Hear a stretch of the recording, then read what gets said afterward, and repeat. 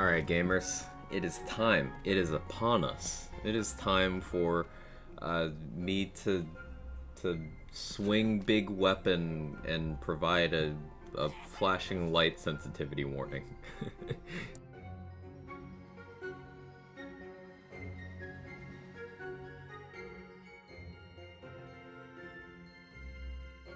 So, how we doing? Good to see all of you. Let's see who we got today. We got Jester, Roddy, Hazmat Man, Brucey, Stuffed Beaver, Friolio, Aaron, Hawken, Itsukado, Sen, Owl, Pico, Bruce Kits, how you doing? Have been keeping up with Wonderlands. Has a new character been released? No, but that is projected to be with DLC 4. And we're expecting the third one very soon. We've been getting one a month about, so check back in like a month. Twist, how you doing? Reckless Monster.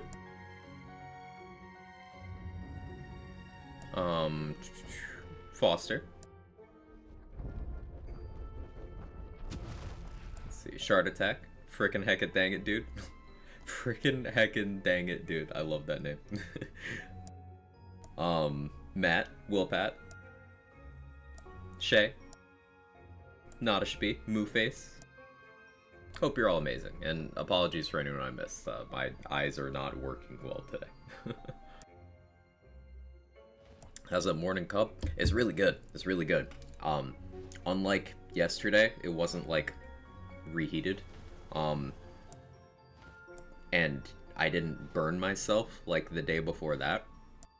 So like it's hot but not hot, you know? I have no self-control, so even if coffee's hot enough to burn me, I will just drink it anyway. I'm a bad person. So let's do the thing with the thing. So this is this new build that you see right up there is the result of a few conversations I've had with Sen over a few days about trying to make a specific interaction work. And I'm not quite sure how important that interaction is to this setup right now, because this kind of snowballed into other stuff happening, and there's more testing I need to do on this.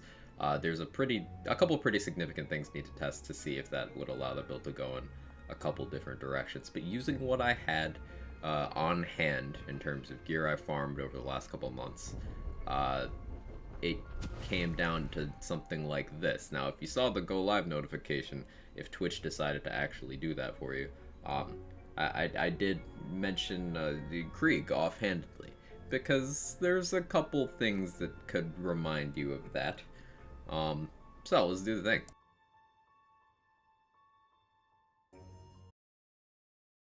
It's yet another Quag swings melee weapon build, yes.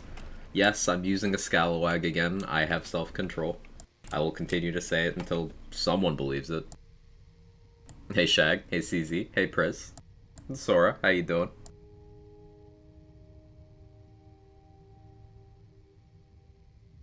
So, couple things going on here. Deathless build. Wasn't gonna comment, thanks for getting that for me. Yeah, you're welcome, Priz, I got you. It's a Deathless. So we're doing a Deathless thing. But Deathless melee? Yes. Yes, Deathless melee. Why would I not do Deathless melee? Hello?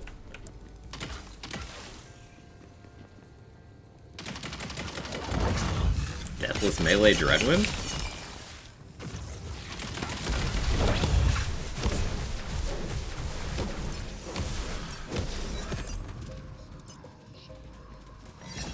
So the thing with this is we get lots of explosions everywhere, and we get to do some cursed stuff.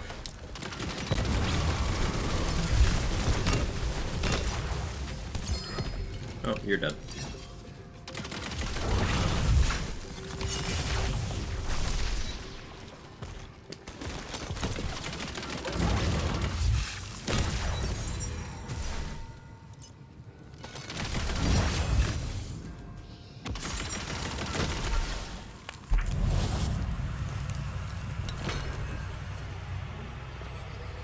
So this is gonna be a fun one to explain in the loot room.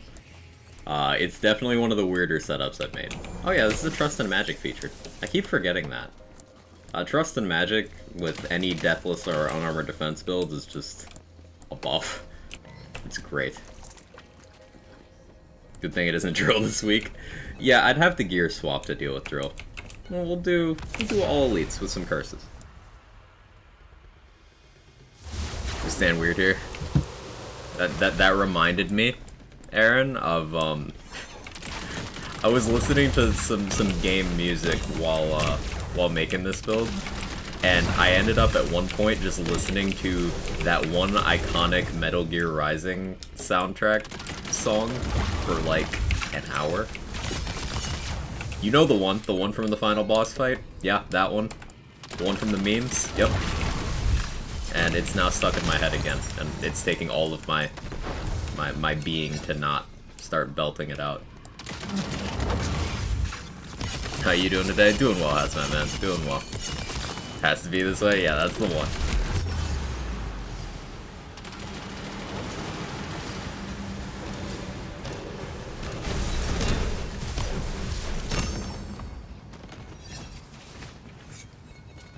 I didn't mean to pick whatever that was up.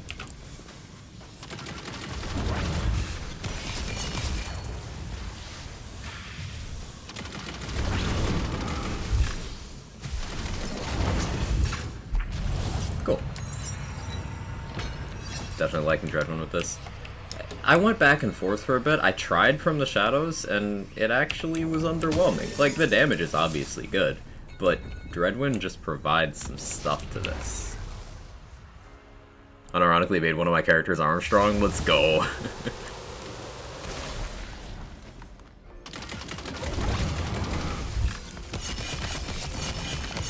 So, we've got a few things going on that are just lovely. We've got Inflammation, Barbaload, and Executioner's Blade, plus Contagion. So, we can fill an enemy with crossbolts, light them on fire with Inflammation, they'll get a bunch of dots applied to them, and then those dot ticks can send out Barbaload projectiles to all nearby enemies. Because we are Berserker, we have Enrage as a global bonus element, which is more dot chances for Contagion Fuel. And notably, the Inflammation spell, its status effect that it leaves is also a spell. So Executioner's Blade happens pretty much on cooldown as long as I've applied my fire dot to multiple enemies. It happens while I'm shooting as well. The Scalawag is crossed, as is the Enrage bonus element, so that's stacking up Icebreaker. And we've got a Vampire Banshee. So I bonk an enemy and I get 10% of my ward back. Also, the Executioner's Blade damage is based off of 150% of my melee weapon. So Banshee having a very high base helps a lot. Hey, Lorob, thank you so much for the 6 months. I appreciate it.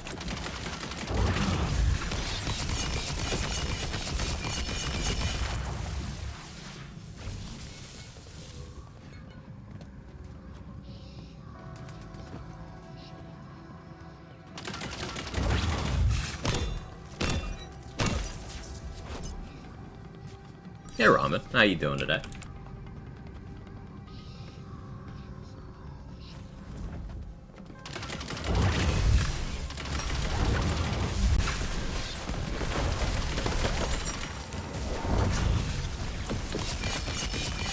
And the ward we're wearing for this is a bit of an interesting one.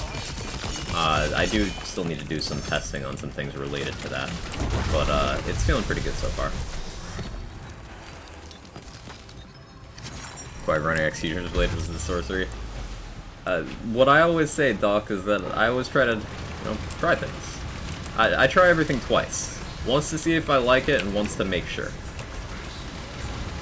So even something that I personally dislike, like Executioner's Blade, it still has built uses. this being one of them.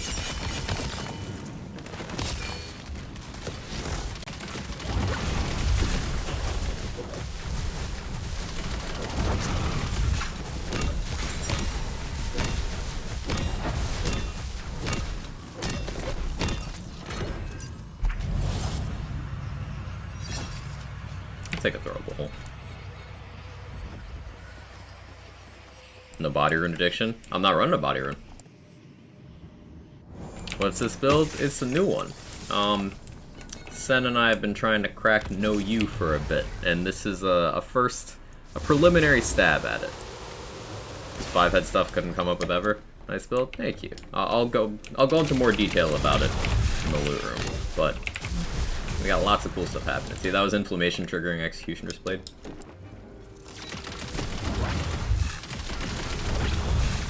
So we can cast a spell that puts an effect on an enemy that makes them occasionally get punched while we actually punch them. Or hit them with big greatsword, as it were.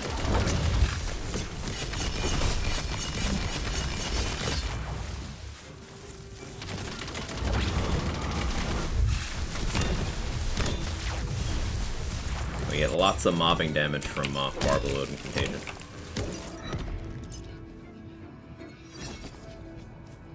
Why without body rune? It's okay. It's okay. This leans into things you'd expect from me. Let's see if you can guess the word by the time I get through the run.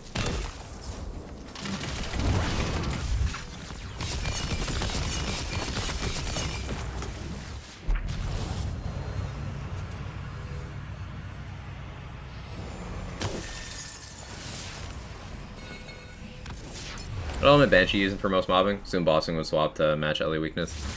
If I had more, I'd do that, but the only one I had with Vampire and a decent damage roll was Cryo, so I'm going that route right now.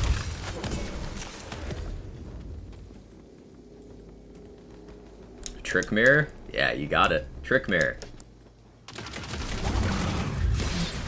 Cool thing about Trick Mirror is the reflects from it are spell damage, which means if they crit, that's a chance for Executioner's Blade. Now that is not a consistent thing, but it's a 75% reflect chance. And since we're running a Deathless, our entire survivability, anytime we get shot has a chance to trigger that chance.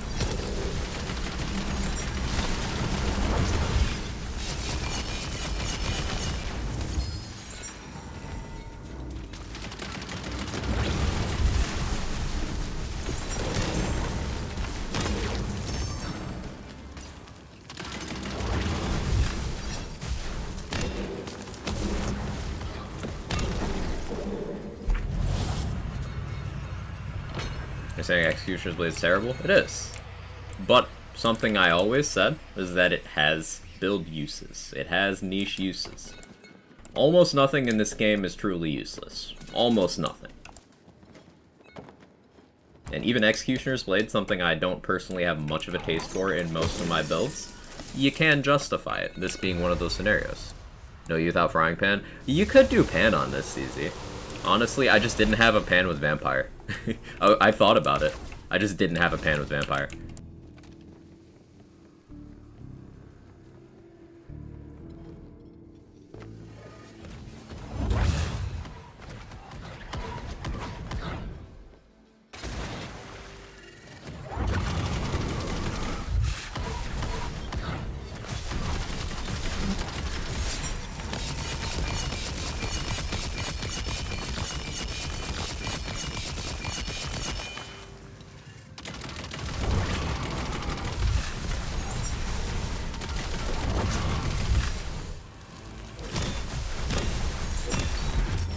That's fine, actually. I was waiting for him to do that. Okay, spawn ads now, please.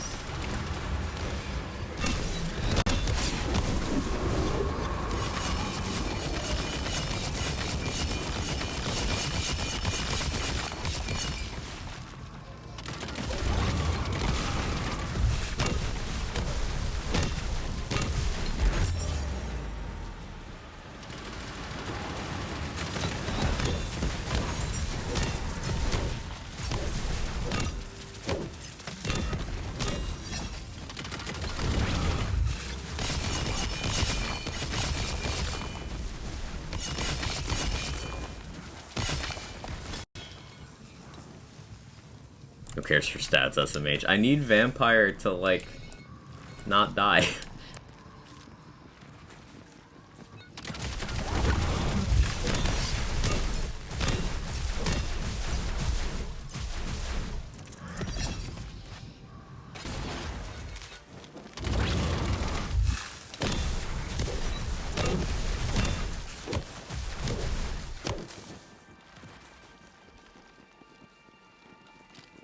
I forgot to actually shoot.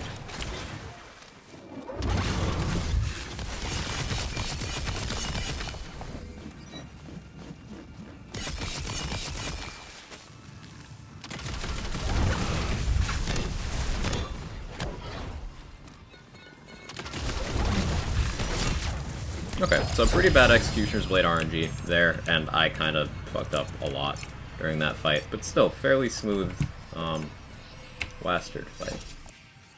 Ooh, ×2 White Rider, Volatile with an 18 mag.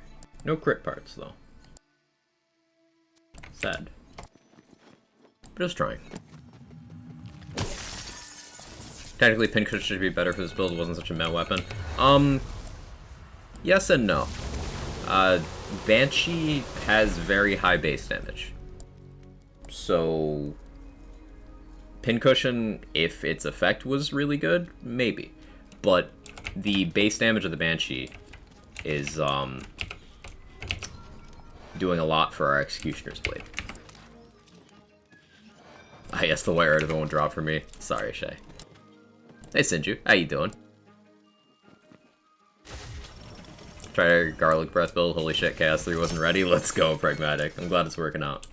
Okay, so, the build. First, we'll do skill tree. You don't often see me have this many points in Stabomancer, and the reason being is to get past Alchemical Agent, you have to accept that you are wasting skill points. It is something you have to accept. So, it's a pretty standard tree down to Contagion and Elusive. And then Alchemical Agent is pretty standard. We take the follow-up point to get to Alchemical Agent. And then we have to spend 4 points and 1,000 cuts. In terms of the remaining skills in the tree, between Arsenal, Swift Death, Further Investment in Follow-Up, and Sneak Attack, 1,000 cuts is the least shit. Just laying it out there. It's the least bad of the available skills. So, we take 1,000 cuts to get down to Executioner's Blade. Now, the way this works is when you hit a gun or a spell crit, you then have a 20% chance on a 0.7 second cooldown. I believe 0.7 is the internal cooldown of Executioner's Blade. To create a little purple sword that'll, after a short delay, hit that enemy for 150% of your melee weapon's base damage. So, it is going off of this Banshee I have. It's 1.5 times this. That's why Banshee's so good for this. But, since this is melee damage, it also triggers Alchemical Agent, and we have a lot of melee investment in this build, so it'll do an okay chunk of damage on its own. Over in the Berserker tree, we take Max Savagery for the melee damage and the enrage duration. We take Max Icebreaker, because it's great. Max Old Ways, because it's great. Max Cold Snap for both movement speed and to increase the effectiveness of Icebreaker. We take 1 point in Blood Frenzy despite running a Deathless, so that killing keeps our Enrage active, so I don't always have to Dreadwind. This gives me more pre-rain to not Dreadwind if I want to. And then 1 Relentless Rage.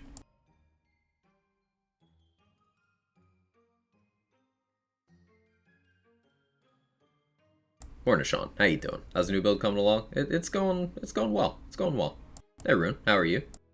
Prediction? It'll be a bit before I get to that, Foster. I'm going to be doing a lot of feature today for this build, because still constructing. And then hero stats-wise, max strength for crit damage, max wisdom for status, and then the remainder are in constitution. When running a deathless, constitution kind of pulls double duty, and it's quite good because of that. We have a lot of available health buffer because of our large HP values. And in terms of gear, I didn't use this White Rider or this Live Wire. These are just here. This is in case I need to shoot, and this is in case I really want something dead and don't want to lose a run. I've not had any cause to use this yet, though. We're using a Scalawag again. Now, this is a Cryo one I got a while ago. Same concept as my Ghostblade build, except a Cryo one happens to help here with building up Icebreaker and freezing enemies completely for that frozen melee bonus. Enchantment here is action skill start, status, effect, chance, and damage, because we do not have the dot damage to hit the contagion threshold naturally on this build. Because my Barbalode doesn't have it. Now, I got this Barbalode last night, by far the best one I've gotten so far, so like this is long term, this is staying here. We got an all damage roll, frost damage, berserker, volatile, that's sick. But because I don't have status damage there, and I'm not running a Miasmic Mail, I don't have enough status damage to hit the contagion threshold. So, we're running status effect damage enchant here, action skill start, and we're running a second one here, the action skill end one, on our trick mirror. Meaning that activating an action skill frequently is important to have both of these active. Now, I only need one active to hit exactly 100% status damage. Having both active pushes me to a point where Contagion starts doing the crazy things. Twisted Illusion for debuffing, as always. We got a Fingertip Pulse Oximeter. I got lucky and got one very useful for this build. But this is one of the better conditions for rings. While health is less than 50%, effects increased 50%. We have a Deathless, so my health is always less than 50%. So I always get this on. And this is increasing my melee damage, spell crit chance, and melee crit damage, which are all great stats for this build. Spell crit chance in particular is something I need even more of for this build, but I'll get there. I have a Shark Lesson Ring. This is something I've kind of been testing. It gives a bonus element on melee swing, which is another potential dot for Contagion stuff, so I kind of threw it on there because it also had decent passives, but this slot I'm not really committed to. Then over for the spell, we got an Inflammation. I got really lucky with this one. Double Radius and cooldown. The parts on it don't really matter too much. Even the damage of this doesn't matter too much. The main thing Inflammation is doing here is it's causing Executioner's Blade. And it would do that if it did 1 damage, it would do that if it did 10 million damage. It has the same result. So any Inflammation works here. The enchantment I chose to use here is after casting a spell, gun and melee attacks have plus 30% crit chance for short duration, because more gun crits from my Scalawag means more Executioner's Blades, and more melee crit chance is really nice, in particular when I Dreadwind, because Dreadwind is 4 hits a second. And then this armor I actually got this, I think yesterday on stream, from the Obelisk boss in the Featured. We got a Deathless with 2 in Contagion. Now, the Graveborn skills and Graveborn power here do nothing for this build. I'm not a Graveborn at all. So we're only using this for the 2 points in Contagion and for the Stabbo power. Now, the Stabbo power is increasing my global crit chance, which helps my dots, and of course a little more consistency on Executioner's Blade. But it's got area damage and all damage on the bottom. Useful stuff, just good stats. Deathless here is nice because it extends the effectiveness of this trick mirror. And because we've got pretty good parts in this trick mirror, health, adaptive, we have a very, very tanky ward. Now, enemies that shoot us while this is active will almost never actually hurt us. They will often end up putting an Executioner's Blade on themselves. So, like, best case, they reflect to themselves that crits and then applies an Executioner's Blade, which applies Alchemical Lesion if that crits. So low chances for all of those things to happen, but it is possible and it is funny when it does. So the core gameplay of this build is we run around applying crossbolts and stacking up inflammation on them, put as many dots as possible, and then we bonk with melee weapon, and Barbalode, Executioner's Blade, and Contagion start killing everything. And we got a Vampire Hilt on this Banshee to restore our wards. Hey, Mr. Adblock, how you doing?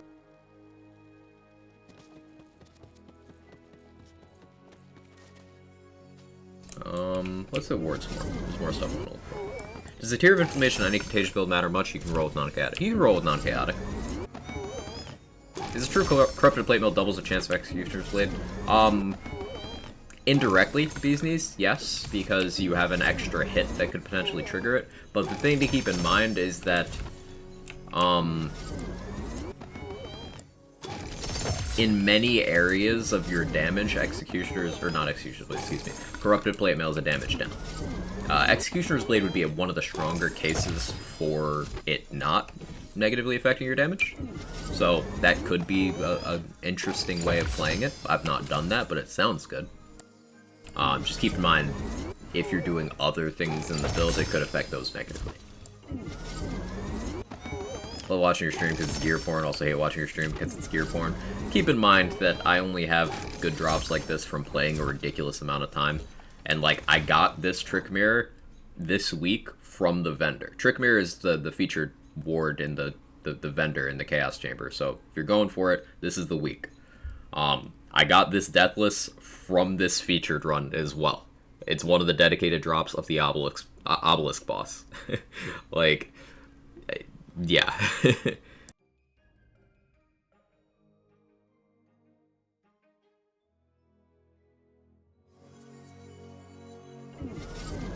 I missed Y Banshee melee, assuming because big number. Big number, yeah.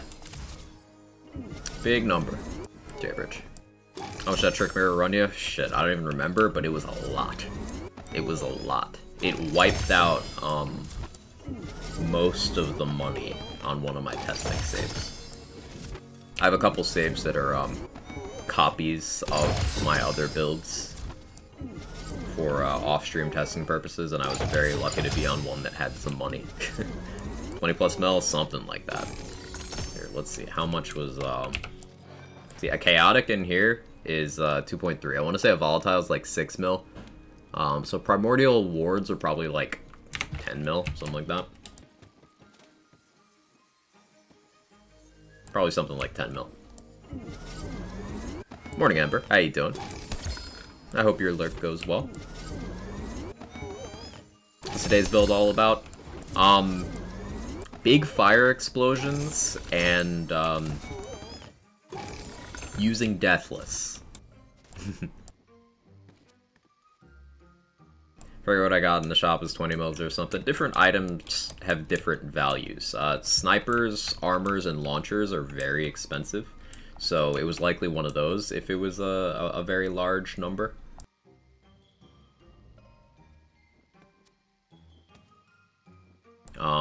Primordial armor in the vendor is 35 mil.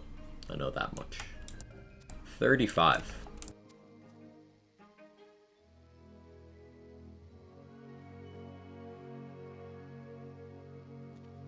Another Trick Mirror. I'm hitting the Ward Bunny today because I also want to try out kinetic friction on this. ShamY could be okay here. I'm just a little worried about the low capacity, honestly. And in terms of functionality, it's just like worse than Trick Mirror if you're not doing ammo regen strats, which I'm not.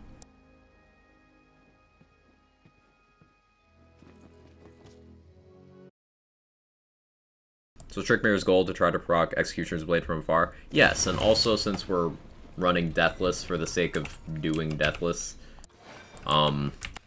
yeah, this build basically originated from Sen wanted to recreate my No You build on Flak in Borderlands 3, which started out as a Reflect build. So we were thinking about Trick Mirror, and then it was from there. This is my process for making builds. So I mentioned a couple times recently, including on my appearance on Alec Leclerc's podcast, how I make builds as I work back from one item. So Sen and I were doing the same thing, where it was like, okay, how do we get value out of Trick Mirror? What can Trick Mirror trigger? Like, Executioner's Blade? Okay, that's an option. Let's do that. And it just went from there. I'm still stuck with March 2022 Bunny Sword. Stop it. Friend who just started Wonderlands last night, huge BO3 fan, so jazz. If you have first co-op run through the game. Nice.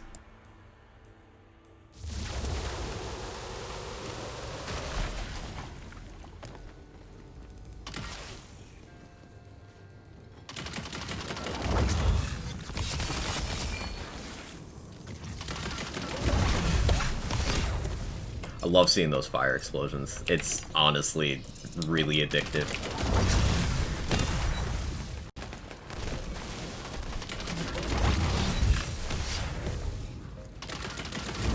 Sometimes I don't even have time to swing because Executioner's Blade will trigger and just pop.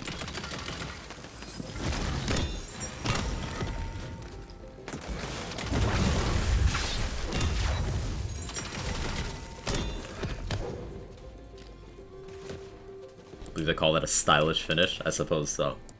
Hey kitty, how you doing?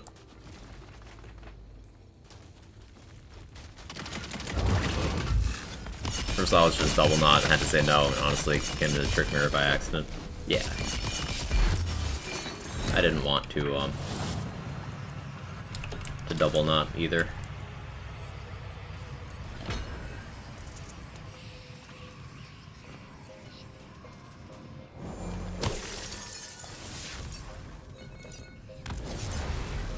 And also having problems with Shift not letting you look up people. Yeah, Thras Gaming. Shift in this game, the Shift interface is not very dependable.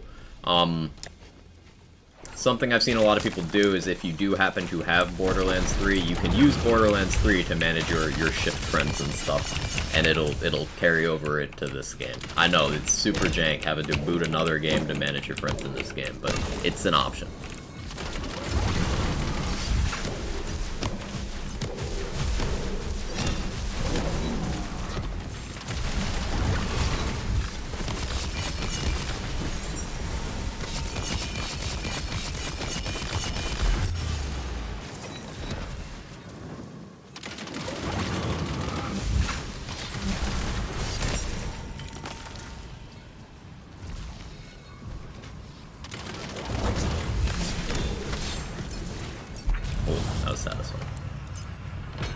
Hey Kittensbaum, how you doing?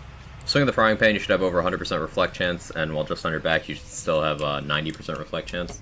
Yeah, that sounds like that'll be a lot of fun. I'll hit Melee Bunny and try to get some good pans. What's happening here?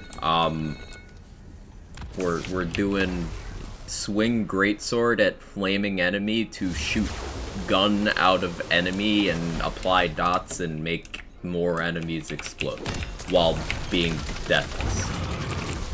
There's a lot happening. Foster's prediction. I addressed it. I said it'll be a bit before I run any predictions. I'm doing a bunch of featured runs.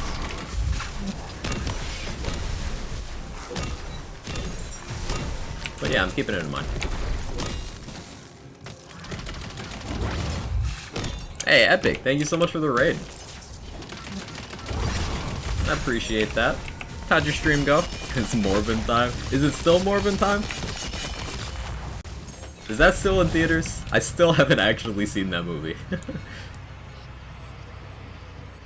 Hey you, how's it going everyone? Welcome Raiders. How you doing?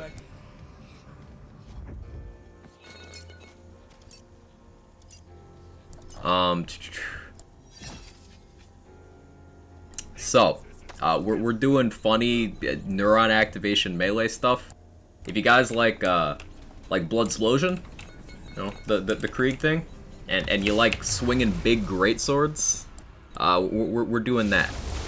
I'm super tired. Dude, get some food, get some rest. I appreciate you. Make sure you're taking care of yourself.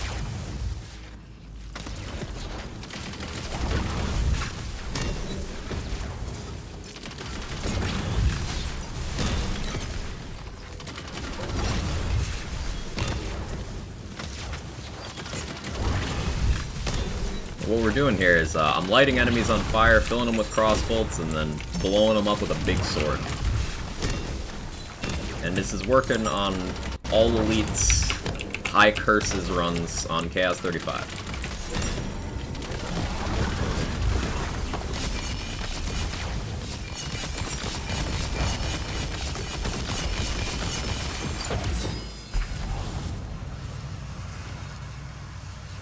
It's very chaotic, but it's very fun.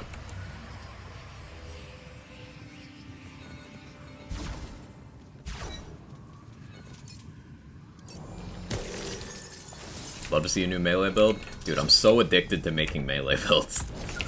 I end up meleeing in, like, all of my setups. It's just fun.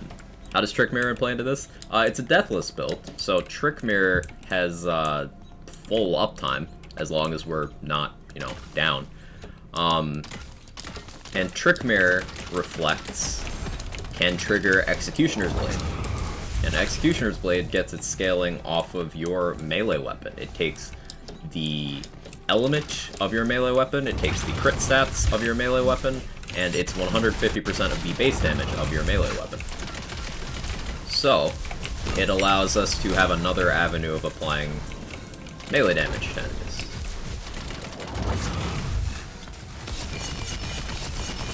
And Trick Mirror is something that'll happen even while we're spinning with Dreadwind. Like, let's say we're Dreadwinding one enemy and another one shoots us in the back, we're still dealing damage.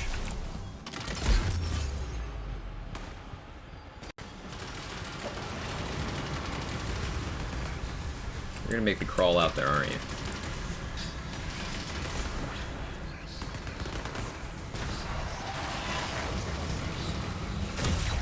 Rude.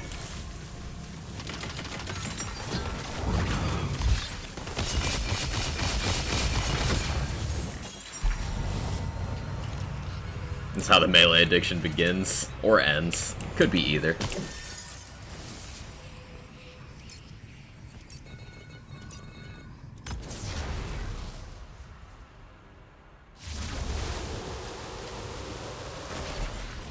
When the Dreadwind hits, it's so satisfying.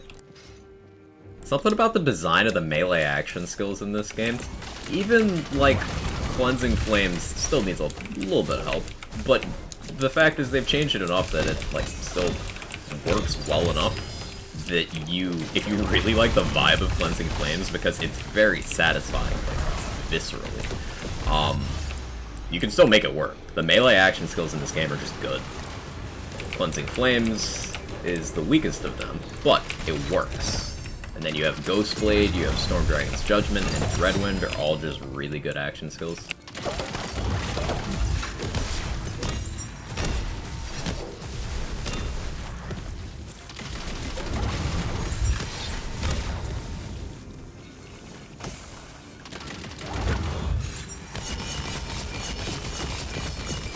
My boss I can see being major issues are Drill, Bernadette, and the Witch. First student still shoots Scalawag for Executioner's Blade.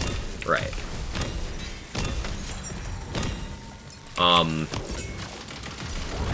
You can still do that for all three of them, Sen. Maybe there's an argument for a From the Shadows swap, so that the Executioner Blades always crit in there. And there's always Marshmallow Livewire. For range constraint stuff.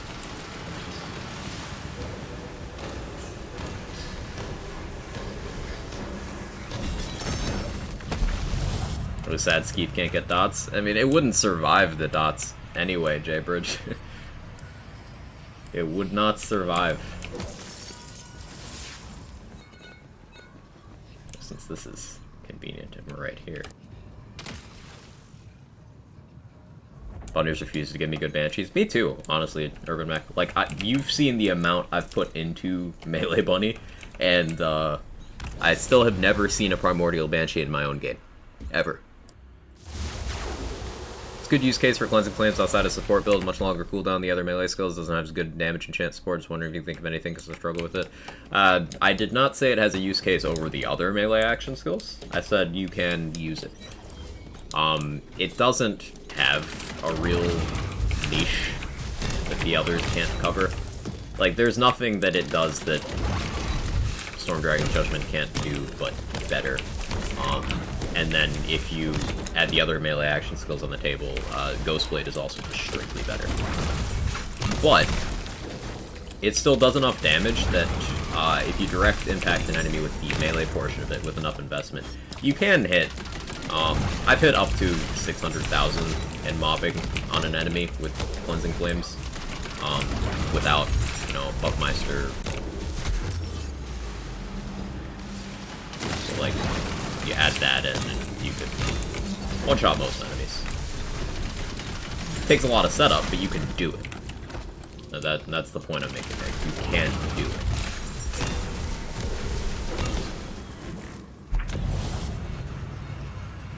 Time to Imelda 4. I did Imelda 4 on this build. That's not that bad. You can Dreadwind Imelda 4. It's just, she's hurting you the whole time.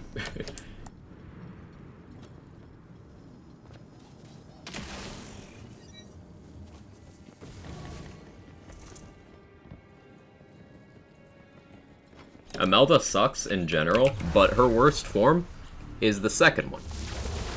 Imelda 2 is the most annoying of all of them.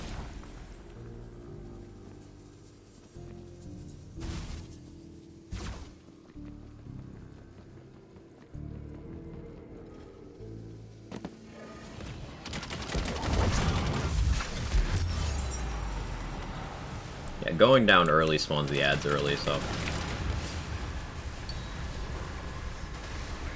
that's worth doing.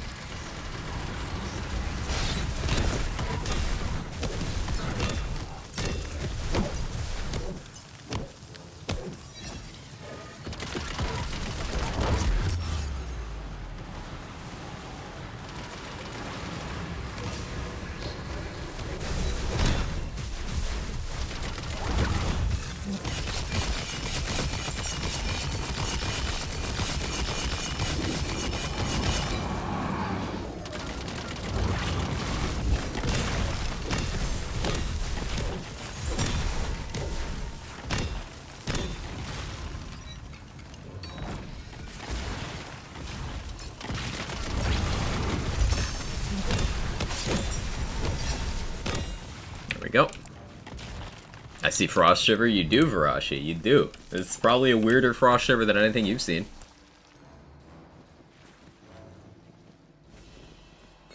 Morning Stomp. How you doing? At least give Imelda props for actually having significant differences between the weekly forms, even if the fights all suck. I wouldn't say she has significant differences between the forms, considering Phase 1 is the same every time.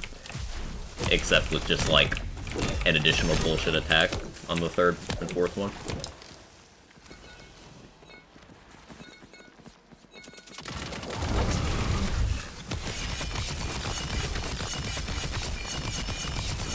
Here to build videos.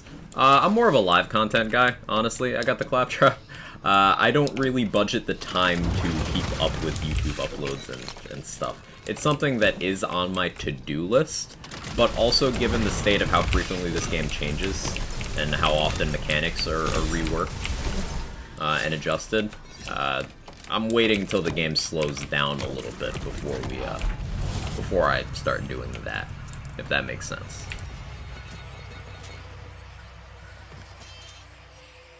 No, you revengeance. It's true. It's true.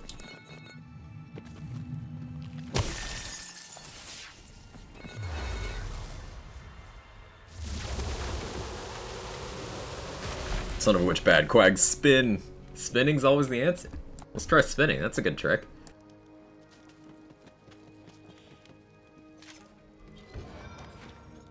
I keep getting trick mirrors with the vibing enchant, which is like good, but not for Deathless. It's got me thinking though. But then I start unthinking because Berserker doesn't care about this enchant. Not as much anyway. Hey David, thank you for the 1 year. Time is weird. Thank you for the 1 year. I appreciate that. Hope you're doing well.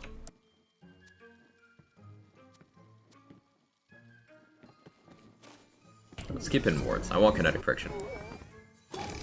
Can Executioner's Blade crit? It can.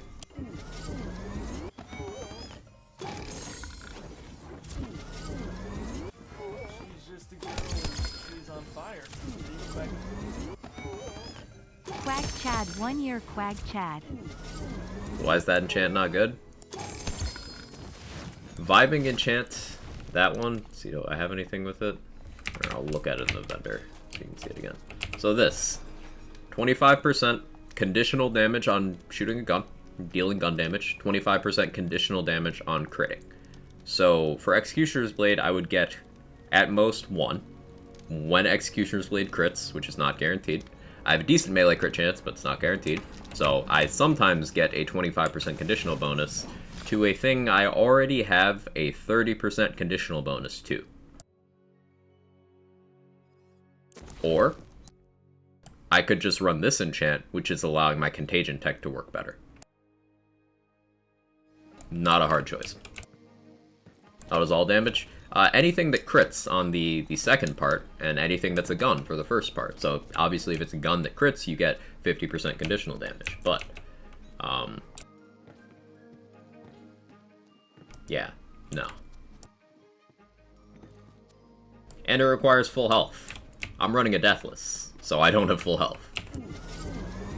I'd have to not run a Deathless.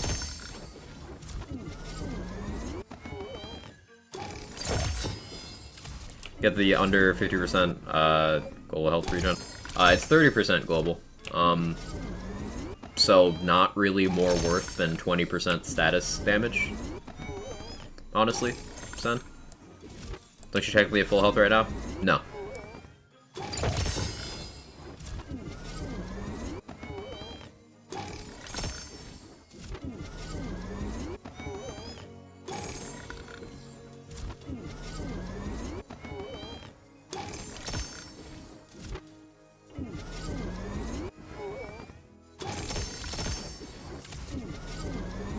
Shields do it, health doesn't. Unarmored defense is weird. Unarmored defense is very weird. And then mage armor and harbinger don't account for unarmored defense. You still get the return based on the non-reserved amount. For whatever reason, wards work differently, but the health works the same, to my knowledge, that it did in Borderlands 3, whereas I am actually just at 1. I'm at minimum possible percentage of health. You're out today working from home? Hey, I hope you're having a good day. Might do some amulet rolls to try to get Barbara with status damage. Yeah, I should do that.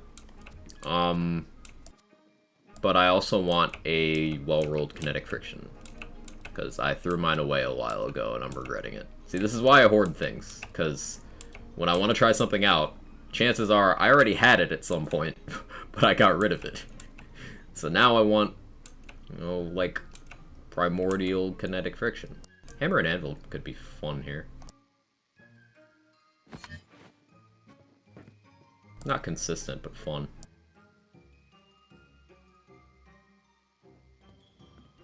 And yes, I do specifically mean kinetic friction and not static charge. Static charge has good capacity, but lowers your health, whereas kinetic friction has good capacity, good-ish capacity, I should say, and gives you 100% more health. So if you're running Deathless, it's just better. Boosters wrecked me? That's interesting. Neither of my boosters, I didn't have any reaction to either of them. But like, most people I know didn't have a reaction to the first shot, and I did. So out of the 4 I've had, the first one was by far the worst. Second one was like, and then third and fourth, nothing.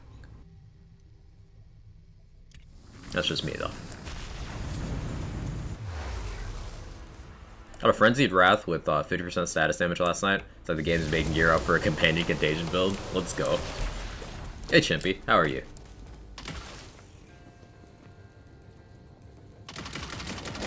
Probably way too many armors in day. Yeah, I have 5 separate armor mules just for armor.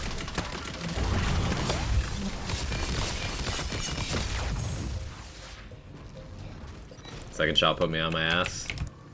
Yeah, that's the most common thing that I've heard. I don't know. I'm weird.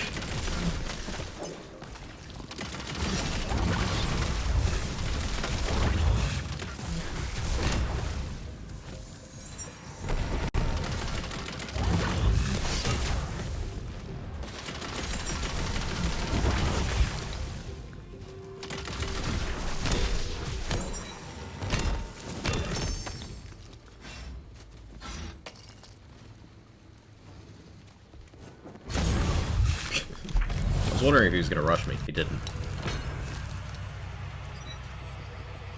Inflammation 2 in here. Executioner's Blade. Also Contagion.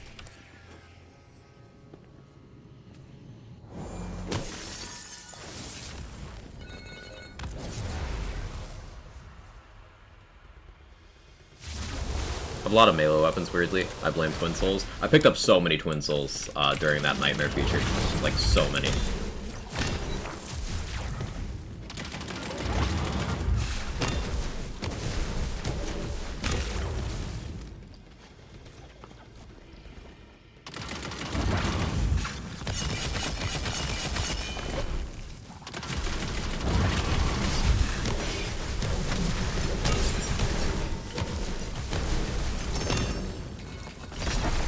That's so satisfying.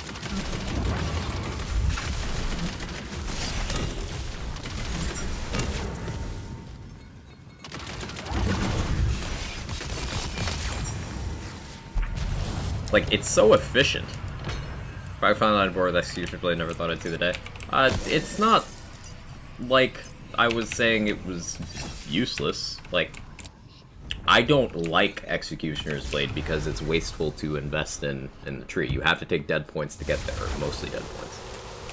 And in terms of impact versus many of the other capstones, it's worse than almost all the other ones. But it still has uses, and in the name of playing all sort of different kinds of builds, I will make use of those uses, you know?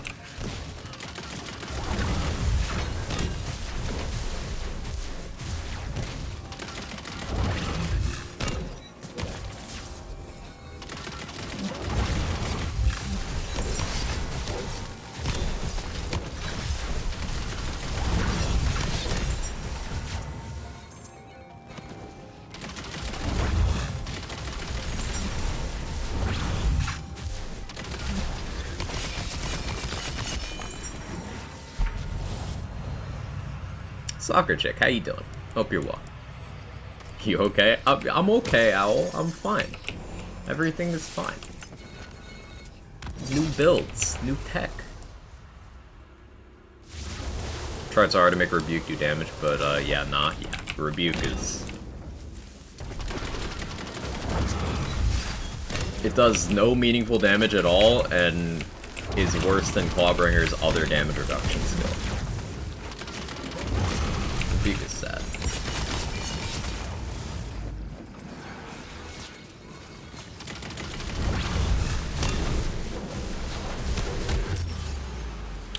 Elite's pack a punch.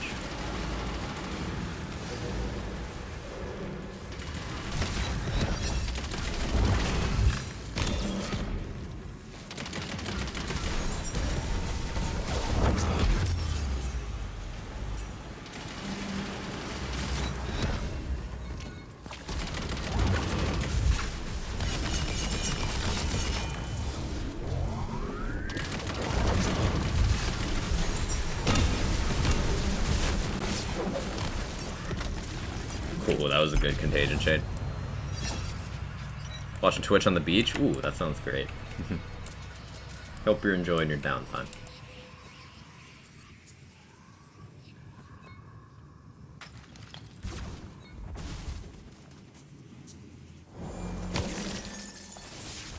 We're like, suck, haha, got him. Well done, Civil. I'm proud of you. Good input.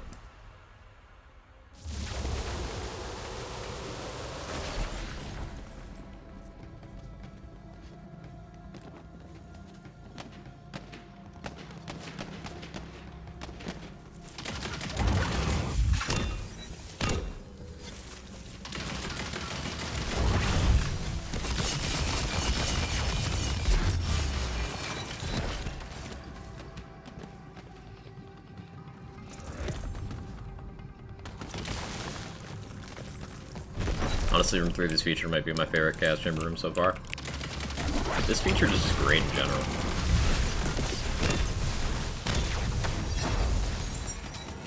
Just well put together. I like it.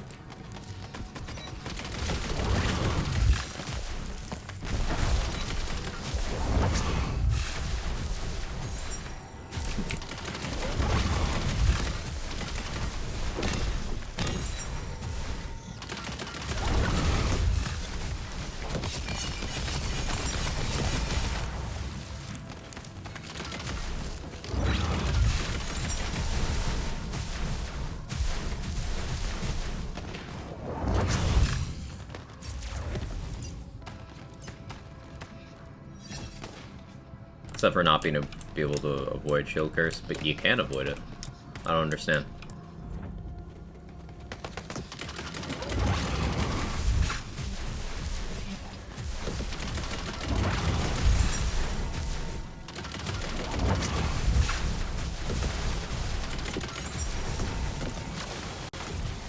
The only thing I don't like about this is sometimes the zombies will do this.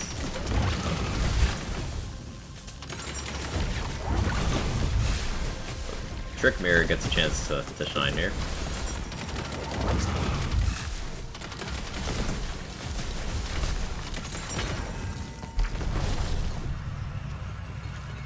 Nano Magic Sun.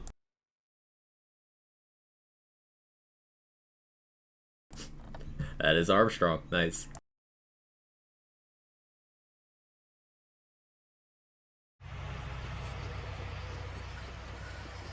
Make it a big day Thursday? I think that's a safe bet. I think that is a very safe bet.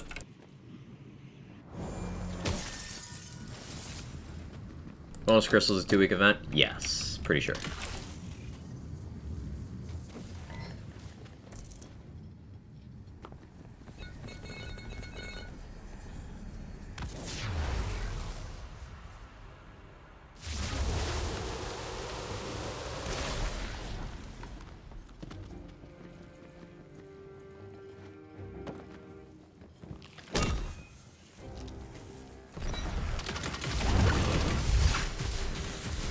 Chat, you ever stand here and realize, you know?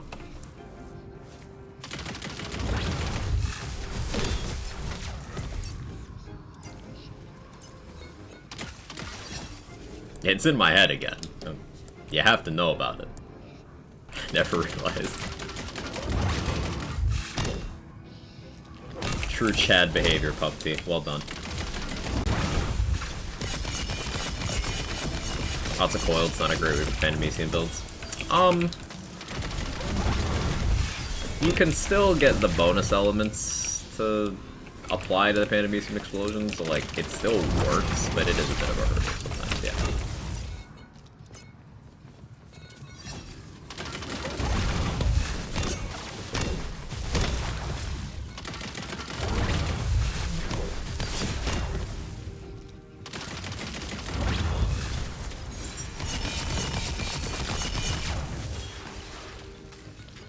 Yes, Quag Chat. The snake mummies resist lightning. Coiled having 2 resists is kind of diabolical. Like, they resist lightning and poison, and it's like, oh, okay. We have a pet fuse in this game? No. Stop.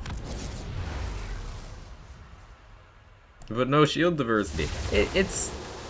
There's legitimate substance to the commentary on there being fewer really, really openly desirable things in the ward slot in this game versus the shield slot in Borderlands 3. Like, the shield slot in Borderlands 3 is ridiculously stacked. There were so many options for so many kinds of builds. In this game, there's fewer that you care about. But I do like to show, one of the lesser appreciated ones. And it works out perfectly timing-wise, because this is in the feature this week. Like, if you want a Trick Mirror, there's a Chaos Chamber vendor this week, is how you get it.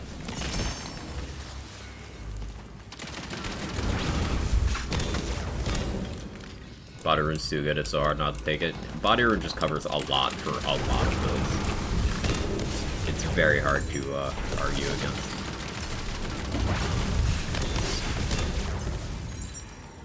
Like, I could run a Body Rune here, and it'd be really good for the contagion stuff.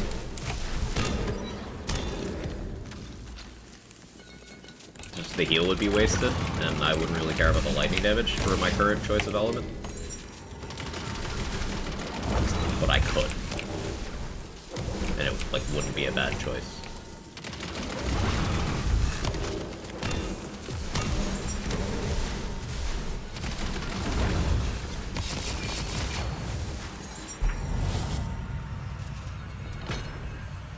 Sneeze again. Allergies today, chat. Somebody killed me. Bronco Buster. Bronco Buster's sick. A volatile Trickster in the bank. Gonna have to check it out. Ooh, nice. I don't think it'd be unreasonable at a pet fuse. Yeah, no thank you. Unless you thank you.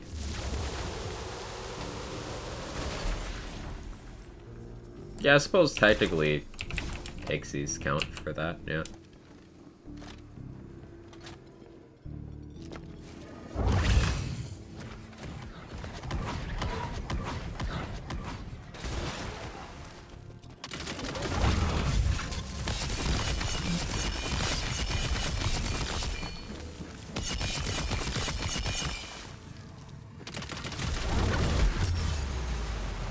Small ads now.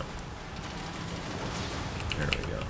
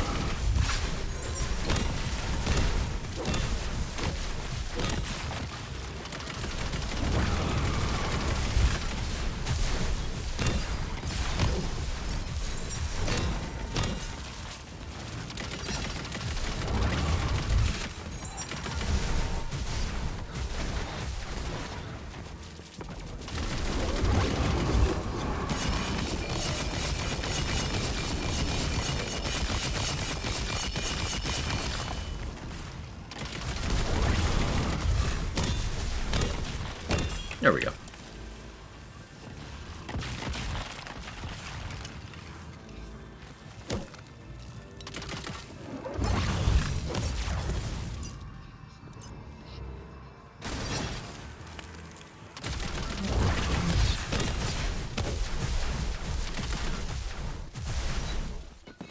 Z DPS build right there. Interesting. Interesting. What makes you say that?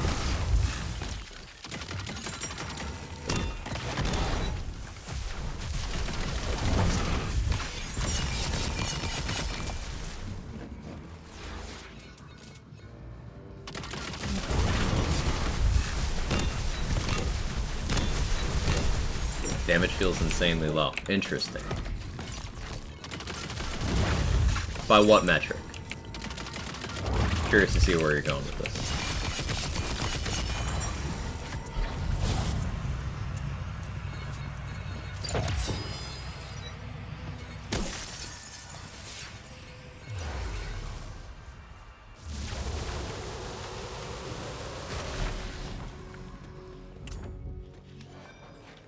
Ooh, double adaptive. That's possible on this?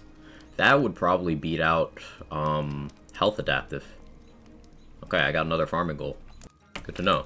For example, my pure dark magic gun build needs around 2 seconds to kill that boss. Interesting. Interesting. Are you aware that a pure dark magic gun build is inherently a bad decision?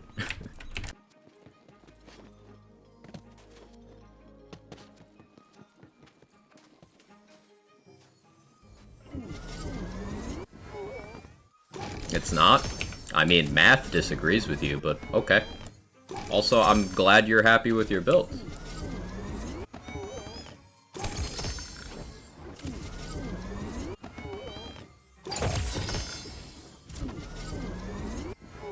Need 3 seconds for raid boss C35? Okay, I have builds that are faster than yours. What's your point?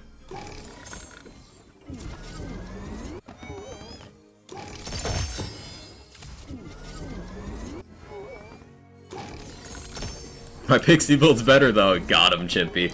Absolutely roasted.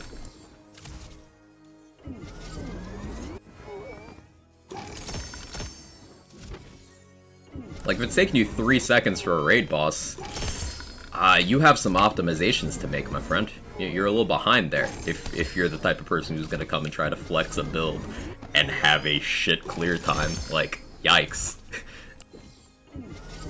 I'm playing a fun build right now, one that I'm putting together and testing, and is obviously a bit weird in its interactions. by no means this is anywhere close to a top damage build. But what it is fun.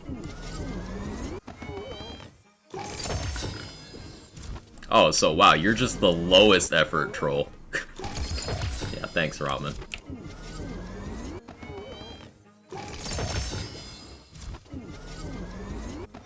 My clear time's 420. Blaze it.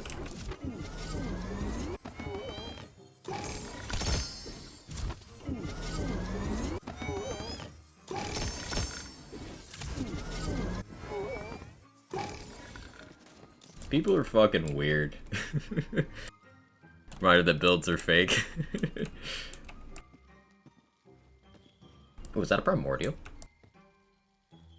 I just have no other argument but that. I just can't admit defeat. Goes to politics. Yep, like...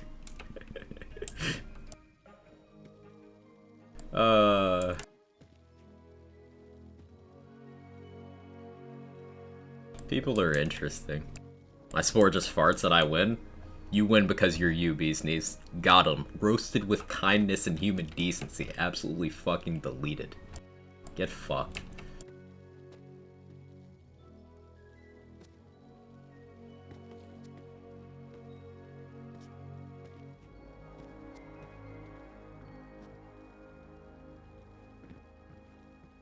Ooh, Primordial Universal Soldier. Claw power. Can't think of something I'd want gun damage and Clawbringer power on, honestly. Allergies, blech. Hey, Rorzak. Fun builds over top tier builds? I agree. I agree.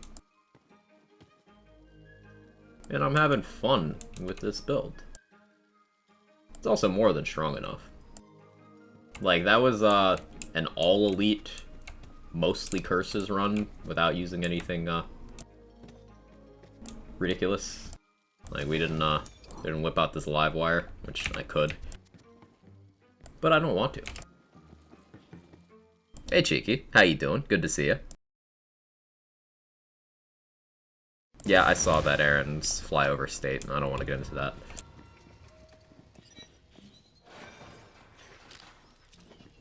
My build's more fun than yours. No, more funnerer. Dex, you have to say it correctly. More funnerer.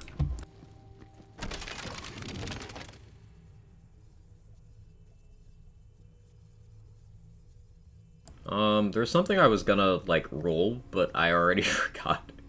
I have no attention span. I showed this off in Discord. Where is it? Where is it? I got this as a drop last night, chat. Primordial triple ice spike with an extra projectile and a spell damage part. Now, I could have rolled another augment, but, like, 2,000 times 4? Like, is this allowed? Get on my fun level. Doing my best. Doing my best. As long as we've got Revengeance stuck on the brain, do a Chaos run with fists only. I was thinking about doing that, Aaron. I want to do 10 out of 5 Iron Squall with 3 haste and no melee weapon equipped. So I can stand there and realize, you know? Yes? Is it ethical? No. Good answer.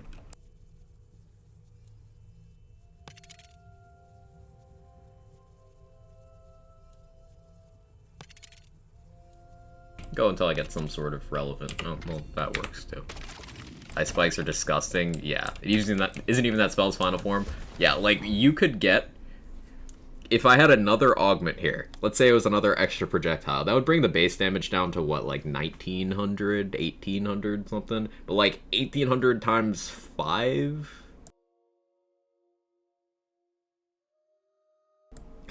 Like, Actually, would it even go down that much? What is the damage penalty for an extra projectile? I'm very curious. I don't actually know. I think it was 10%. That sounds right.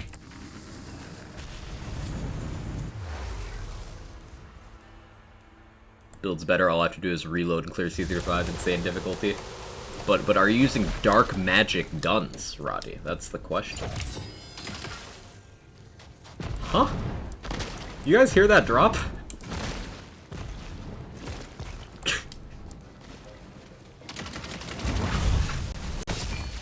This game is funny sometimes.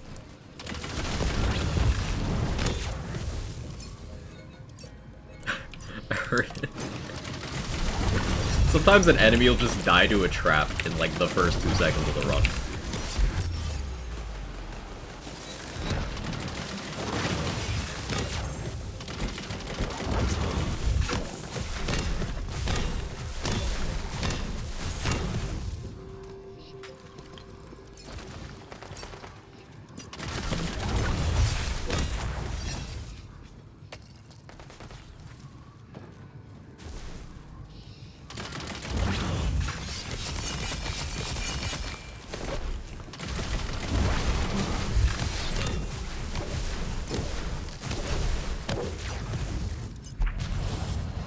Dark magic strikes. I should go hit the skull containers. I don't feel like it. I want to get more runs in. More gameplay. It's all dire sacrifice, bro. Trust me, bro. Think badass goblins are better Dreadwind users. Prove me wrong. Don't insult me like that. Don't you use truth against me like that.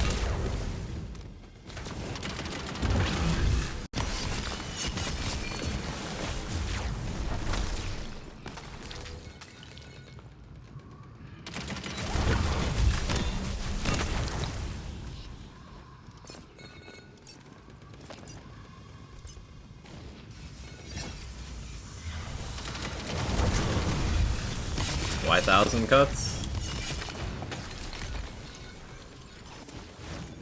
Give me a better way to get to Executioner's Blade.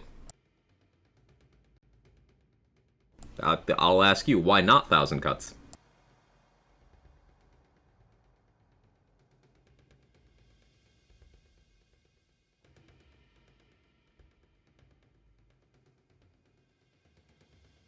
Could put 2 in follow-up. 2 is not 4. Irish. And follow-up does not help my Executioner's Blade.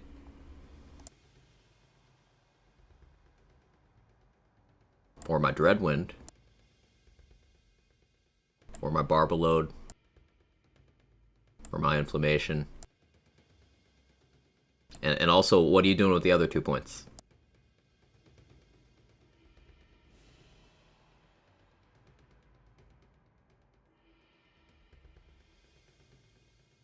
Ask Syntech.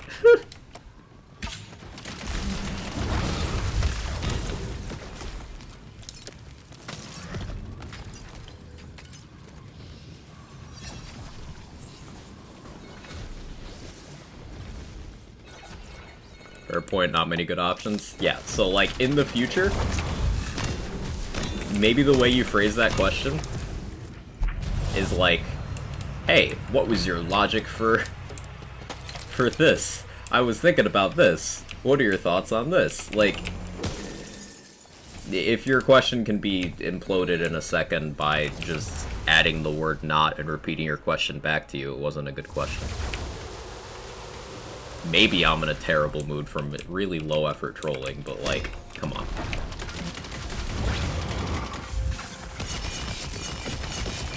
Hey Nico, how you doing?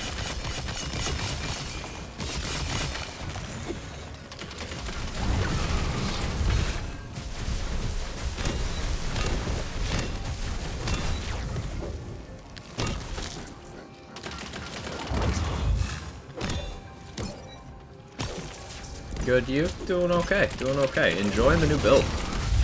We're doing fun inflammation stuff.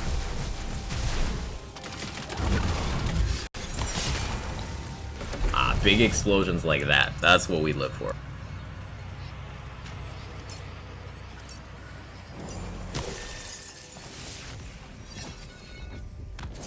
Follow-up's also less impactful than ATC right now. Follow-up's additive with the old ways. Just use pure mult. Oh, 1,000 cuts. 1,000 cuts? You put the A. That threw me off.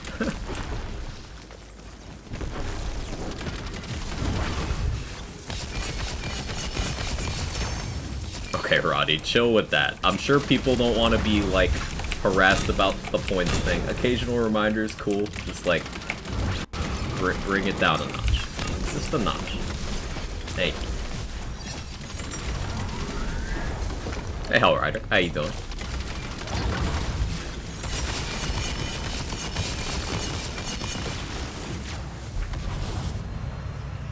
Blast gas inflammation makes me happy. Does it do any meaningful damage? Dex? Like, inflammation doesn't do a lot of damage on its own. I'm just thinking about it. I don't see that hitting very hard. Also extremely disappointed? No, I wasn't. What were you expecting from the DLCs, Nico Hell, if you don't mind me asking?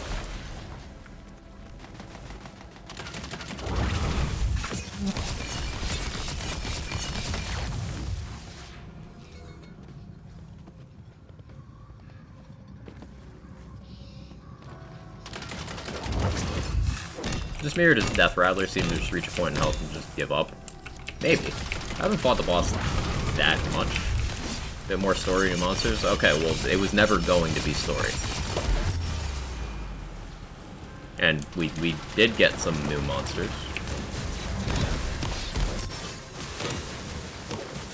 Got the gingerbreads in the second one. It was never going to be story, and we got 13 years of games doing story DLCs in the Lands games. I'm over that. This is content-oriented. It was never ever going to be story, and they said it was not going to be story. Like, sorry. Got spoiled by Borderlands 2 and 3. Borderlands 2 and 3's DLCs before Season 2 of Borderlands 3 were some of the least replayable content they've ever released. I have 6,000 plus hours in Borderlands 3, and I have maybe 10 hours in a couple of the story DLCs, because there's no reason to go back except for the gear. And if you can get the gear through better means, which is how they did in this game, there's no reason to go back. I don't care about story, I care about gameplay. So, no, I'm not disappointed. I got more gameplay. That's what I want. Morning, Silent. How you doing? Now, the boss design in the DLC, that leaves something to be desired. I think Imelda is just, like, not a good boss. So I'm hopeful that the next one is a bit better than that.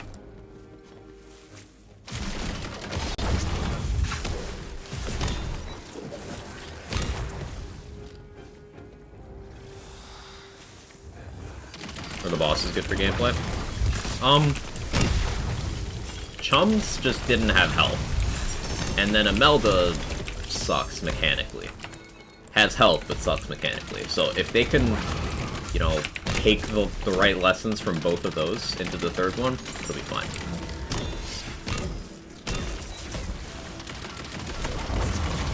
Velvet 3 riding Chums 4. How'd you find my fanfic, Doc? I didn't publish that.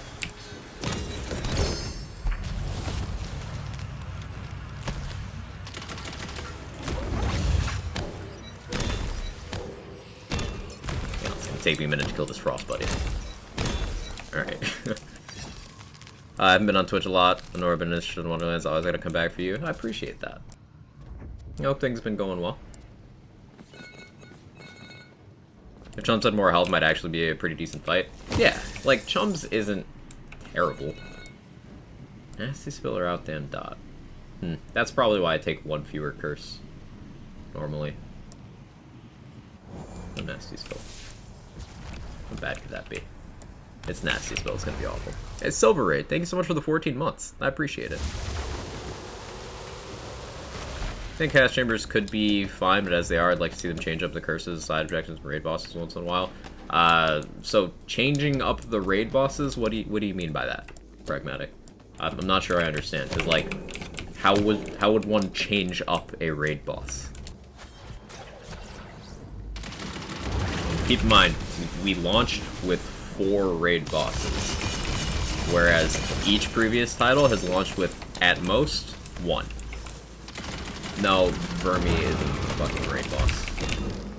If you, through clenched teeth, want to say Vermi's a raid boss, okay, at most 2. But no. Quack Cody. So, like, you change up the thing we got more than double of compared to every previous game? I don't understand. How is that a problem?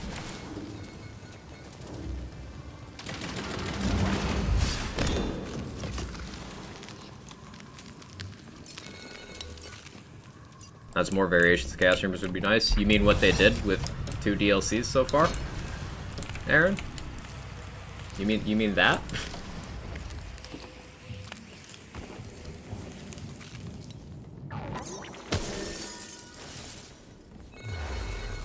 Never said it was a problem?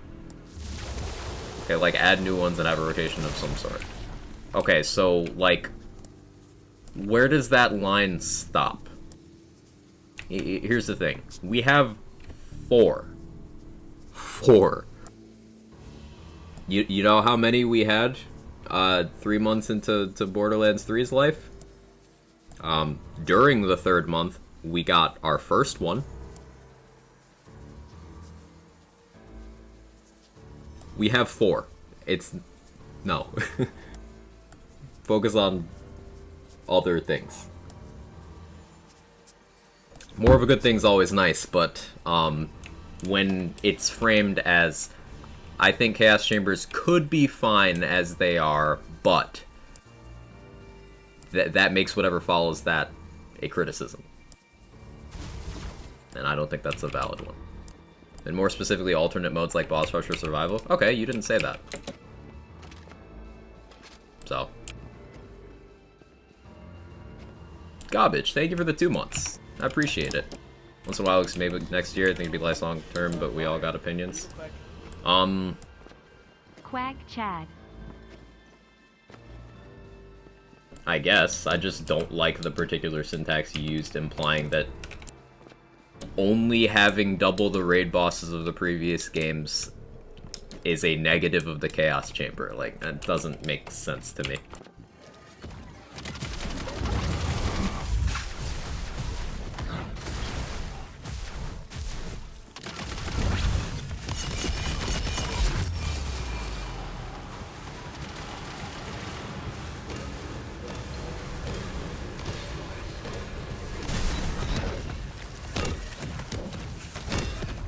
I think they'll up the number of moon orbs.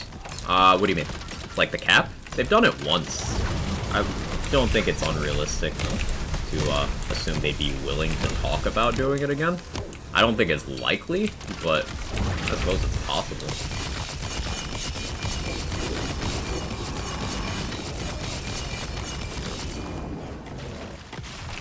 I think if it happens at all, it would probably be around DLC 4, because that's when we're supposed to get a new class, right?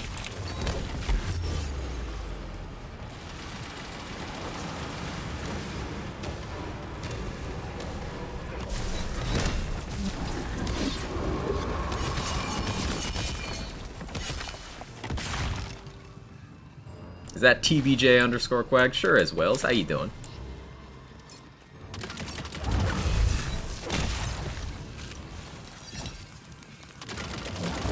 Only that a leaderboard style chamber, you fight a specific obelisk and main boss.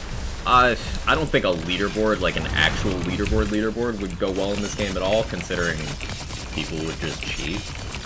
Like, it'd be meaningless immediately.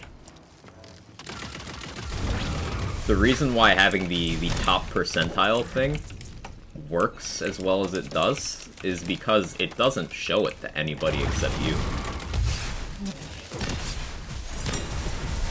So, like, the dark magic pixie editors and stuff, they don't have a reason to push it, because, like, no one's gonna see it. I don't think a leaderboard type thing would work well. Dark magic will destroy any leaderboard. One thing I'd say about the raid bosses is I would like to access them directly, like having an arena for them to spawn without having to do chambers. I understand the idea behind that, but my thought there is, how much of that do you do in these games before it becomes less gameplay? Like, if you look at a lot of the requests that the LANs fandom has in the vein of things like, oh, I'd like to skip right to a boss, I'd like to skip this, I'd like to skip that. How many of the requests boil down to, I'd like to play the game less?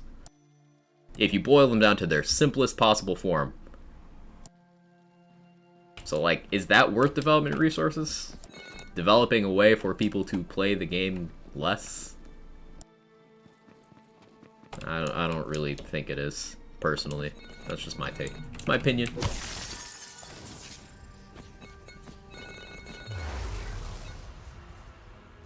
New story content with new featured enemies going to the Chaos Chamber would be one way, I guess. Appeal to Story Chamber lovers. And hey, Quack Chat, hope you're well. I'm doing well, Lupin. I hope you are too. So, like, they have been putting new enemies with new rooms into the chamber with the DLCs. Now, maybe not in the quantity people like, maybe not bosses that people like, but they have been doing it. In terms of story, I remain firm in that I don't give a shit. It's just not what I care about, so maybe that's what allows me to not dislike the DLCs as much as some other people do, but, like, I don't care. People have Stockholm Syndrome with their save quit farming, honestly. It's never an ideal gameplay loop, but it's what they had, now they're lost. Wonderland's OST kind of bumping. You know, Wales, I've seen so many people criticizing it. I think you're the, like, third person I've ever seen praise it. I don't listen to it enough to know what my opinion on the Wonderland's OST is. Maybe I gotta add it to a playlist. Good in my pajamas and drinking whiskey, life's okay. Amen. Amen. That sounds like a good time. Kind of think of it, do the Ginger Skellies show up in chambers? I've not seen them, but you'd have to luck into them in a normal or extended run if they're there. Remember, DLC enemies don't show up in featured runs, because they designed the featured runs so that everyone who has the game can play them. Without having to, you know, purchase additional content.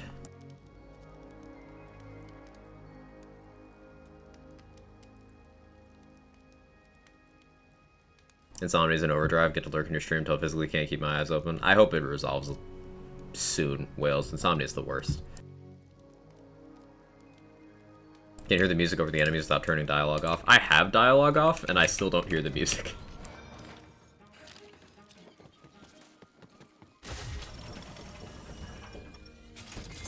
I think a raid monster like they did with Xeno'jiiva and Kol'Veth and Monster Hunter World would be a lot of fun. Designed for a multiplayer with fight mechanics and phases. Here's the thing, though. They've never designed this game around multiplayer. They've never designed a LANs game around multiplayer, Shay. And I feel like people would rage if they ever started to. Like, if people ever felt like there was a piece of content that they, as a solo player, were not intended to do, I think a large portion of the fan base would get very angry.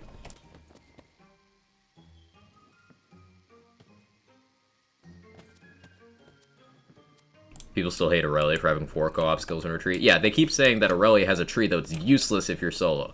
No, it's fucking 4 skills. You could just take 1 dead skill and get down the tree. You take fewer dead skills in Aurelia's co-op tree than you do on a Stabomancer. Doesn't stop people from hating it. And they just scale like they did with Trials and True Trials and BL3 though. But then how is it designed for multiplayer? Because what you described sounded like they were making it mechanically in mind with, you know, multiple players fighting it at a time. You can't really scale that because True Mode was just HP and mob count. Check. True Mode just set it to 4-player HP scaling and increased the number of badass spawns in like a couple rooms. That's all it did. It didn't change the mechanics of anything.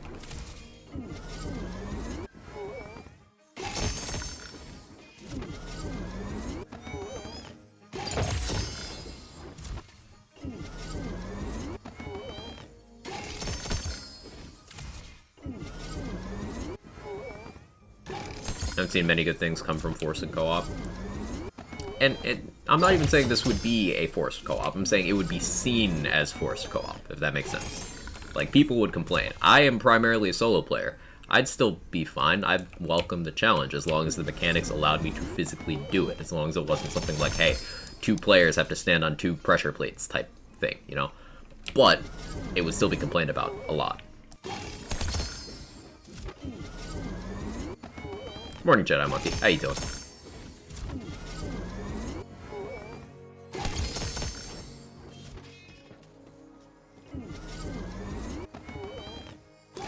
I don't know, that's why I don't make video games.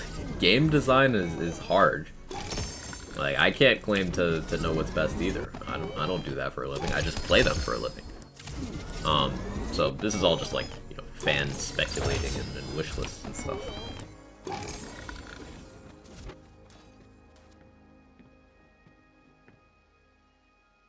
I just want it all. Understandable.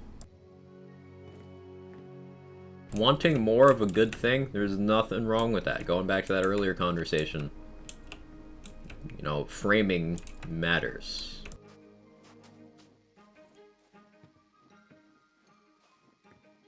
You wanting more of a good thing does not mean that that thing is flawed for not having that greater amount, if it has a good amount already, you know.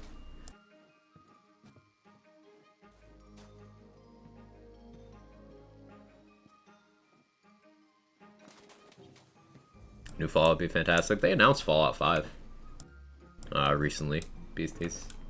Like, last week.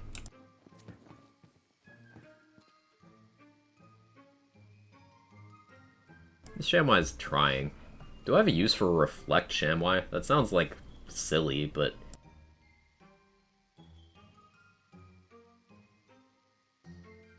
I'll pick it up so I don't forget about it. I did watch a stream, didn't you see shit? Todd Howard himself said, hey, we're working on Elder Scrolls 6 after Fallout 5. Is what he said. That is an announcement of both Elder Scrolls 6 and Fallout 5. Or maybe it was the other way around. One of them is happening after the other one. He name-dropped both Elder Scrolls 6 and Fallout 5. So...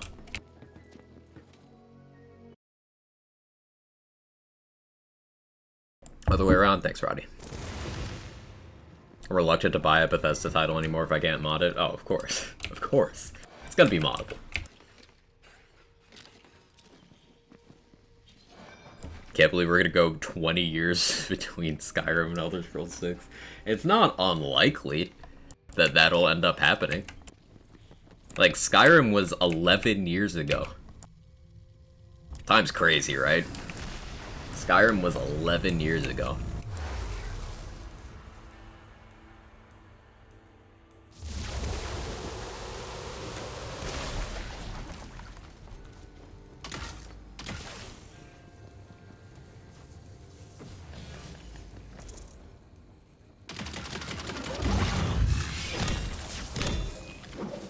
Yeah, November 2011. So this November, it'll be 11 years. 20 years, 40 releases, can't please everyone. Which do you guys think people dislike more? Long gaps between titles, or rush titles? Because the same people will complain about both. So, like, I don't think there's a winning answer, but I would rather wait, honestly.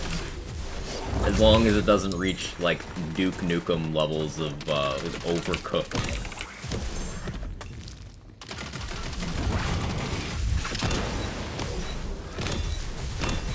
Rushed is worse? I would say so too.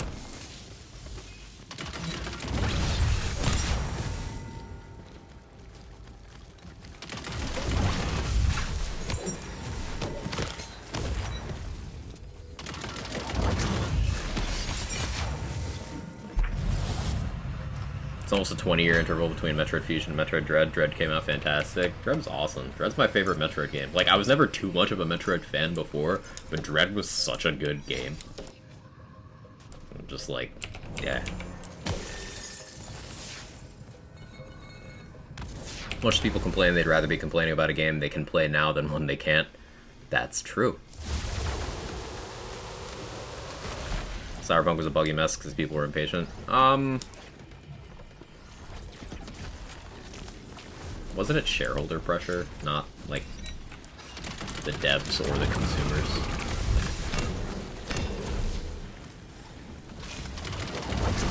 But Cyberpunk on launch wasn't honestly that bad for me, and it's still buggy now. So like, even if they had delayed Cyberpunk a year, guess what? It would still be buggy.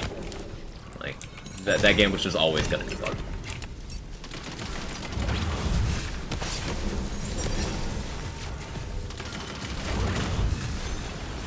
But it is definitely made worse by the fact that they poked fun at rushed games.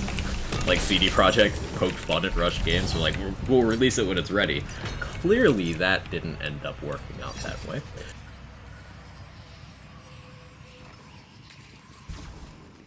I'm taking that Elemental Altar for Science. I haven't tried that on this build yet.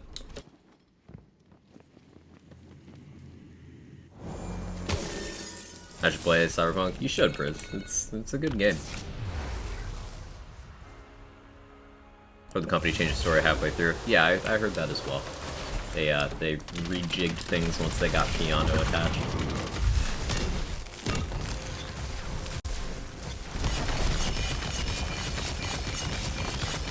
Rushed or Code of Pain Evolution, played FIFA 14 on my PS3 out of curiosity. The other month feels almost identical to FIFA 20. Yeah, like, eventually you reach a point of fatigue with Code of Pain style releases. That's a good way of putting it, Lupin. Like Assassin's Creed famously about 5-6 years ago took a year off because they had reached the point where it was Code of Pain stuff. I think Call of Duty announced they're taking a year off. I don't know if that's next year, next calendar year, I think.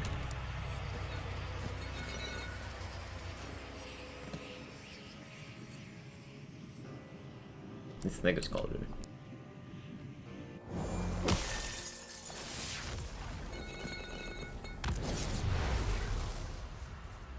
Fallout 4 was alright. Yeah, I thought Fallout 4 was alright. I preferred 3 in New Vegas personally, but I thought Fallout 4 was a decent enough game.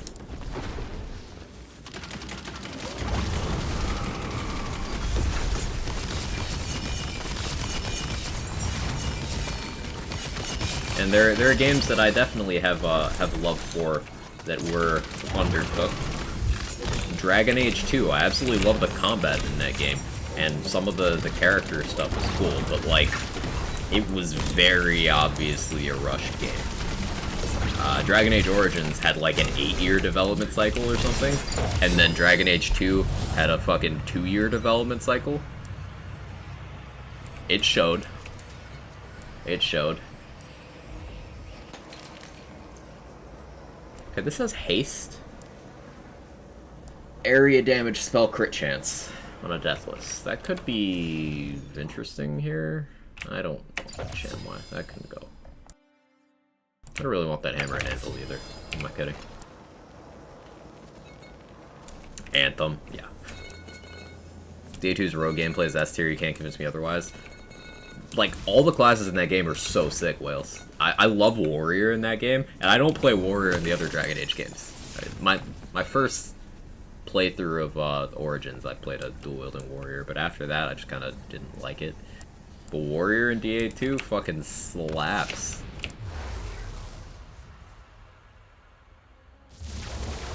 Call of Duty's weird since it has like 2 developers making it. 3. Infinity Ward, Treyarch, and Sledgehammer. And then I think they have another dev. Is it Raven for Warzone? There's 4 studios that do Call of Duty games.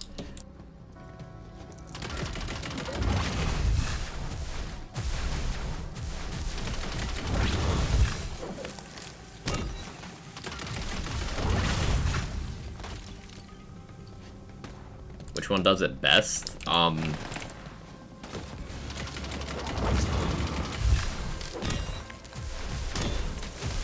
Who did Vanguard? Because not them.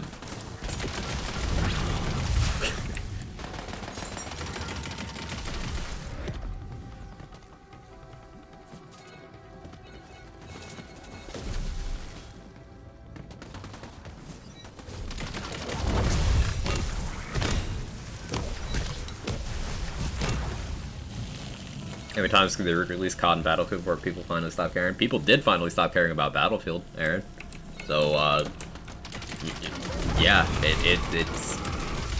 it's a definable point. Oh, Battlefield I like was Bad Company 2. Bad Company 2 was so sick. That game was amazing.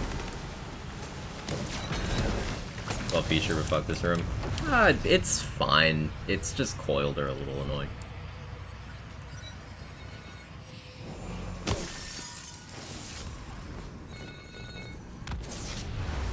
DAO is made for me because the theory crafting, especially on Nightmare. DAO is like one of the best games ever. Hard agree, Will. Hard agree. I definitely prefer Mage in that game as well. I usually play Mage in Origins, Warrior in 2, and then Rogue in Inquisition. Those are my preferences.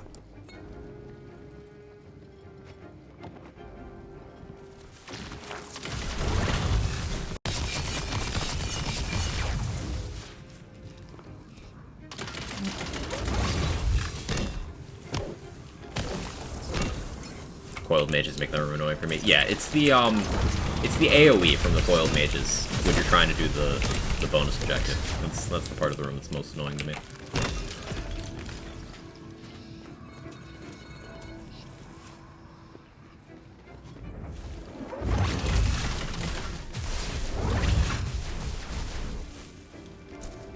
You spitting, J-Bridge. You're spitting.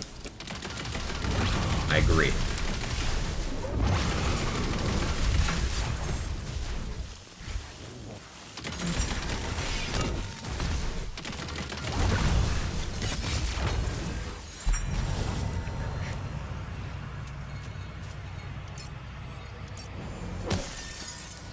Hands on the wrong keys. It's okay.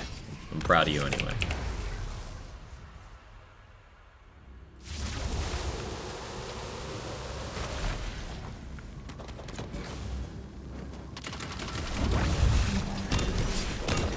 Actually, come to think of it, Trick Mirror gets even more value because some of the more threatening enemies, when you do all elites, are the ranged enemies.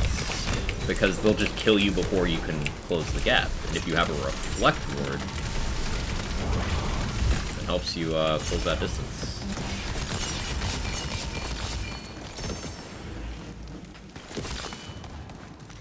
Well, DA4 is getting close, but I'm probably gonna wait and see. It's been long enough that my like hype for DA4 is a lot lower. They finally named it Dragon Age Dreadwolf, so that's cool. But like, I wouldn't impulse buy it. I wouldn't loyalty buy it either. Like, I want to know details. So, that's probably the window. Like, they announced the game in early 2019. And Inquisition came out in late 2014. So, 4.5 years to announce the game. And that was 3 years ago. 3.5 years ago. So, like, I suppose once you hit around the 6-year mark, it's when I stopped caring as much. Dad? Yes, it's called Dad. Dad W. Oh, that's an emote. Wait, it's totally Dad W.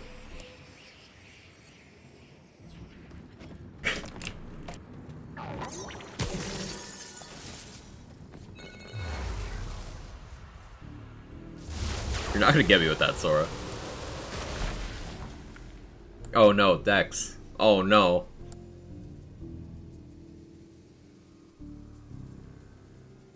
Only game I'm actually hyped for now is Dragon's Dogma 2. Lazy has been taunting me about Dragon's Dogma and me not having played it. So he messaged me when they announced Dragon's Dogma 2. And I saw the game was on sale, so I bought the first Dragon's Dogma. I've still never played it, but high praise, so.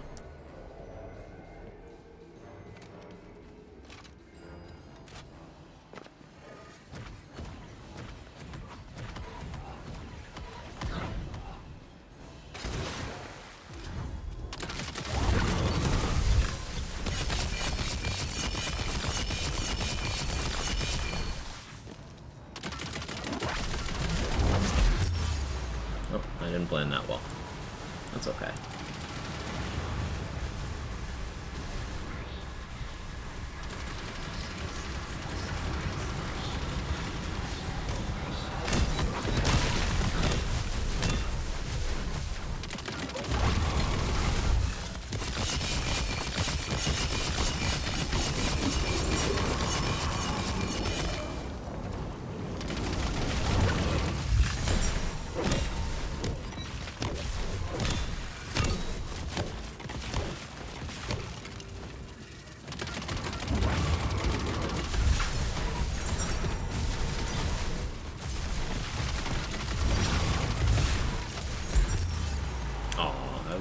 starting my spin.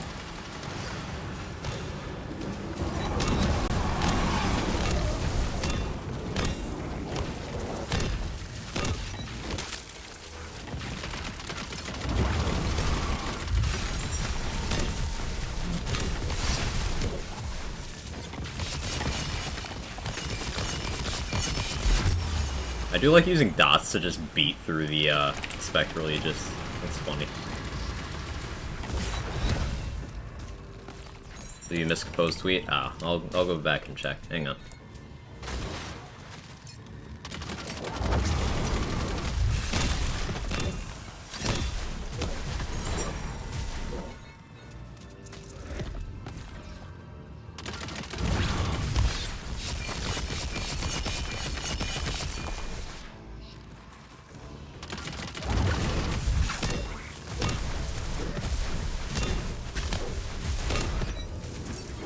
Cool. Hey, Portal Knight. How you doing?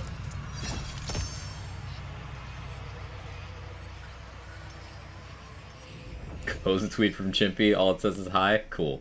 I got you, Chimpy. I got you.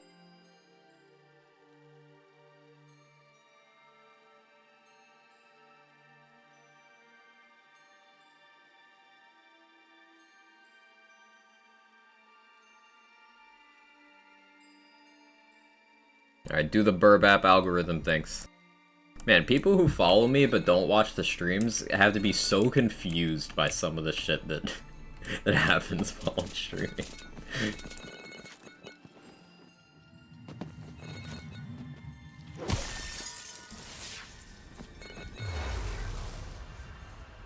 In alerts, I'll just end up staying through the day. Sounds good, Wales. Sounds good. Thanks for hanging out. I appreciate you, and it's good to see you.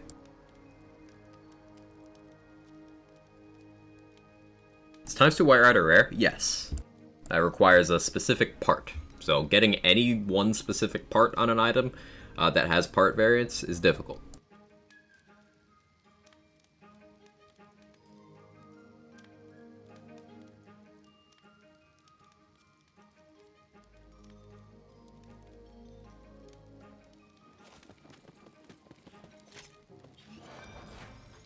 Recharge Adrenaline. Adrenaline Trick Mirror is kind of confused. Yeah, I'm looking out for 2 Charge Marshmallow, which I won't be able to afford if it's volatile. At least I know that now. Or 2 Charge Parts, so 3 Charge Marshmallow. Good Trick Mirrors. I suppose I should go for that status damage Barbaloon. Or do my predictions already jump away? No, I'm doing featured runs. I can run a prediction for the next one, but it'll be a boring one.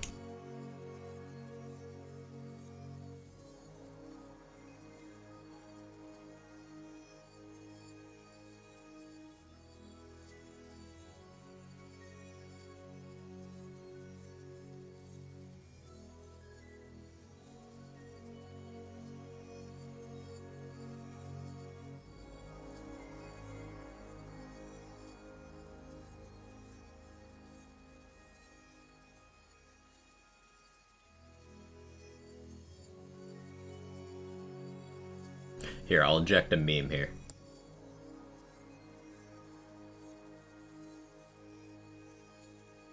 Yeah,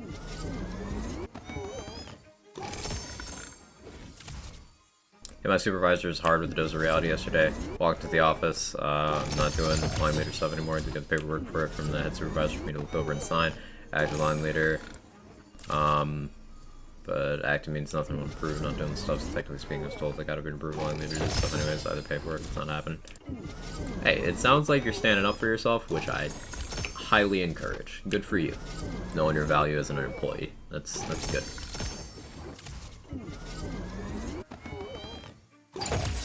This is luck. Got a Primordial Marshmallow with +2 charges. Let's go, Brucey. Let's go.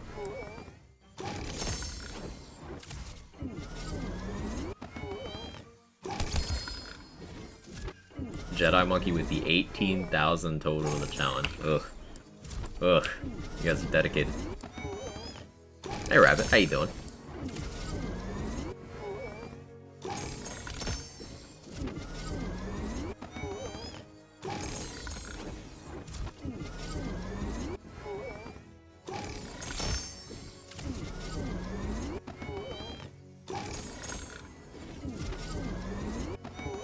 Was a ratio option in the prediction? Ratio. You could vote yes, you could vote no, or you could ratio me. It's a meme.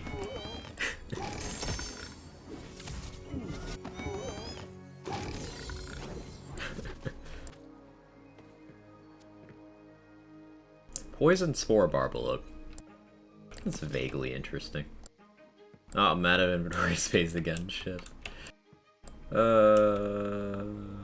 Pain.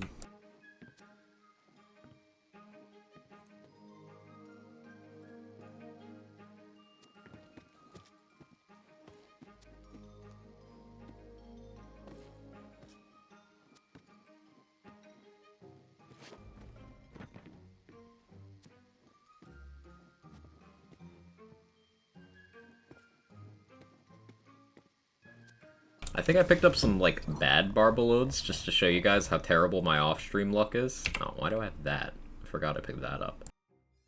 Oh, I got a double-rolled status chance on a Primordial. It's purple, fire damage Spore Warden, but 81.4% status chance. That's nice to look at. Anyway, I can get rid of that now.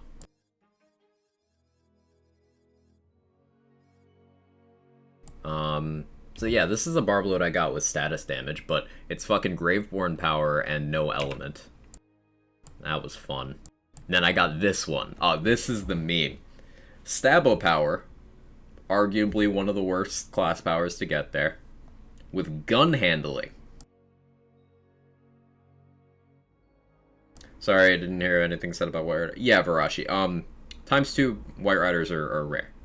Going for any one specific part on something with part variance is difficult, and yeah, that's... yeah.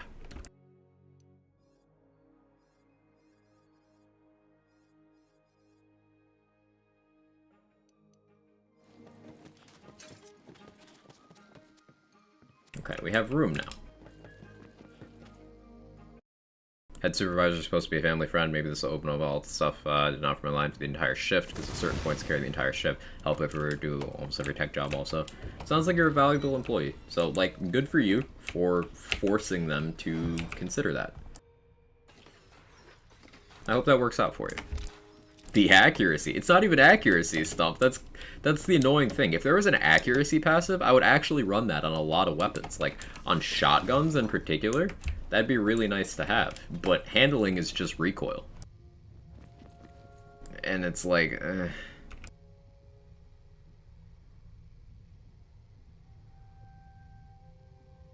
I'm sorry to hear, Rabbit.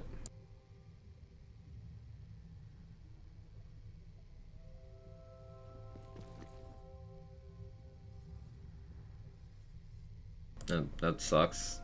I'm sorry, I don't really have a impactful, meaningful response there. That sucks, man.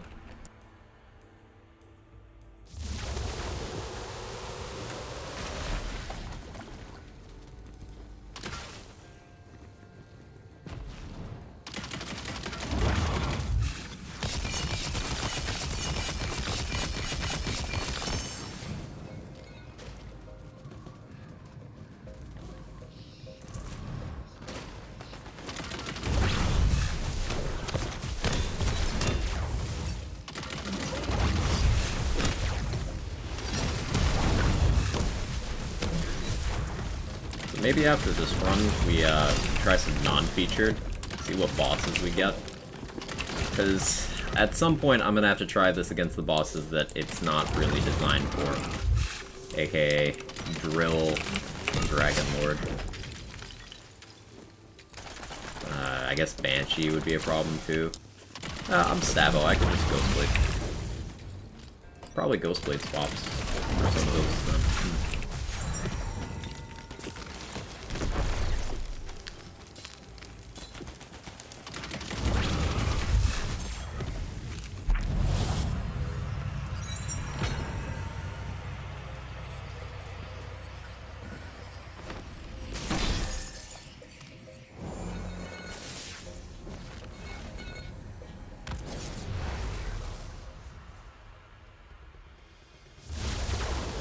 Wrong emote, right emote. Never change.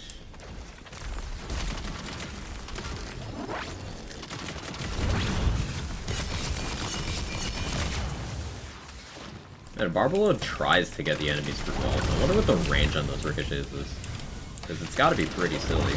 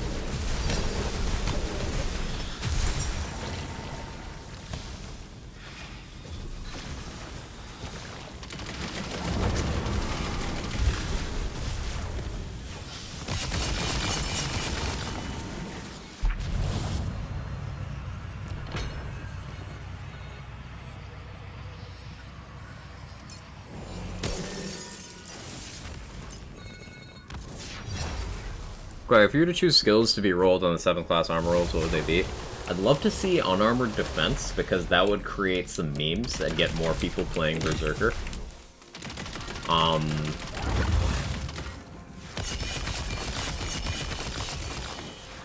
What else? I don't want to see Alchemical Agent. That's what I'm hoping doesn't happen, but like... I don't know, my fingers crossed there. Quiver of Holding on armor would be cool.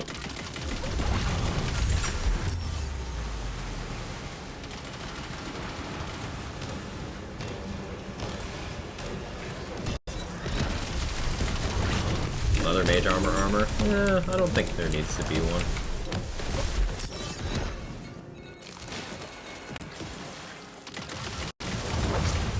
Another one that I wouldn't want to see, I would not want to see Sanguine Sacrament armor. There's some skills that probably should just, like, not be on armor, right?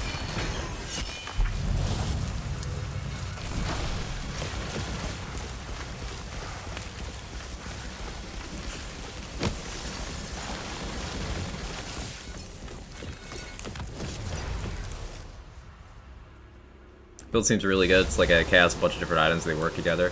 Yeah, it's definitely an unexpected gem. Like, this is one of those things while testing I expected to fail, and it kind of didn't.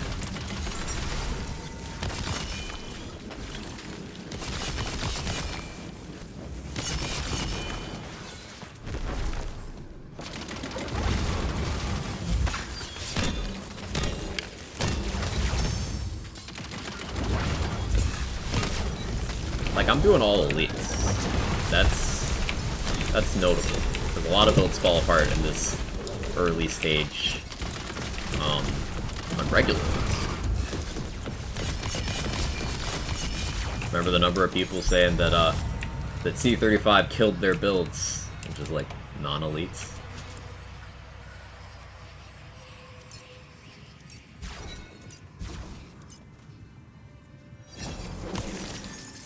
We're holding? Is that the one? Yeah. Points to Blasphemus for the main. There is already an armor skill combo that boosts that. Firebolt would be kind of cool. Firebolt armor would be interesting. Firebolt and or Storm Breath. Have we ever had an armor that boosts 2 1-pointers? Or a class mod? Can't think of any.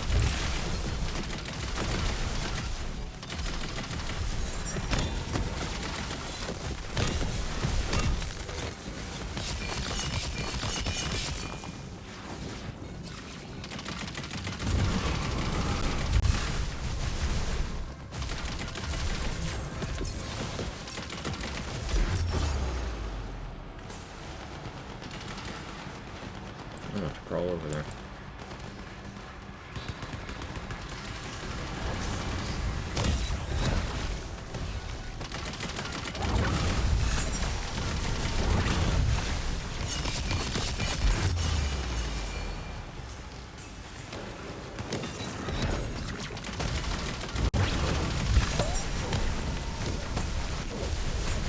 See, this is why I prefer using the zone down there, because there's a barrel you can use to your advantage.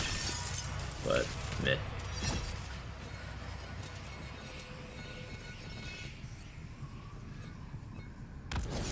Back again. Fusion, thank you for the 6 months with the 4 streak and the prime. Thank you. Mushroom fart skill getting extra points seems super necessary. I want to make a fart build. I'm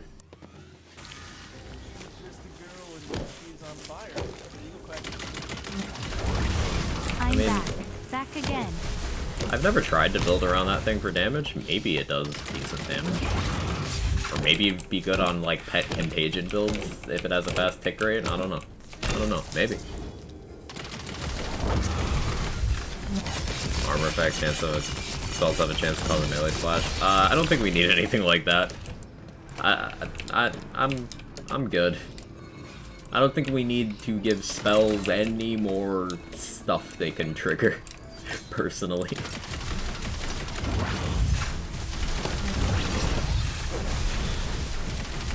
World drop Volatile Sharksbane with gun damage, actual gun passes. Let's go.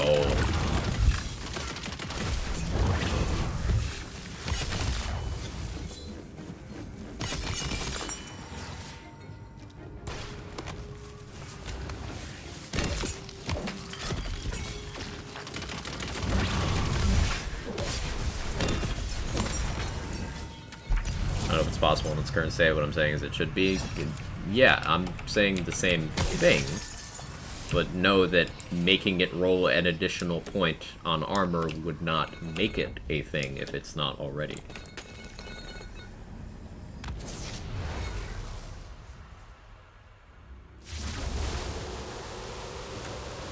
For status, maybe the damage is low and slow. So, yeah, like boosting it to 2 out of 1 with current damage values wouldn't solve the issue. Make an armor that gives anything Spore Fuse. Why are you like this? Why are you the way that you are?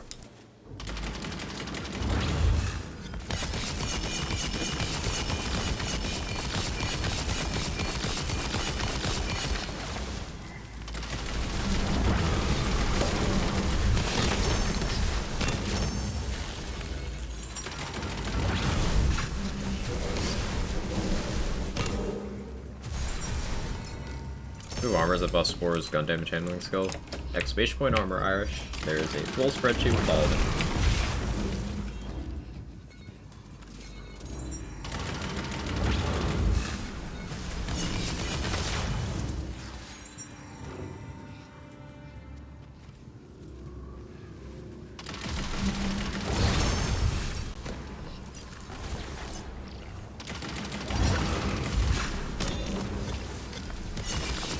For all just degens, it's true.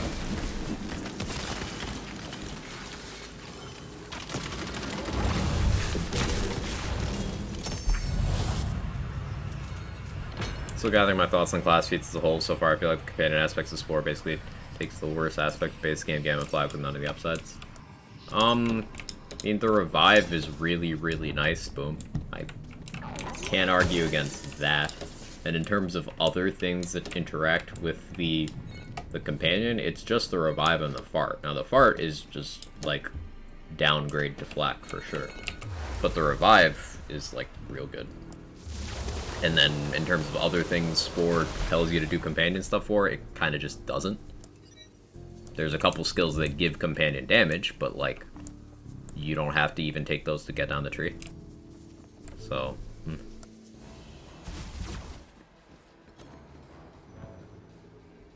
So it's like, whatever.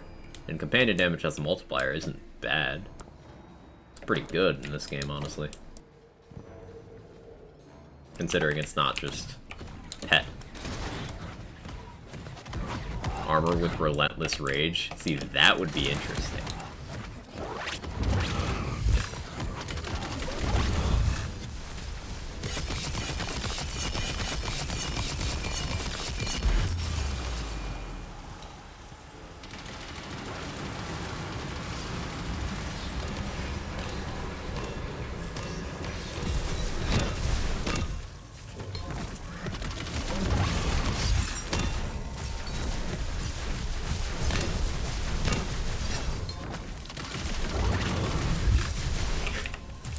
He keeps trying that Nova. Wait, this is hilarious. He kept trying.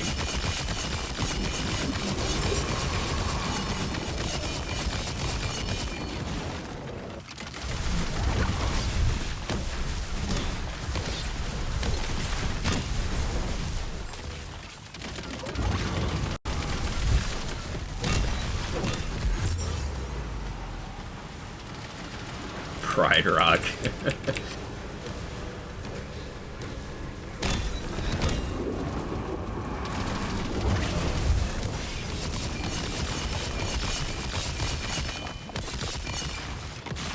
Hey Peric, how you doing? Good to see you.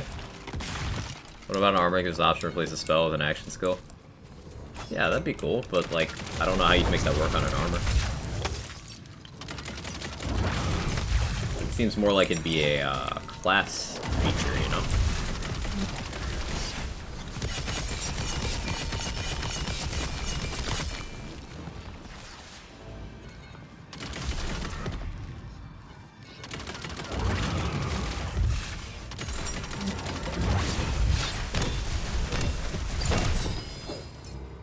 Vibing, how are you? Doing okay, doing okay.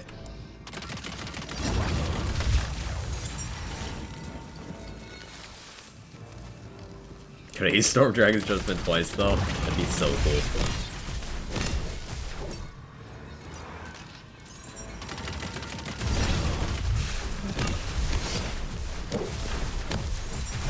Give me From the Shadows and Ghostblade. I promise it'll be fine. I promise. He fired Rad spell.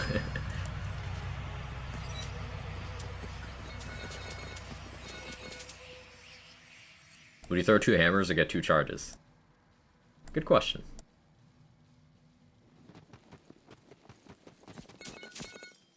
Yes, McMail. It's not trying that hard. I mean, 3 Warcaster could maybe be useful. I'll take it because of that. Okay, so the prediction is if I'll get a ×2 White Rider. That is a ×2 White Rider. It was hiding, but it's there.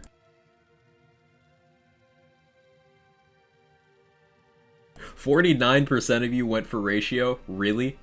Really?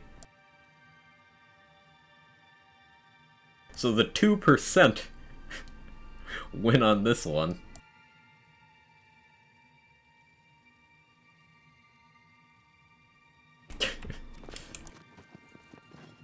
Looks like a ratio to me. I don't know, if you add 48% and 2%, that's more than 49%. I'm just saying. Got almost 5k and put 110. Let's go, Kitten's mom. Ratio, what is this nonsense? It's memes. 2 Dreadwinds, one clockwise, the other one counterclockwise. I like it. Like a crypto scam thing.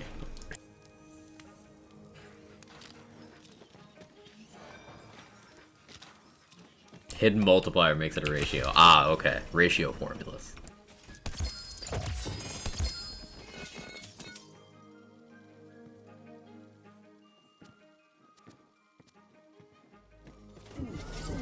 Getting a quick build explanation? Absolutely, McBain. So what we're doing here is, it's very chaotic. We've got Inflammation and Barbalode are doing a lot of passive stuff in the background here. Now we've got those happening, and Inflammation is a status effect that is also a spell. So it can trigger Executioner's Blade passively, just ticking on an enemy. Also from me applying it to an enemy. I'm also triggering Executioner's Blade by shooting enemies. Now, this does have a 0.7 second internal cooldown, so we're not getting ridiculous spam, but we do trigger it pretty close to that 0.7 second interval. We've got Contagion, making a lot of dot stuff happening. Executioner's Blade is melee, which means if it crits, it applies Alchemical Agent, which is a dot for Contagion. So it's a dot build where we run around setting enemies on fire with Contagion, filling them with melee crossbows to boost our melee damage, but also to prime Barbalode. And then we've got Barbalode shooting out all these projectiles, which is helping to spread dots, and the particularly big hits from Banshee hits and Dreadwind are sending powerful Barbalode ticks at enemies. And also, if we get a really strong contagion dot, and that should trigger Barbalode, that's going to create a really strong instance of damage as well. We've got a Trick Mirror with a Deathless, so we have a very tanky shield that reflects to enemies, and reflects by the Trick Mirror our damage source spell, meaning that they go off of our spell crit chance, so 27% here, and if that crits, that has a chance to trigger Executioner's Blade. So it's entirely possible, if an enemy shoots us, and we roll the 75%, then that projectile hits an enemy and rolls the 27% chance. And then that 27% chance rolls this 20% chance. And then that 20% chance rolls a 28.6% chance to apply this, which then rolls a 40% chance to it's just funny.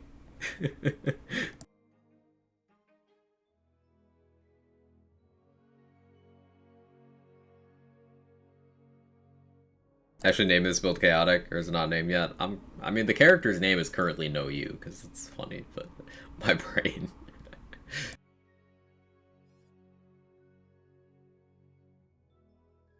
You're saying there's a chance. Yeah, you could say that. You could definitely say that. In terms of skill tree, we go down to Executioner's Blade here. Now, to get down that far in Stablo tree, you do have to take dead skill points. You do have to take these 4 1,000 cuts because your choices are Swift Death, which is terrible, Arsenal, which is terrible, Sneak Attack, which is terrible, and then Follow Up, which is situational. And even if we took the 2 more in Follow Up, we'd still have to take 2 points here. And Berserker Tree down to Relentless Rage. We do have this 1 in Blood Frenzy. Yes, the heal won't work because we're doing Deathless, but we take it for Enraged Duration Extension by killing, so we don't always have to Dreadwind.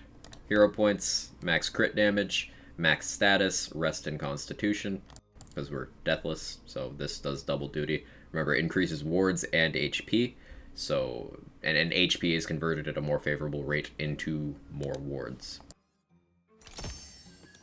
And with Trust and Magic active right now, we do have a 35k ward at the moment, which is not bad.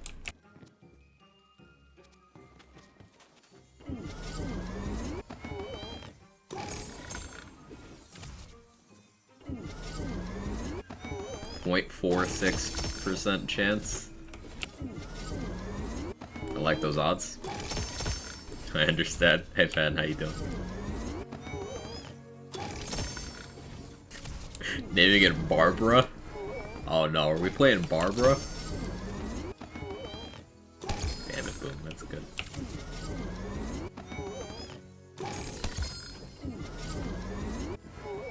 I'm rolling for other wards to try out as well. A Kinetic Friction would be the highest possible, like, raw wards we could have here. So that's an option.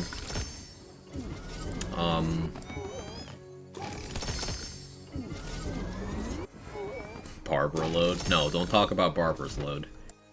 I don't need to hear that.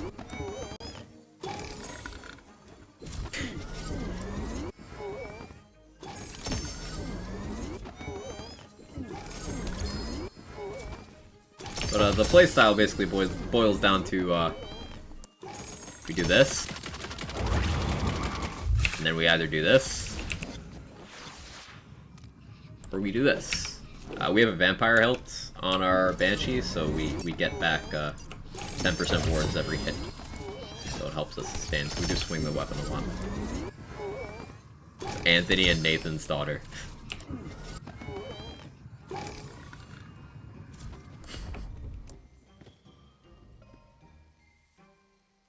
That build naming convention was a good time. Good times in the BL3 builds days.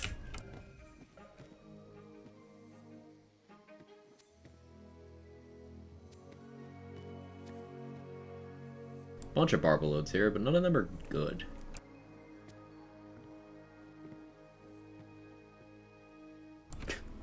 Spell shot power, not chaotic with loot luck. That's one of the worst ones yet.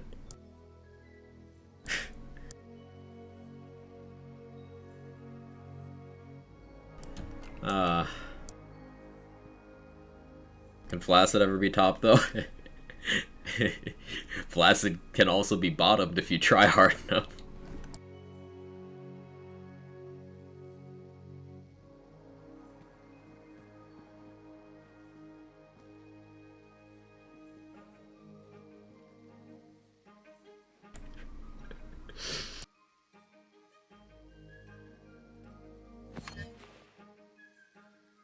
Stop. I will not.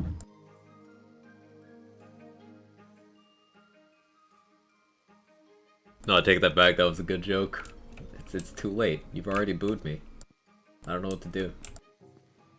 I'll never make a good joke again.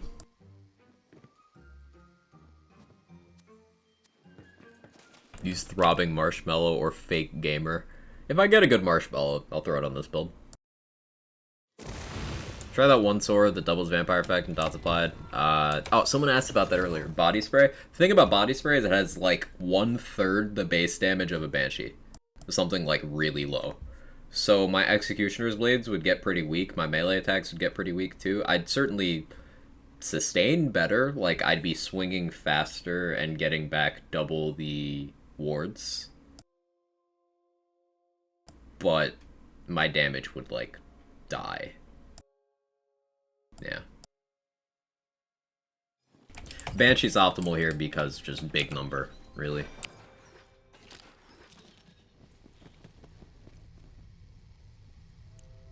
Alright, let's do a normal run. I'll run another prediction.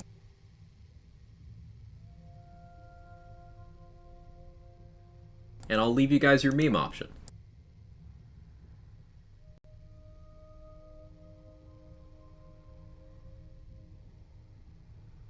We'll just start putting ratio in as an option on all the predictions for people who want to throw away points.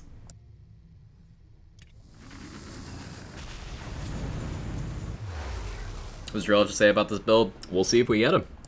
We'll see if we get him. I'd probably want to not run Deathless on Drill. But, we'll see.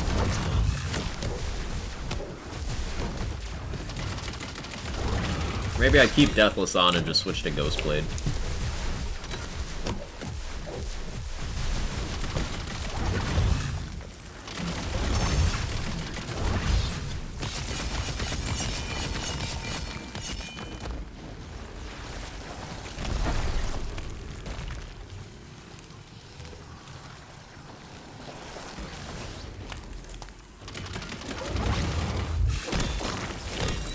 Stop making me want to play Wonderlands all the time. I might burn out. I wouldn't be doing my job well if I wasn't making you want to play the game, Irish.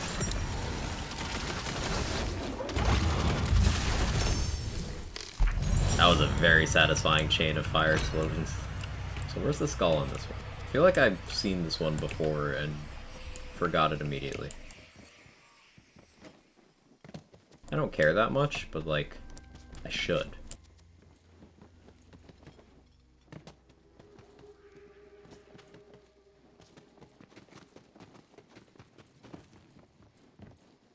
I also haven't taken this to raid bosses. I don't see this doing well against Bunny. I don't have enough ways to... Ah, there it is.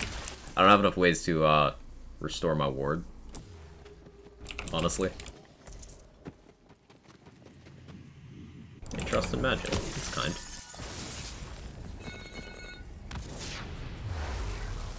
Non-chaotic barb-load with stab and gun reload only. Hey, at least reload speed's good. Take my points and use them well. Hey, New Mex event, how you doing? Congrats on that thing, by the way. I did not know you did the thing, but now I know you do the thing.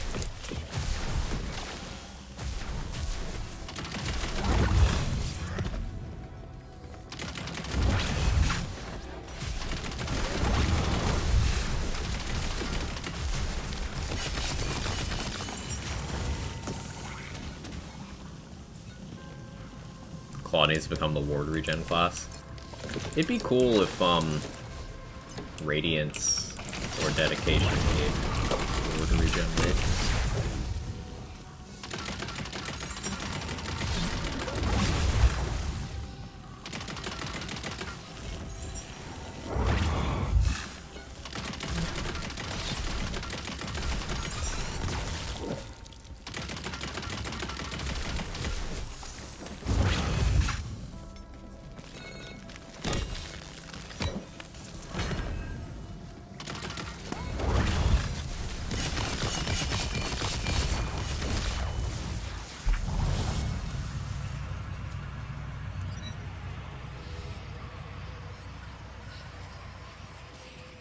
Radiance gave like 30% ward regen, I'd take it.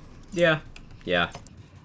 The thing is, when you take ward capacity increases without regen increases, it just works out to less uptime.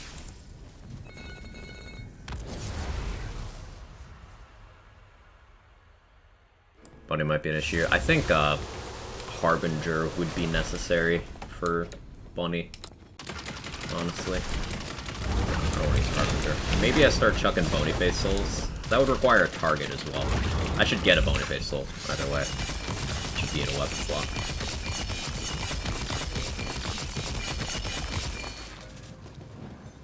Maybe I gotta hit Pistol Bunny for that.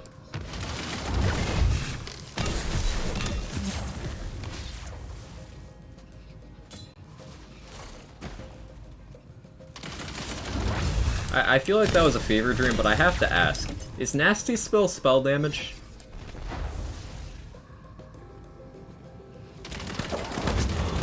Sorry for the first question, but...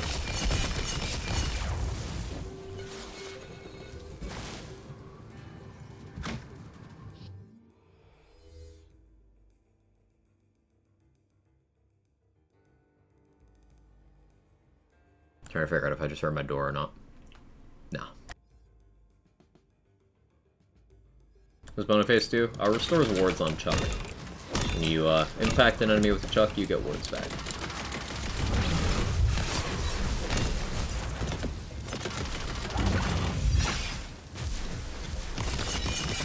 Not sure, so let's see what the heck Channel Wise slot is. Yeah.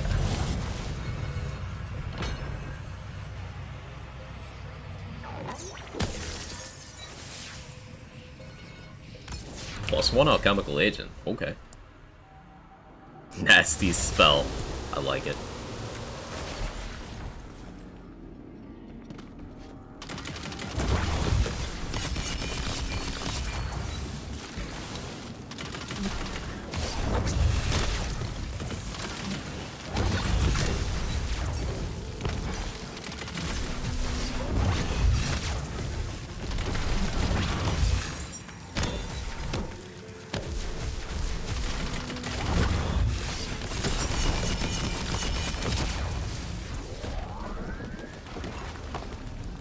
When did I say that?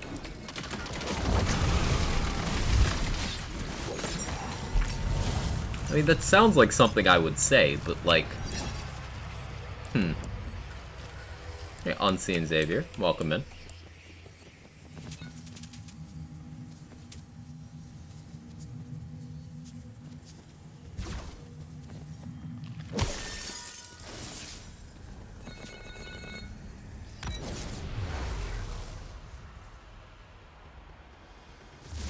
And before it is spell damage, it can proc Blast Gasp on you. Like, I saw an Executioner's Blade. It could have just been from Contagion spreading my inflammation. But like, I thought I saw an Executioner's Blade over an enemy that I wasn't fighting. And that scared me.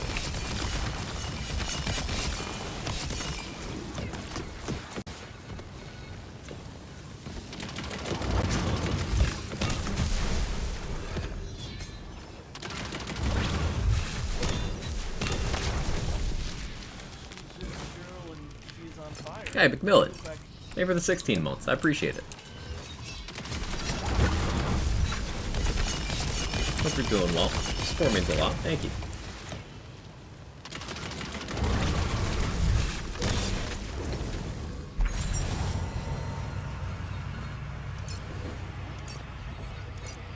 Crit Connoisseur. Ooh. Spicy run so far. What is the guild? Hey, it could be Grandfather as well. Yes, for Holio. Thank you. Quite Pride.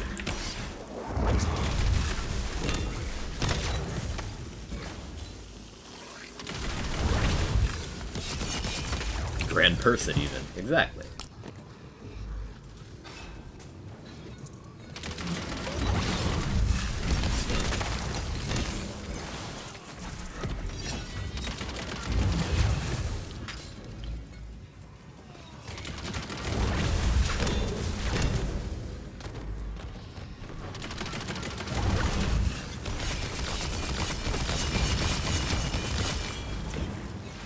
this room.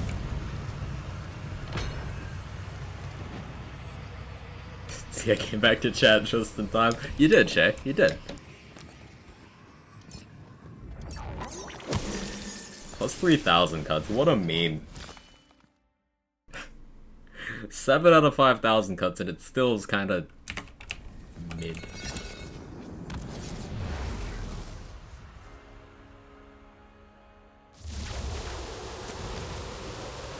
Those are some words, New Mexican. Those are certainly some words you used there.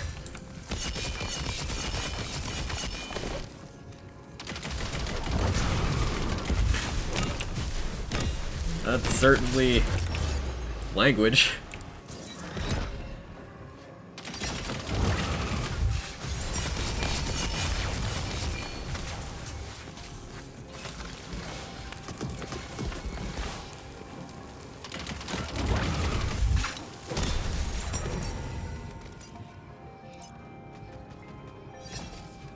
Sure is letters.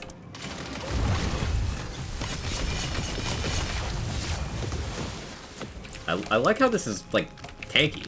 Deathless builds are tanky in this game. There's not many enemies that kind of stop it from being good survivability. Like, trolls will one-shot you. Just straight up. They'll one-shot you. As will some bosses. But you're pretty tanky.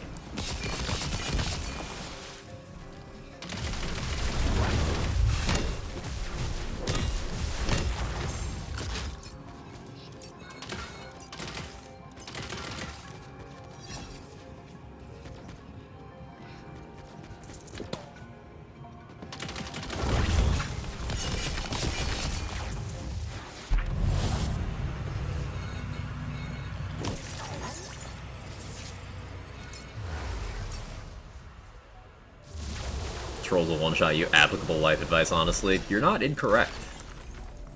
You're not incorrect. Solicit one-shot? Yeah. Probably. Okay, Vorkanar. 68% for ratio. You guys disappoint me. 68%? Really? You couldn't get 1% more?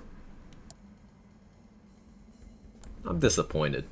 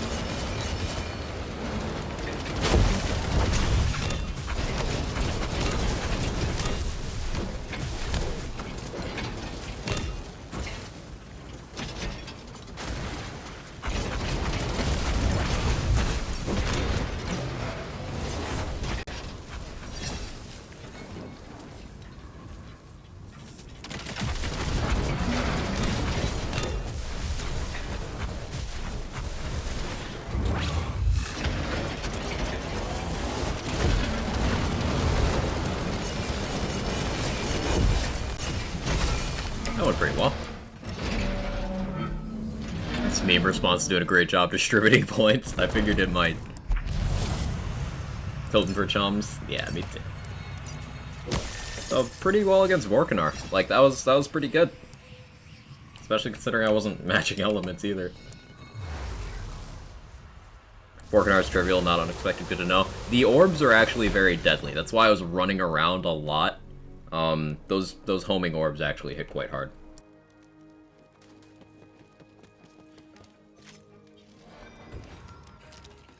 So as long as you avoid those, it's trivial, yeah. A good thing about the mechanics of this build, though, Sen, is that if you do happen to go down, it's very easy to hit the ats because you've got Barbaload. So it'll just, like, snipe them. Best action skill to activate Wrath of Nature from any class.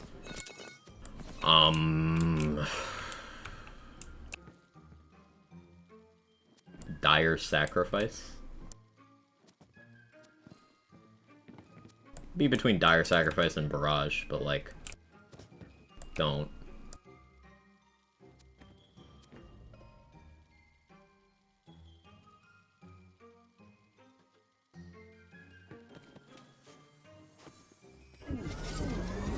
White Rider and Vending Machine or Chess next week? Any predictions? White Rider and Vending Machine would be nice. It'll be between White Rider and Spellblade, right? With Quag not aiming again? Of course. Slow-moving fire orbs are actually more dangerous because they're slow. You dodge and forget they're still there. Exactly, yeah. For a long time, I didn't even know what was killing me in the Vorkanar fight. Like, I didn't know those were a thing, because I assumed they were gone.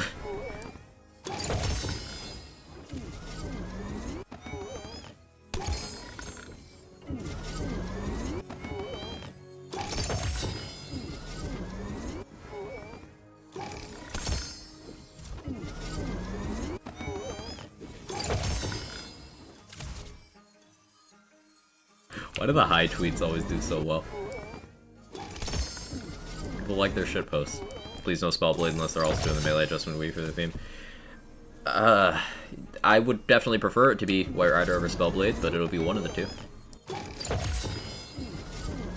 Probably get Deathless in the Vendor. That'll be cool.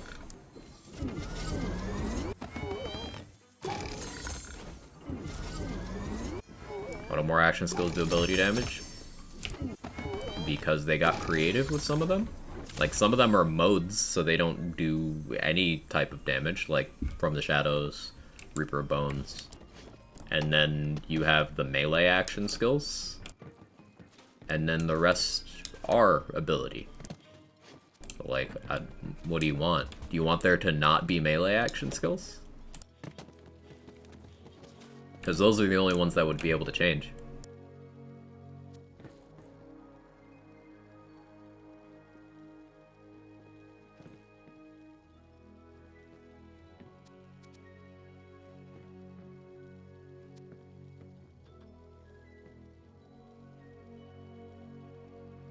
Bronco Buster with Brimming is like a good part combo. Is what, a 7.5% heal total while it's full? But, you know, Deathless, so. Not on this build. Melee and ability, I mean, that's too broken. It's just not how the game works. Are you saying you want something with ability damage that also gets melee scaling, like the reverse of Dreadwind? Then, like, okay. But things only have one damage source, so it's not like something is ever capable of doing Blast Gasp and Blast Chill on the same instance, right? The things that can do both do it on different instances of damage. Example, you swing a Mage Staff, the projectile can Blast Gasp, but the Bonk Blast Chills because they're different damage sources.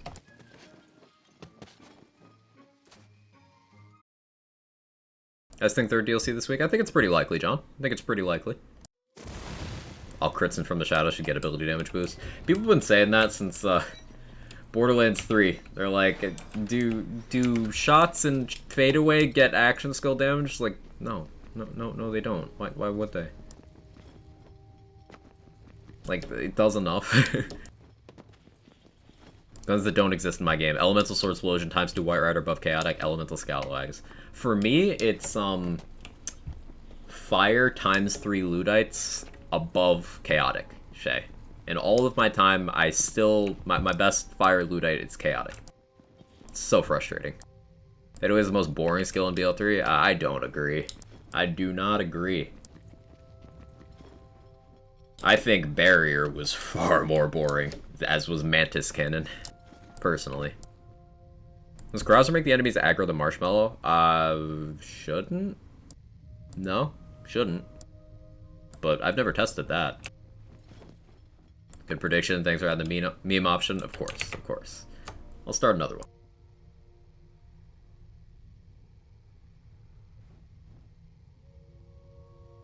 Alright, you guys can get your ratio attempt in again. Let's go. Let's do it. And play Xander and Mars, I guess I'm biased. Oh, if we're talking just flak action skills, I still think Gamma is the most boring. But, like, I like Gamma, too. Grav Snare doesn't exist. We're not acknowledging Grav Snare.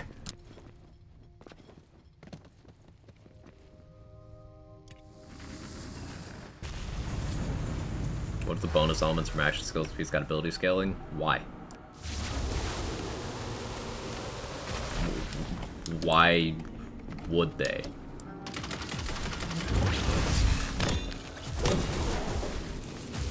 Why should they? Why?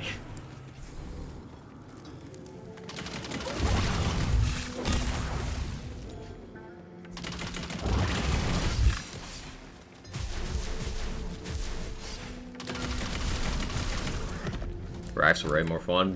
Big rack fan. Big rack fan. Tried to make snare work, just couldn't do it. The thing about grab snare is, ultimately, if you make a grab snare build, you have just made a bad fadeaway build. Because everything that grab snare can do, fadeaway does better, while also not requiring you to take a tree that nerfs you, and it also directly increases your damage.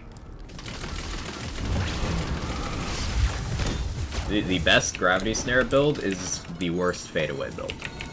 It's as simple as that. So, yeah, it wasn't a you issue.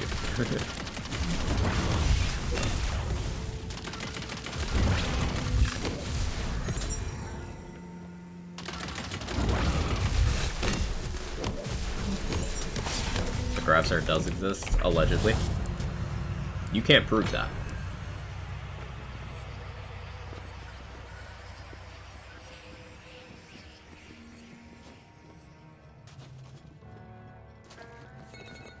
DLC 3 confirmed. I don't know if it's been confirmed or not, but seems likely. Seems very likely.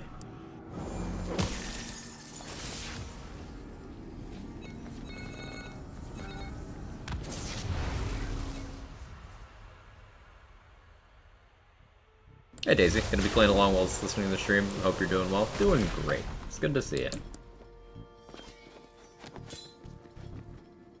On the website now? Ah, they did announce it. Cool. Cool, cool, cool. You got a link, McMillan, by any chance? I've been streaming, so I haven't been checking. I believe you. Just, can go over it on stream.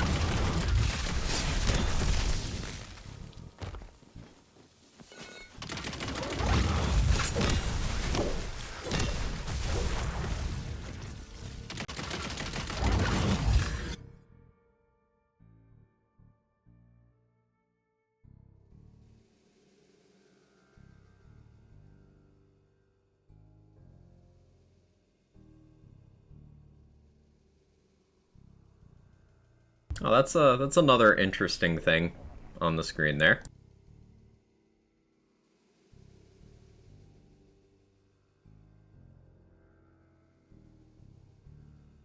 Coming to Steam June 23rd. Yeah, so they announced Steam release. That's cool.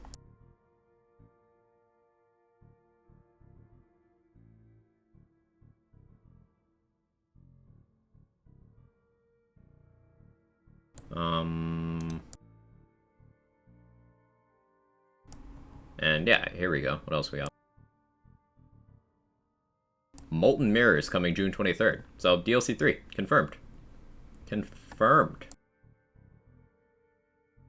That is this Thursday. Fyodor. What else we got here?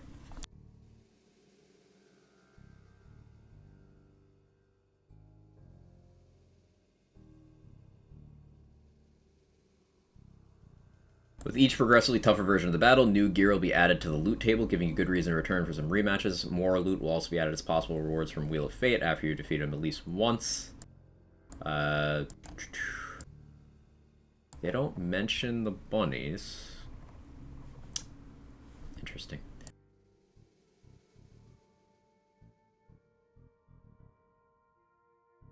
Okay, they tell us what gear there is, too.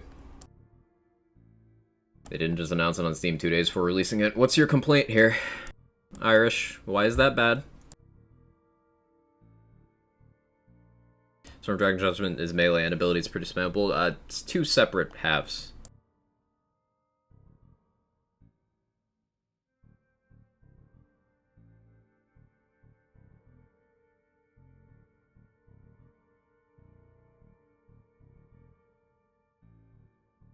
I don't like that.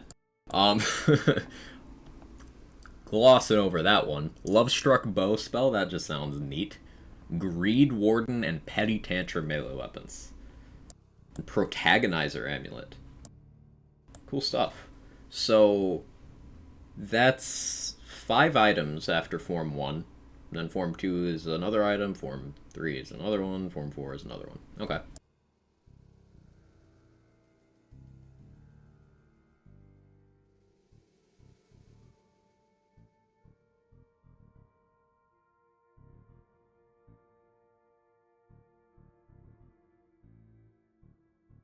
Stab-O-Matic, I'm not going to that.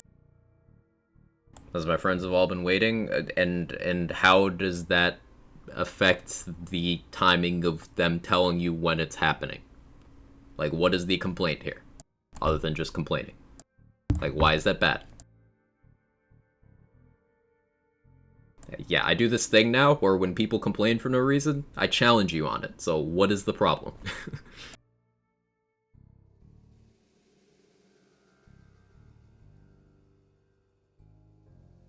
Ooh, hang on. This is hang on, it's the me. It's the me. The 4th Mirror of Mystery also comes with an additional class, the Blightcaller. It's the me. I'm a class.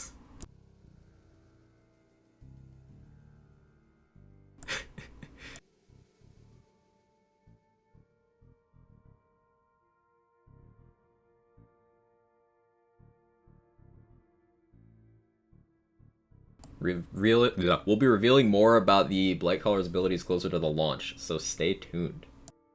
I will be staying tuned. Definitely. Definitely. Crossplay with other platforms. There you go. Transfer save files. We knew that. Achievements, PC specs, the same. Can play it in offline mode, but you know, hotfixes and stuff. Cool. Cool.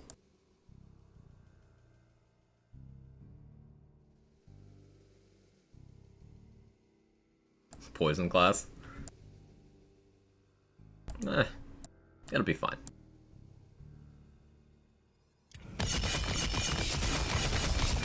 Going to see how it stacks my Spore Warden. So there's going to be a lot of people wondering about that, Daisy, and my answer to that is it doesn't at all.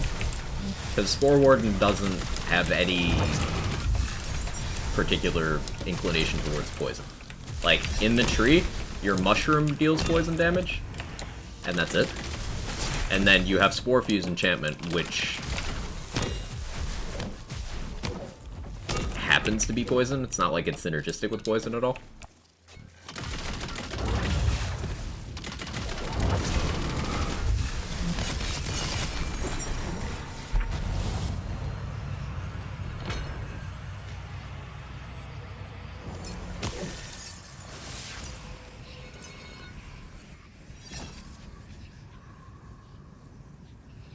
Never said it was bad, I'm just like, why 2 days? All caps definitely comes across as complaining. I wonder what the balance changes will be like. Hopefully we get the Livewire change. Hopefully we get that. Because they talked about that a while ago, and I've been chomping at the bit. I'd like to use the Livewire and not feel dirty. That'd be cool. Livewire on this build would be interesting. For spreading dots, triggering Barbalode. Give me a reason to take Instinct for swap speed so I can apply some cross bolts and then switch to Livewire. Everything gets nerfed. They've barely nerfed anything in this game.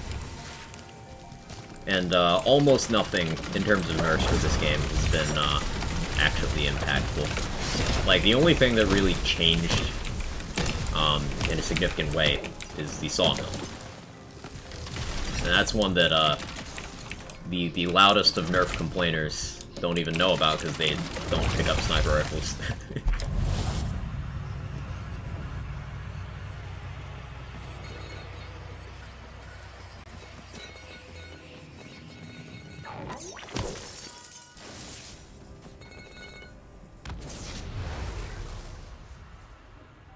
Hey, Glenny. How you doing?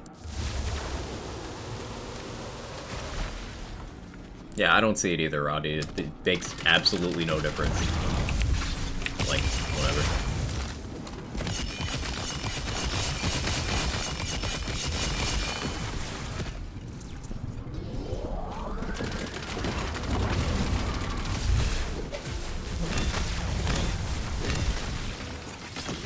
That's so satisfying. So liquid cooling changed quite a bit, still great, but used to not need any thought.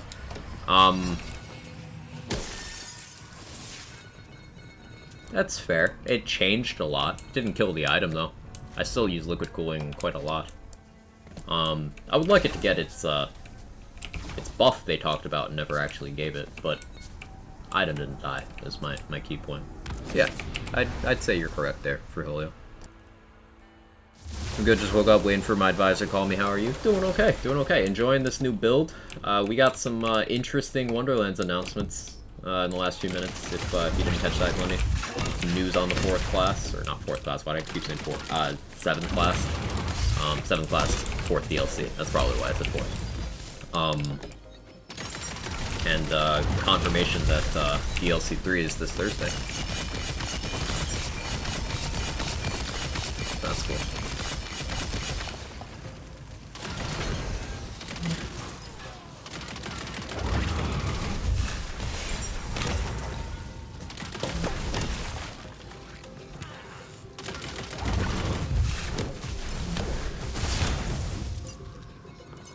Numbers are confusing. They are. Numbers are like magnets. How do they work?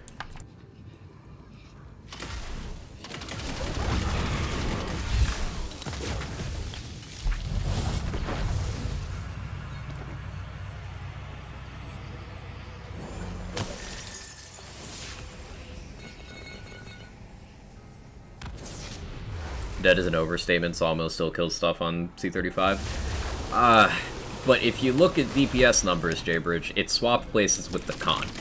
There was one bad sniper rifle before the update, and there's one bad sniper rifle after the update, but they're not the same gun. That's the thing. If you compare it either to what it was, or to the entire other weapon class, it's in a really rough place. Sure, dead might be a slight overstatement, but it gets the point across very well. Like, they fucking gold rushed the Sawmill.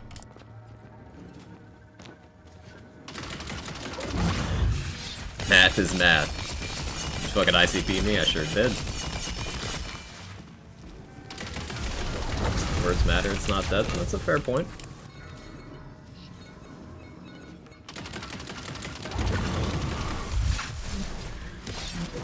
It's awful. But not dead.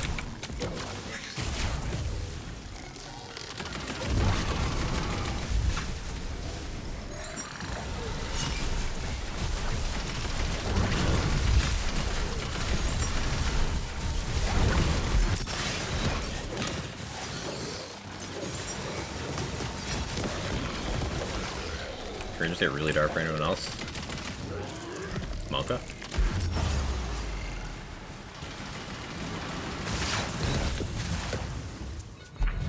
No? Okay.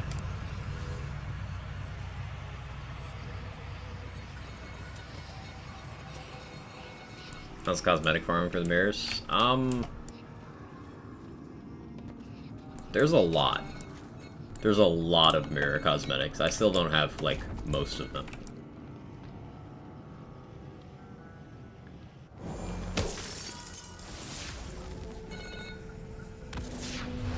Photos of third mirror got me hype? Yeah.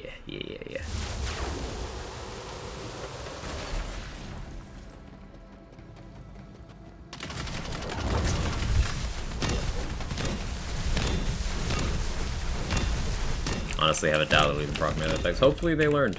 Hopefully they learned.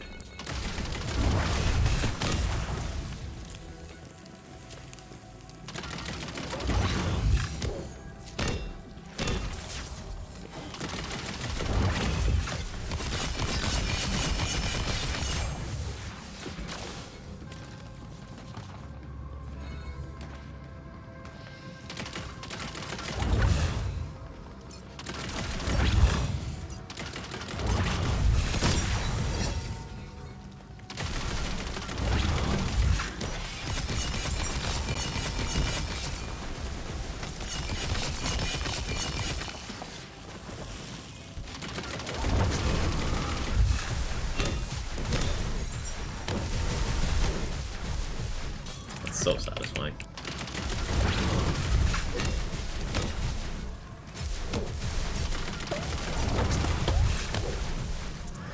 There we go.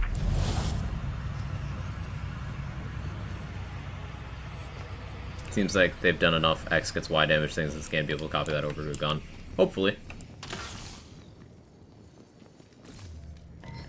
But we've seen with the Livewire how misplacing something being melee when they don't want it to be, or something being gun when they don't want it to be. We've seen the impact of that, so... fingers crossed. Let's see what boss we got.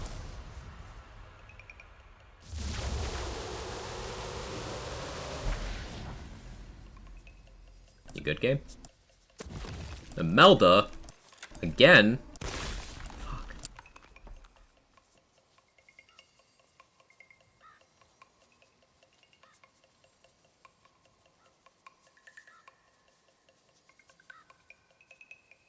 You guys fell off. You didn't even ratio.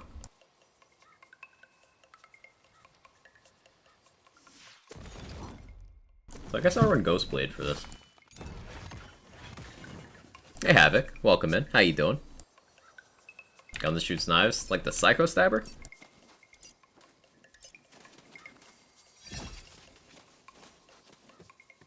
Take this ratio.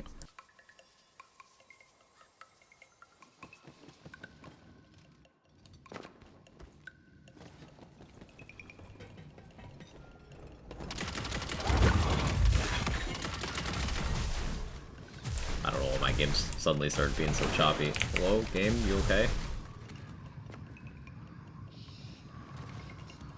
Frames. Where are my frames?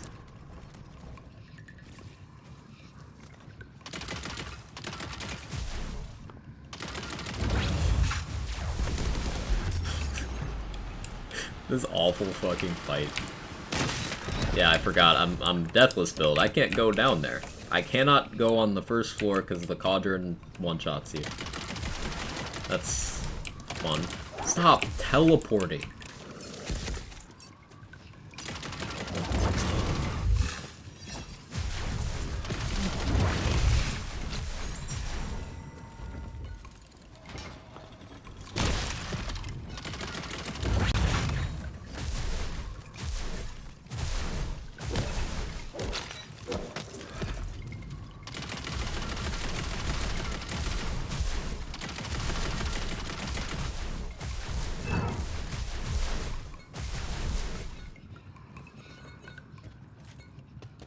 Game doesn't want to Imelda either, apparently.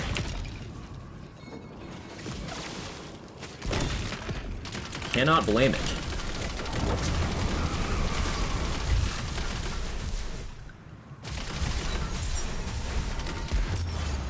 I can't even tell what's happening.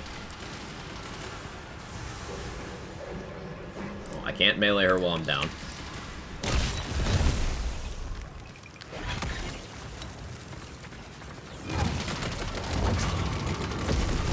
As long as PLC3 boss isn't this shit, we'll be sitting pretty.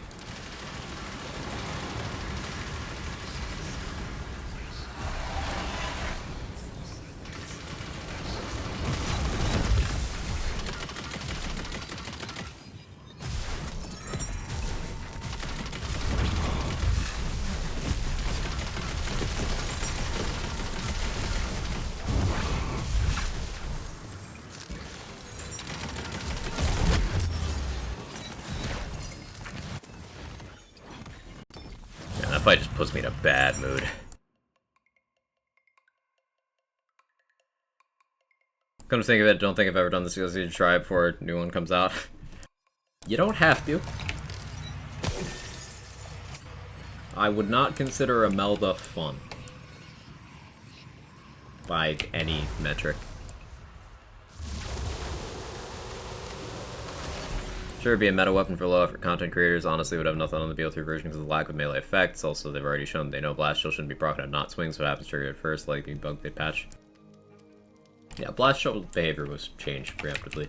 The biggest thing it would do is like alchemical agent, but like that's already doing crazy things. Ooh, that's a good marshmallow. but I want double charge, so I'll hold out. It's a lot of money. So I think it would be, like, fine. Like, I'd use it on Bernadette. And I don't think it'd be busted, because melee is already, like, real strong.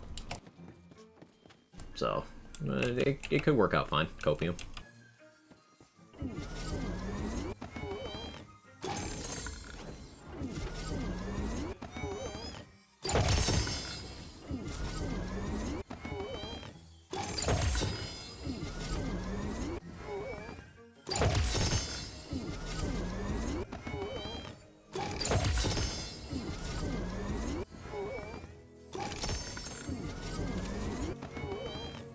So we're going for Kinetic Friction and Barbaloads.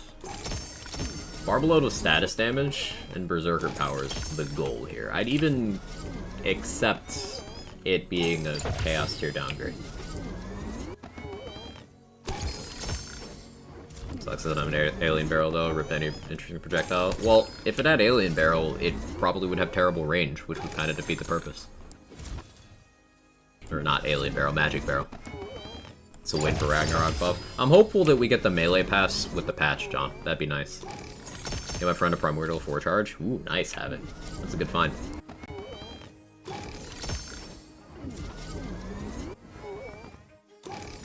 Yeah, I'm looking for a Marshmallow with 3 charges for some utility uses.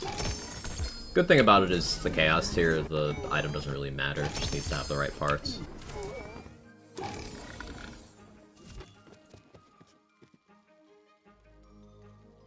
Say what type of gun it'll be. It looked like a Hyperius shotgun. If that was what the gun being held in that picture was.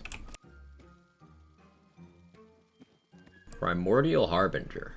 I guess I'd take that, because that's Primordial. Had status damage, so, like, decent. Storm Surge fix? Yeah, that'd be real nice. I would love that. I'd like to use that item. I'd definitely be able to slot that in some builds. This is an interesting enchantment, by the way.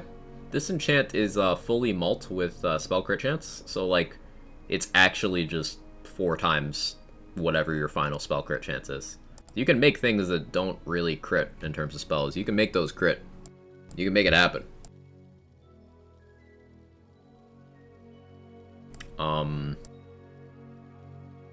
But like, it's on Ward Break, so it's a little awkward.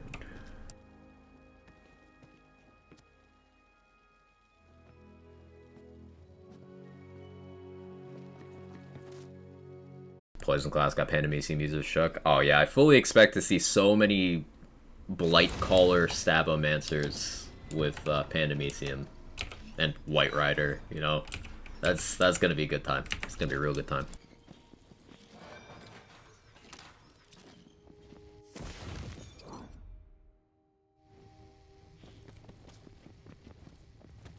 Got a shift code and the Gearbox Gearbox site now offers to redeem to Steam. Cool.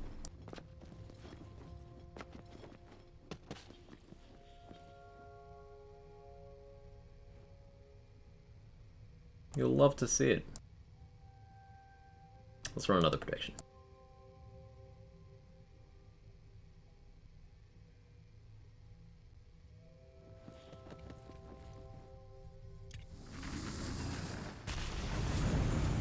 Pixie? No. Stop it.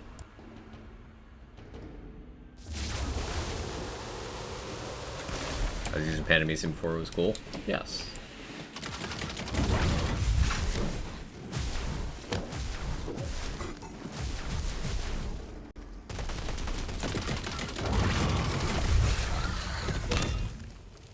Thanks to the efforts of Stone Swan, I saw the light of Pandemisium very early.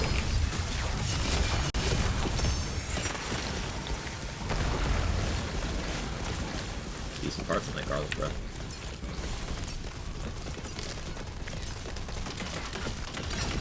They're stuck outside the map. Oh no.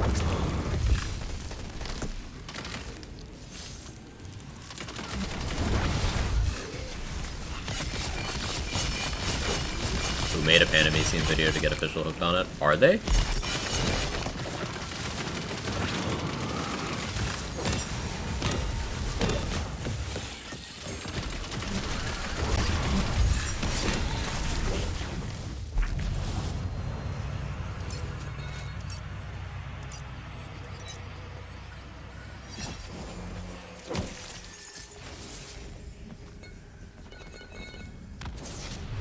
Made cast 20 last night, almost there. Let's go, Thermal. Making good progress. What could Blight bring that we don't have? We don't know. It's not out yet.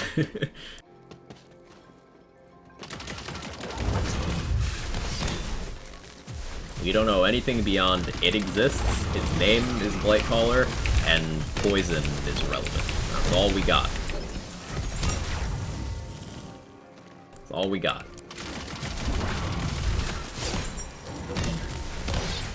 I was amazed at how quickly you realize when something has good parts. It takes me like 5 minutes to look over an item. It depends on the item.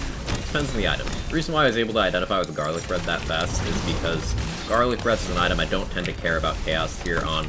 I like to see spell charge and cooldown, and I saw both of those things with something crit related. I think it was crit damage. So that was like an easy grab. I might not end up keeping the item at all, but that's good enough for me to hold, at least for a bit.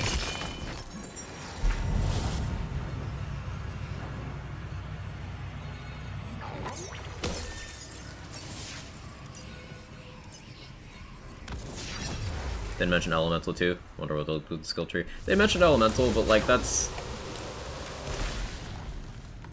that doesn't really tell anything. Almost every kind of damage in these games is Elemental. Almost all of it. Like, saying something is elemental doesn't mean much to me. It's like, there's no non-elemental class, right? Like, every single class has something to do with elements.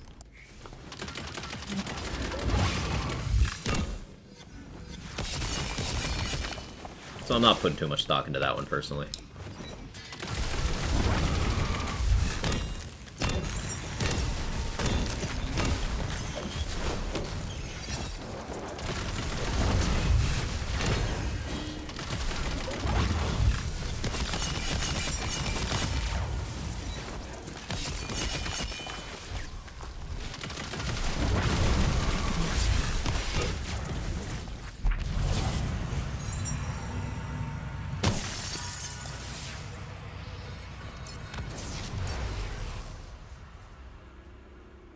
There's a bug in DLC 2, when you fight a Melody, you can go through the floor and lose the run.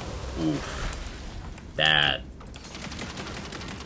sucks. Oh, I'm sorry. That sounds awful. We're gonna make a tree that can make non-elements more interesting. Mechanically, how do you, like, do that? So, Black had Monkey do converting shots to non-elemental shots that it amps. Like, I don't know, maybe a skill like that just forces your damage to be non-elemental but increases the damage. Do something like that, but...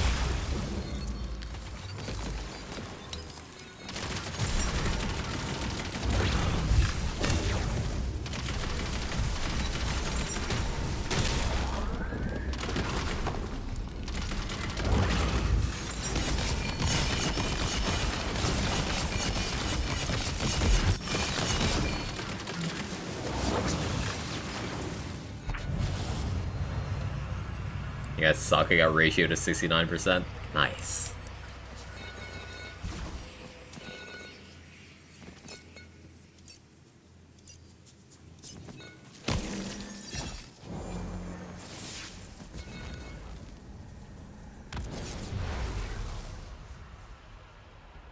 Make non-elemental interesting by adding elements. Yes.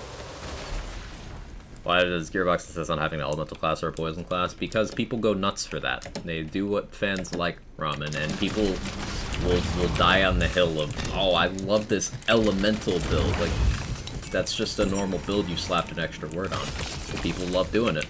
And then you'll have lots of content made for things like Radiation Flat, Cryo Zane, stuff that isn't, like,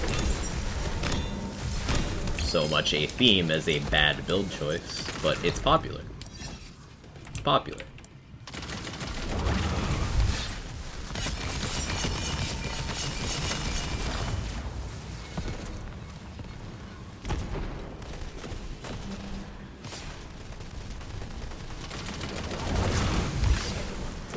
Poison class isn't in D&D, and neither is a fucking marshmallow spell. What's your point?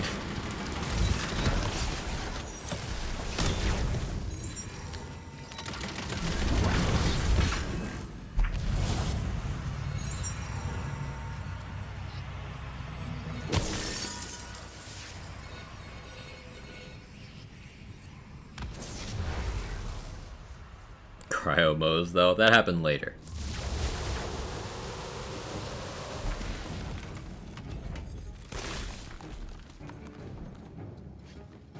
There's a Necromancer. Necromancer's a subclass of Wizard. Kind of. Necromancy's a school. You could be a Necromancer. But yeah, the point is, like, what does there not being a poison class in D&D fucking... What does that matter? As far as I'm aware, this is Tiny Tina's Wonderlands. I could be incorrect.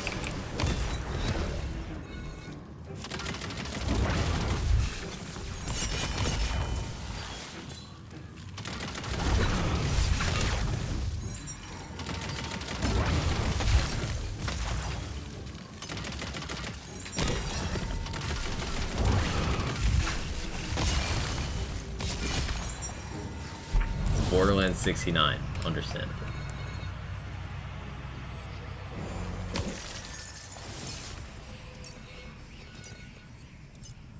That already is the poison theme. But again, J-Bridge, they give people what they ask for. Remember? People were like, hey, I'd love a poison class. I want more poison stuff. Poison, poison, poison.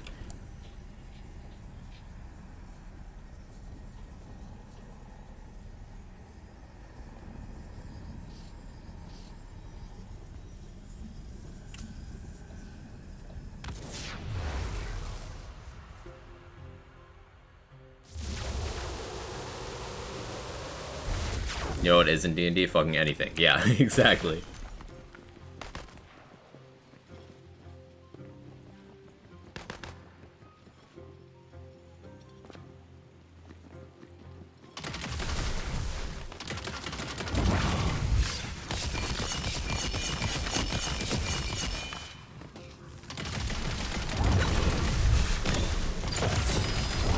Ooh, that was a good ricochet.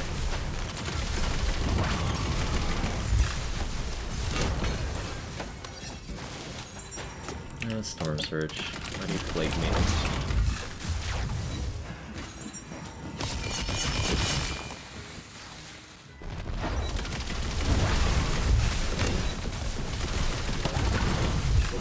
Trick Mirror doing work there.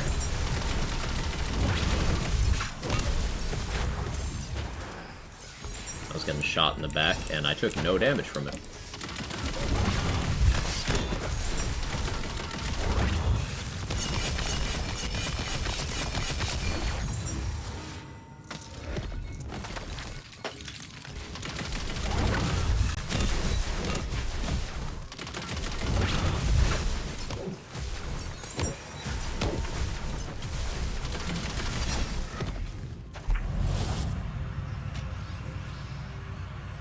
Spellshot is Iron Bear.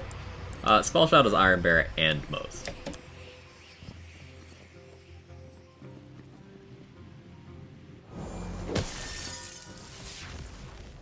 Closest thing to Iron Bear we have is Pixies. No, though. That's not even remotely. What? How do you figure that, Ramen? That doesn't make any sense. So we got Wester.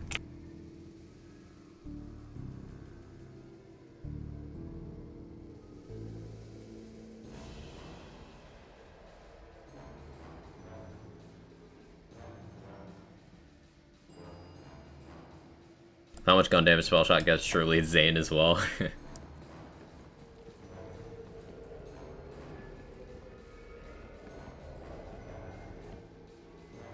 Do hope the calling on Storms aspect doesn't have the same struggles that Blizzard and Storms might do. What do you mean? You see, it gets another damage multiplier and is a companion. Fuck, that's Cub. Never mind, I'm an idiot. That's... Neither Iron Bear nor Iron Cub hit any damage peaks in that game at all. Not even close. Not even remotely close. Auto Bear was autopilot, but you didn't say Auto Bear.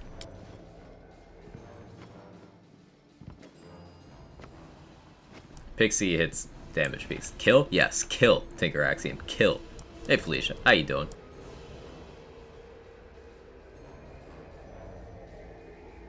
Yes, but on hit Zane. Yeah, on hit versus on shot. It matters.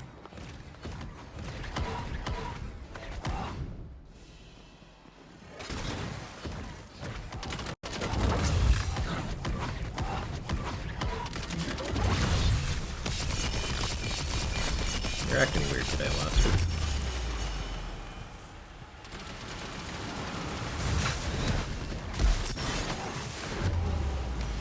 Very weird.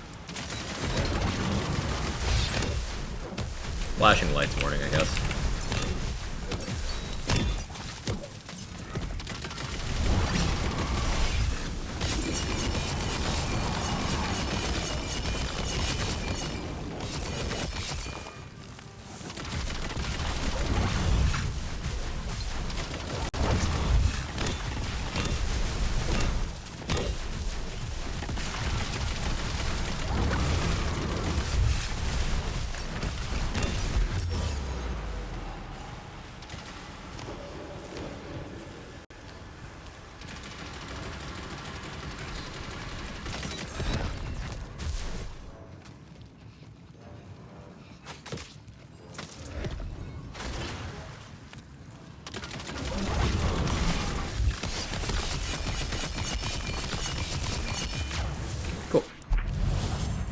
How's stream going? Stream's going okay. There's a Kevin near you. We got some interesting info today about the upcoming 7th character class. We got a confirmation that the 3rd DLC drops this Thursday. Steam release, also this Thursday. There's good stuff across the board.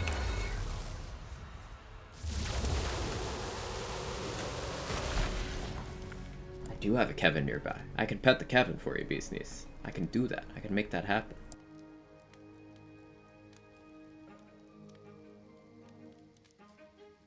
Hey Moxie, how you doing? Good to see you.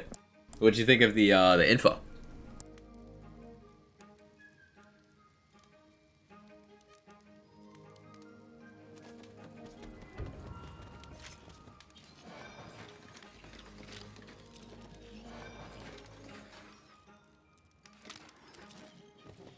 You realize they release info? It's up on their website. We know it's called the Blight Caller, and it's having to do with poison. And we're getting it with the 4th DLC. That's all we got.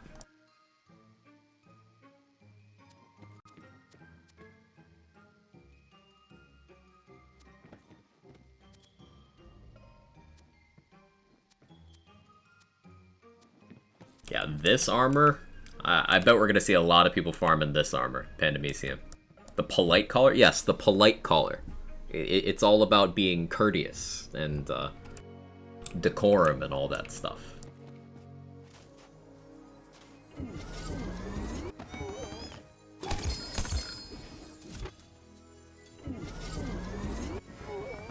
Oh yeah, it's got its own page.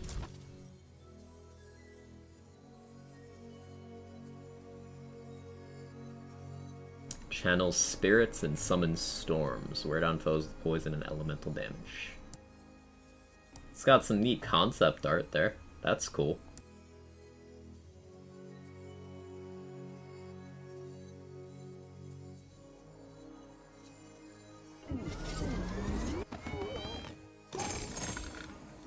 Where'd you gather that? The website. Wake up, babe. Polite Caller on the line for you. Wholesome.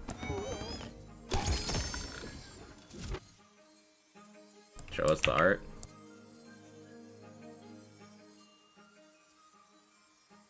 It's on the website.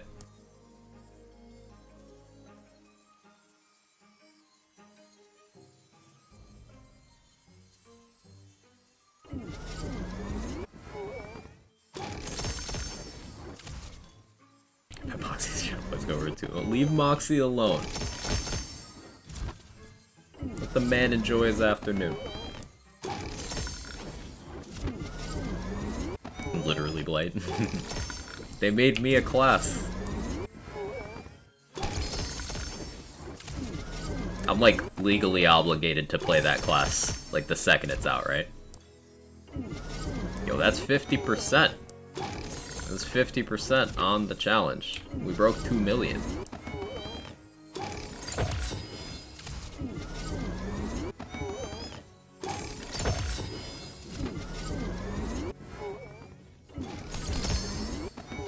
Polite callers literally every person in the Wonderlands community, obviously. In a perfect world, yes, but I appreciate the sentiment, Foster.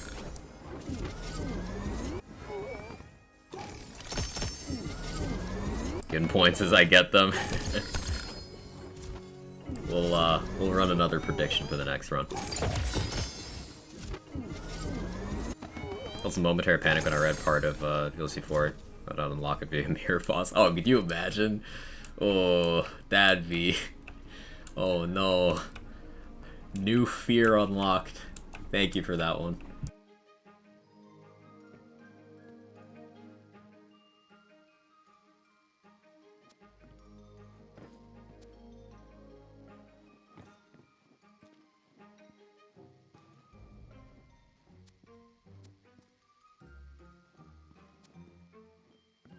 It's an adaptive trick mirror, but non-chaos tier. Sad.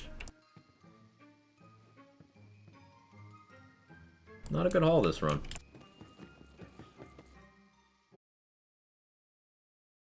There's no mention of level cap increase, but hopefully they continue to not do the level cap thing. I love that we're not doing the level cap increase model.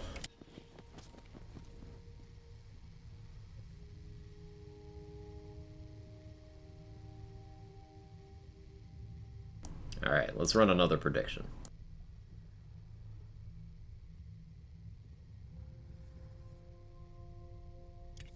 Options 1 and 2 each are referring to 9 of the potential boss rolls I can get, so it's 50-50 between those two.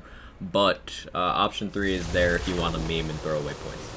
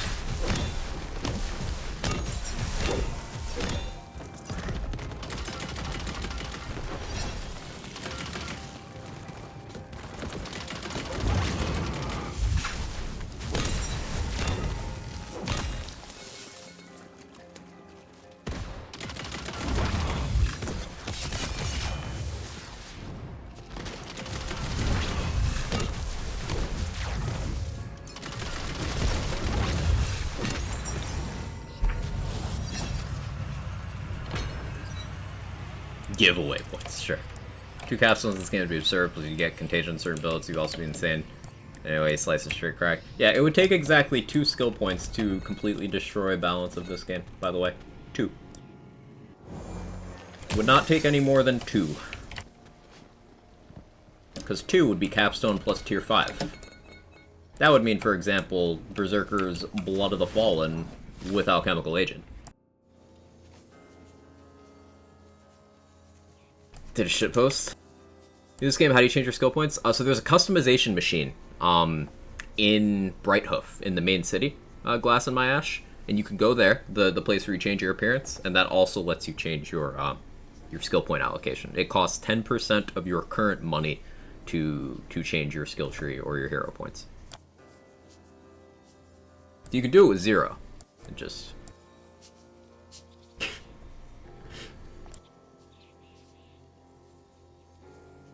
Why'd you make me look at that, Ramen? Why'd you make me look at that?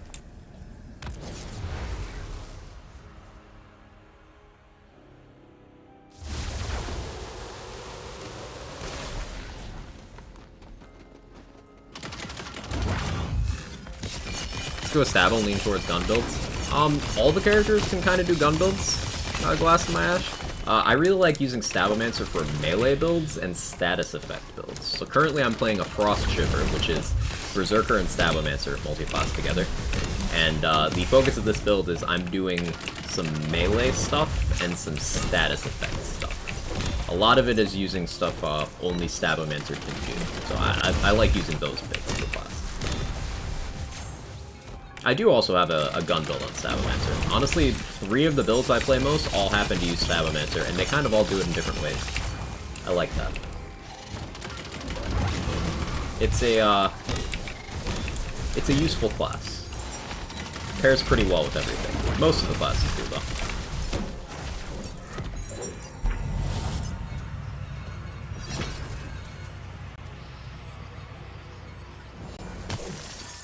Got back to the stream, we talked about PLC 3 announcement. We did, Doc.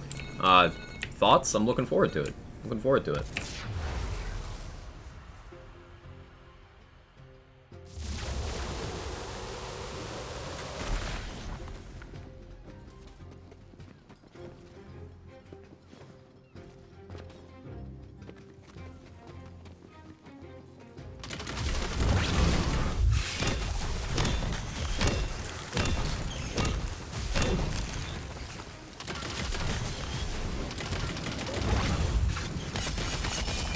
More variation chamber is always nice. Absolutely.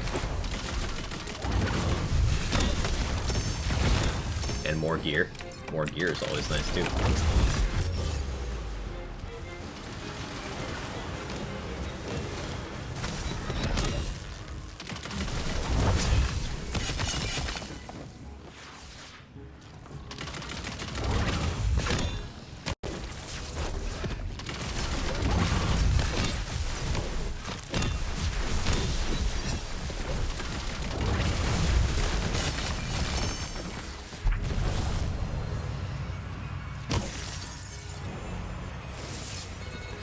Season Pass worth getting, heard the DLC is mad best. That is going to depend on who you ask, Glass in my Ash. For me personally, I don't find the DLC this problematic thing people make it out to be. They tried out a new content format that wasn't centered around story expansions with DLC in this game. It's more small doses of increased variation in this activity you're seeing here, the Chaos Chamber. So if you really end up liking the Chaos Chamber, which is something you'll unlock once you get to the end of the story, if you really end up liking that, then the DLC kind of functions as just periodic expansions to that, for the most part. So if that's up your alley, you'll like it. If not, then, I don't know, probably not worth it to you. But I can say that the DLC has given me extra hours in the game, and I don't have that many complaints about it, other than the boss design of the DLC kind of annoys me. But other than that, I don't feel like money was wasted. Personally, it's my opinion. You might not feel the same, and that's okay. But I would take the negative reviews and stuff with a grain of salt, because even Lands DLCs that have been received well by the fandom have been review bombed. Example, Borderlands 3's second season pass still gets review bombed to this day by people who don't understand the concept of this was unplanned content that they made later. So people review bombed it saying, oh, this wasn't free. Like, there's always going to be a complaint, is my point here. I judge for yourself. See if you like the Chaos Chamber, and then form an opinion. Crossbow pistol slaps the best gun type? Yeah, there's no best gun type. Best is going to be situational and often subjective. Different things are good in different scenarios.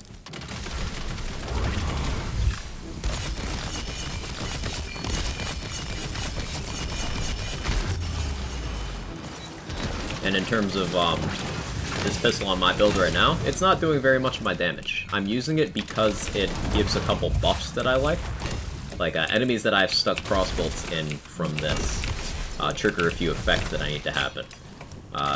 The meat of the damage from this build is coming from my damage over time effects and my sword. The pistol's not actually doing much at all. It's just a tool, you know?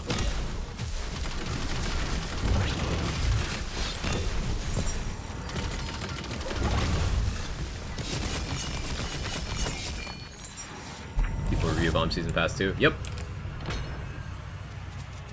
Inflammation. That's what I'm using right now. Double status damage roll, though, isn't great. Make me nostalgic for Wonderlands gameplay I was playing 3 days ago.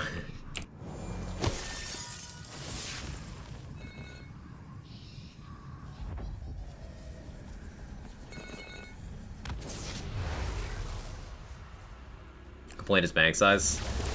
On the one hand, Shay, I do want more bank space and backpack space for sure. On the other hand, I don't trust the UI to be able to handle even more, you know? Like, it's already struggling. I'd like UI fixes more than anything.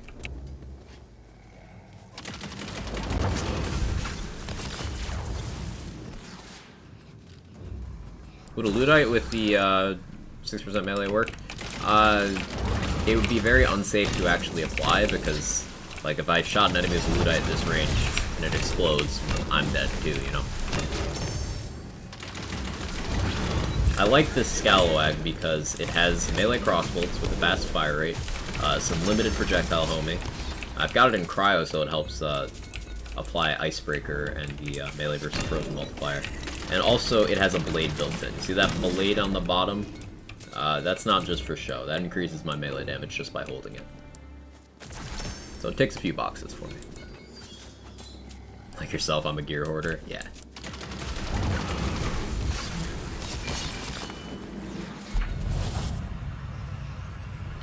I still don't get what people are mad about that. Season Pass 2 is new content, everything, and Season Pass 1 came out like it's supposed to. They even gave us more stuff in Season Pass 1 than they advertised. Like, they added more to it later at no charge. The first set of extra body skins for the Vault Hunters, the Final Form cosmetics, yeah, they put those in Season Pass 1. Like, they're available through either Season Pass.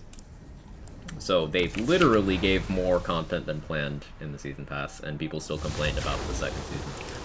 Because it's all about complaining. It's not about the actual feedback, it's not about the actual product, it is about the opportunity to complain. Never forget that.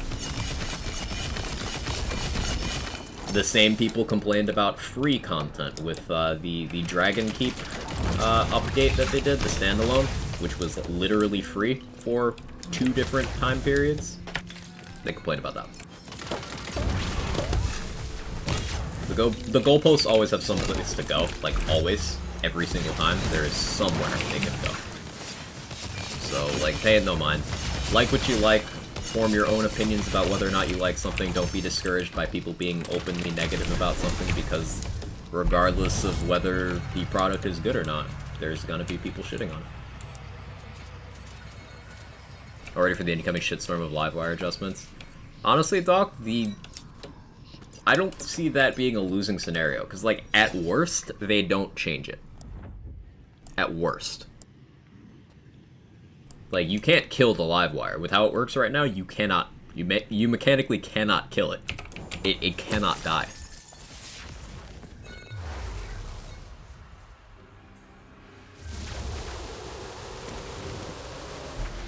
I just gotta say, I don't know how you put up with people who hate stupidly, extreme respect. Oh, I just make them look stupid in front of the people they're complaining to. It's pretty much my my approach. So, Drill, you can't really do certain things to Drill with a Deathless.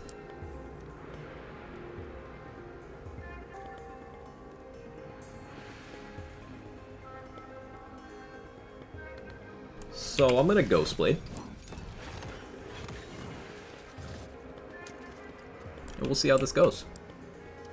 I won't be able to Inflammation him for most of the fight either. This will be interesting. I won't be able to Vampire him very consistently either. This is just gonna be weird.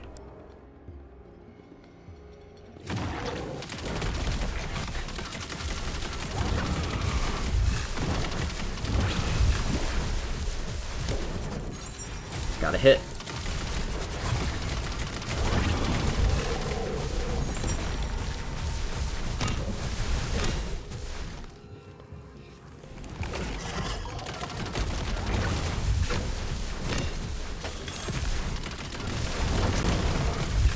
Greatsword's big enough I can still get hits in?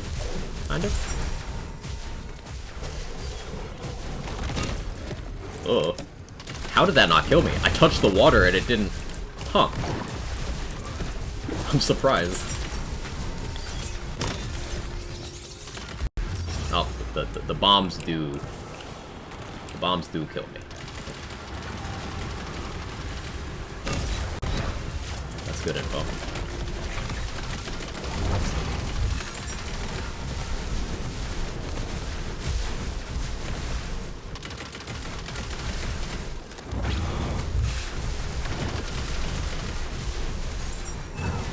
Okay. Barbalo doing work? Yeah.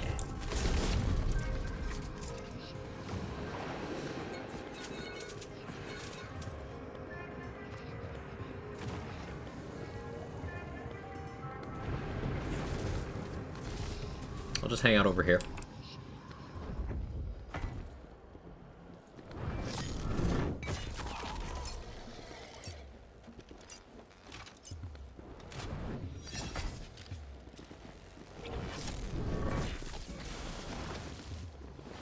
Deathless doing it for your build over other armor. More Trick Mirror uptime. And also, it's what I had.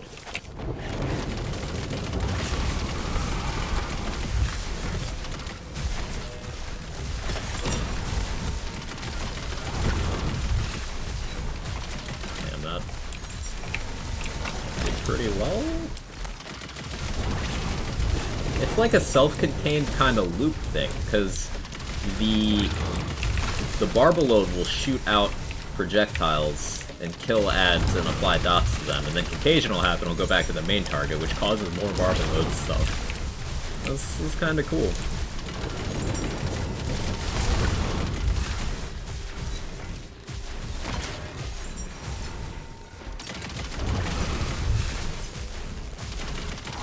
Well, that's enough DPS. Class Blight Collar, and we looked into that yet? Yeah, there's a section for it on the website. They show a little bit of concept art for it. Gave us a little blurb on what kind of stuff it's gonna do, and they said we're gonna get more info later. I'm looking forward to that. Thank you, Felicia.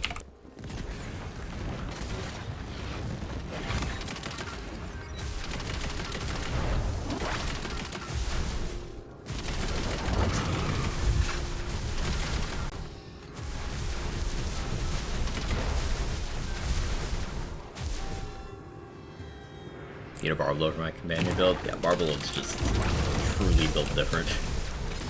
Item's crazy.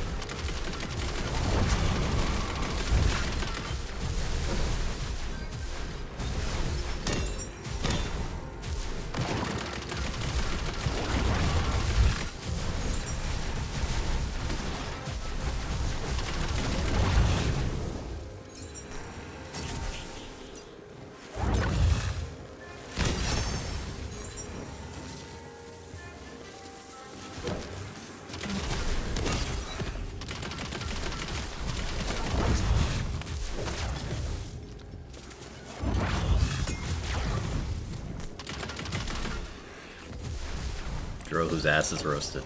Alright, we found out the community feature will be send help. Break the news to me.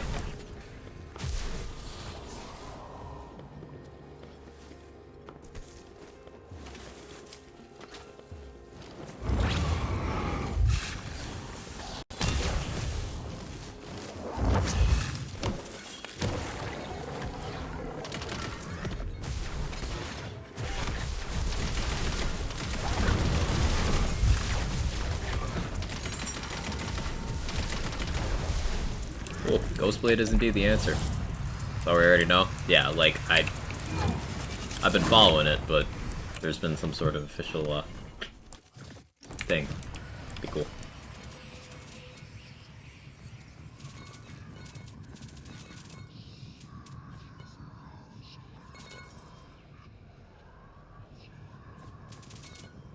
All mimics, half the maps of Brighthoof, drill end boss, Rivulet mid. Yo, we got the drill end boss? Dub. I consider that a dub. We got the drill end boss. Let's fucking go. Cold Mirror sounds cool. It does.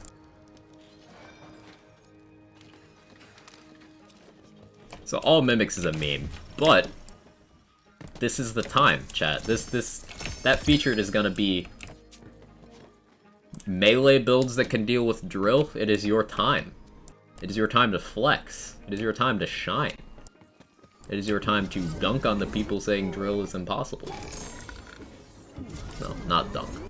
That's an exaggeration, but it's your time to show that,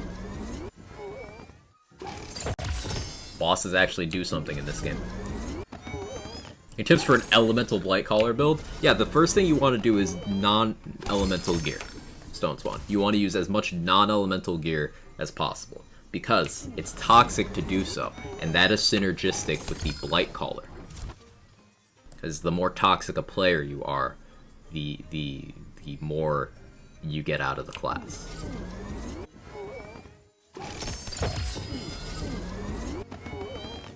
Red will be entertaining this week. Is it ever? I played about Livewire, Pixie Eater, someone played different characters. Pixies are never getting nerfed, realistically. As much as I want them to, it's not happening. But they complained about the ring balancing, they complained about the cryo balancing, and neither of those impacted anything. There's still people out there, to this day, who will be like, man, sucks that the Buffmeister's terrible after it was nerfed. A, never happened to B, lol. But, you know, those people exist. So just don't give them too much of your brain power or time.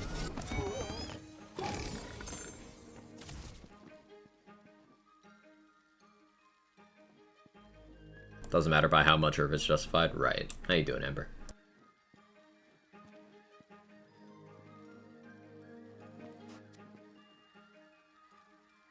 Amnesia with exploit their weakness sounds like a great way to die. Because, like, you can trigger exploit their weakness on yourself, right? There's people who still think that all they have to appeal through is nerfs or beyond hope. Yeah, like, it's not reality. You can show them the numbers, and it doesn't change anything. So, like, it's not worth your time, genuinely.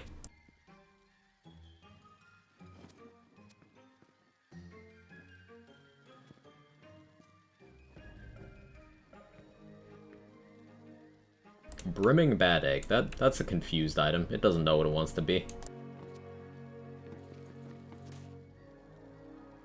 Hey Zazzle, how you doing?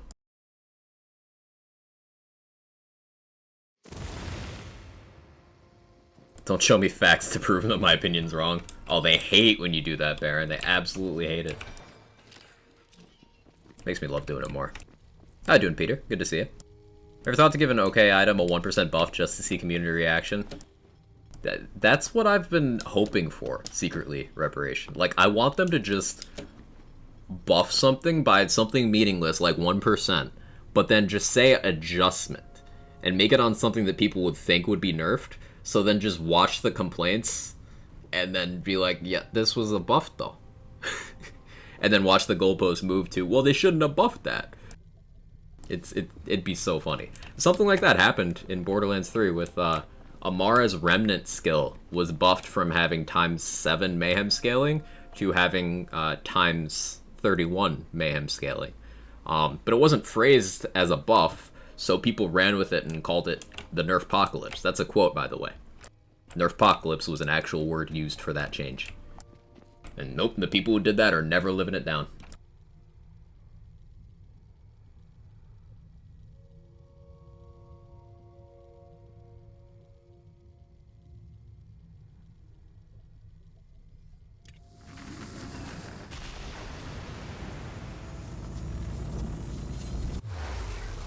Doing amazing. Treatment finally started.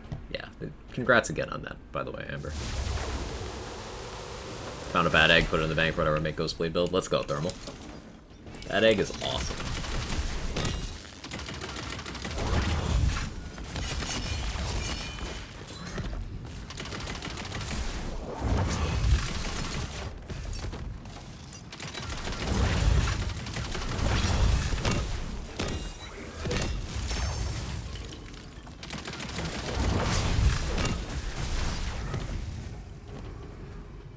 Nerfocalypse, isn't that the name of the Nerf gun mascot? That thing is cursed. Have you guys seen that? What's the name? Isn't it named like Murph or something?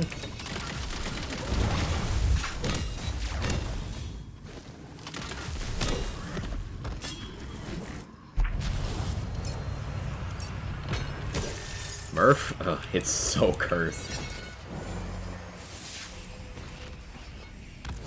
It is Murph? Okay, yeah.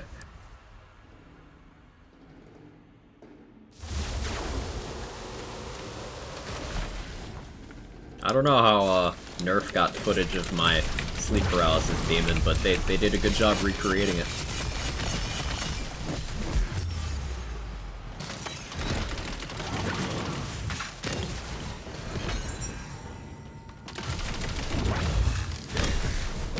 Click at your own risk.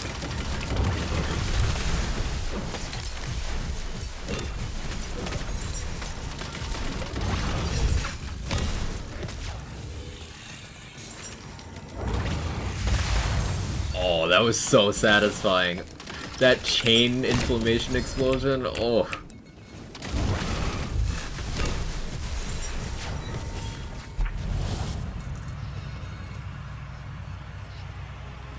I want to do this on a spell shot with Ambi, so I could use 2 inflammations. Just... That sounds fun. Unleash the play in you.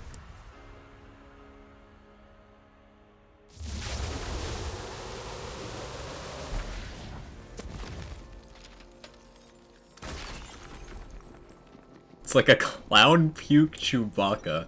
That is a combination of words.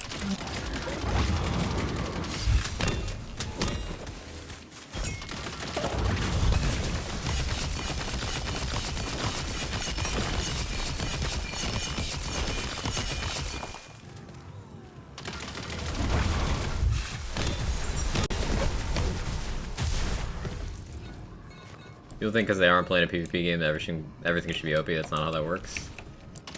Correct. If balance in PvE games didn't matter, then board games wouldn't have rules. Or not board games, excuse me, solo card games such as Solitaire. Solitaire wouldn't have rules if balance didn't matter. Minesweeper, not a card game, but another solo game, wouldn't have rules if balance didn't matter.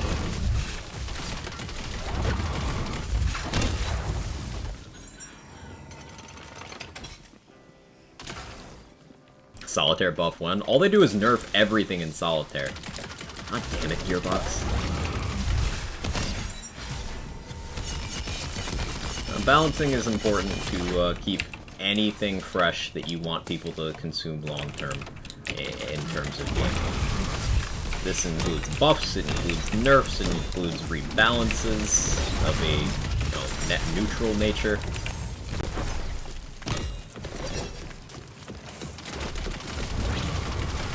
Balance is important. Queen nerfed in chess, right. Like...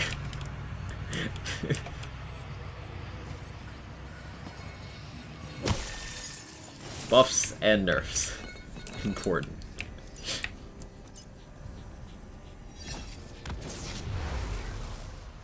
Who even uses hearts anymore? It's so off meta. Roxy needs to buff my lunch. I'm still hungry. What'd you have for lunch? I could use a lunch buff. Pawns moving 2 spaces first turn was a balance patch.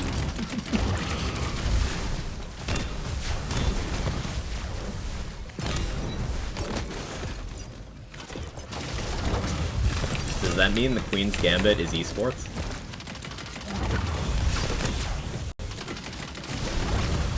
Not the actual professional chess, I mean specifically the show.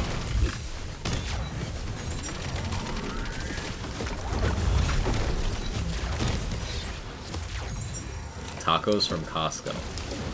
Is your stomach okay?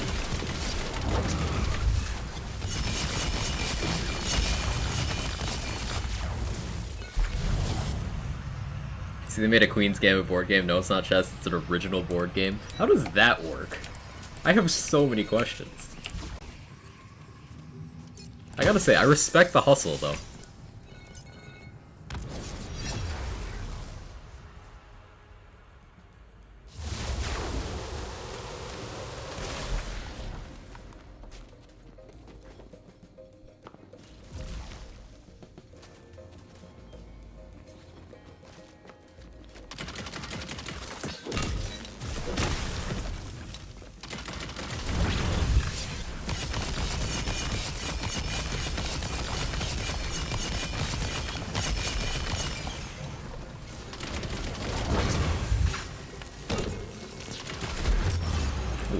Leads it hard.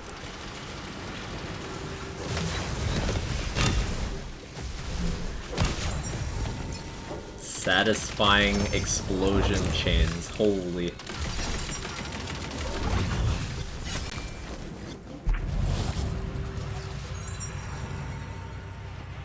Go to 7th class? They did. They did.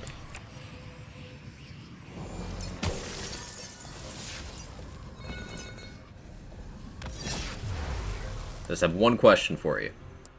Okay. 5.6 out of 10 in Board Game Geek. Ooh. Explosions? Explosions. This build's got a lot of explosions. Based on how we're triggering them, you could maybe even call them blood explosions.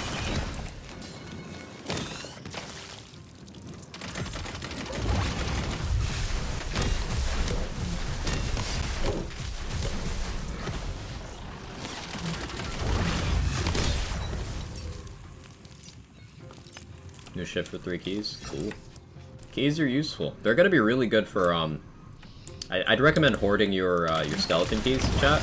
If you plan on playing the Blightcaller when it comes out, going through your Chaos tier progression, keys are really nice. Like, for when you first get to a Chaos level that you're having difficulty with, you can just open up the chest and get some stuff that'll help you get your foot in the door. Helps cover things like rings that you're just looking for stats.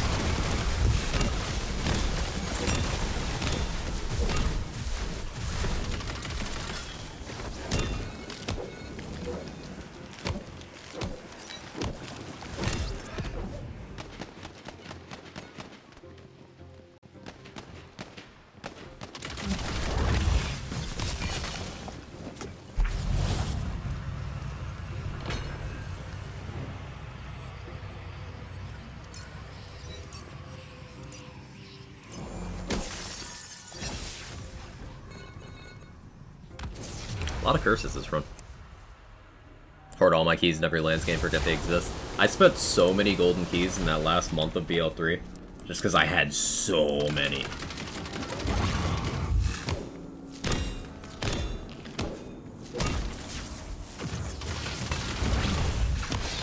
Stableborn's still gonna be the edgiest combo because the Blightcaller doesn't run for its money.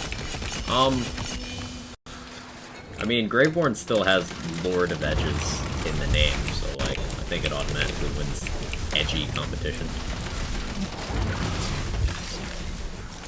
So it'll probably be Graveborn involved.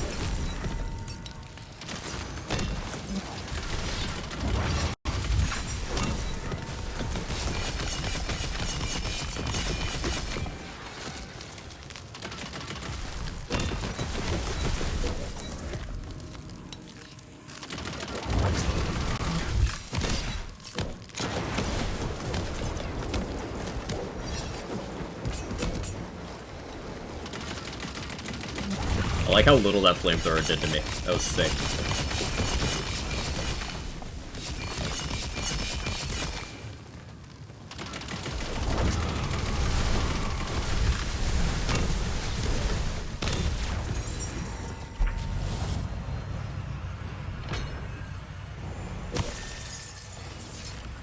Who we got boss-wise?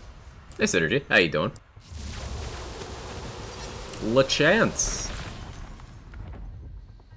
Good ready-made, you assemble chicken soft taco with cheese and pico, cilantro, lime sauce, and guac. That actually sounds delicious.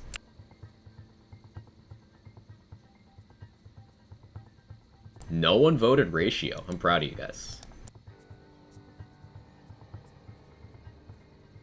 Self-control.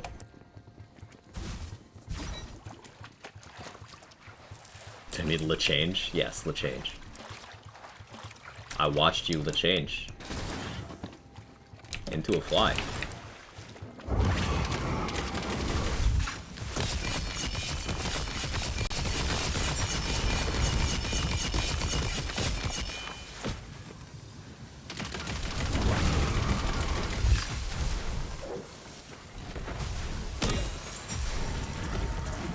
No, Quag.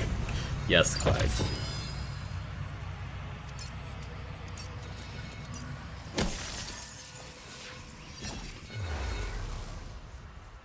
Living the life past Quag. Quag's okay. Quag's okay. Beat this guy the main story. Am I near the end of the story? No, not at all. You're like little under half. Yeah. Probably like 45%. Something like that.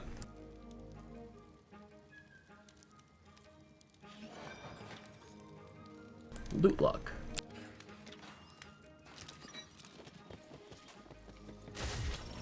The change missions are great.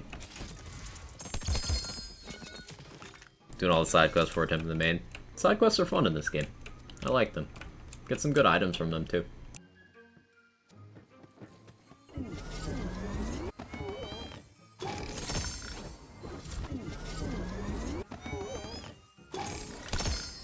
Level 40 at drill during your first playthrough. I finished my first playthrough under level. I was like level 27. Because I wanted to get to the Chaos Chamber.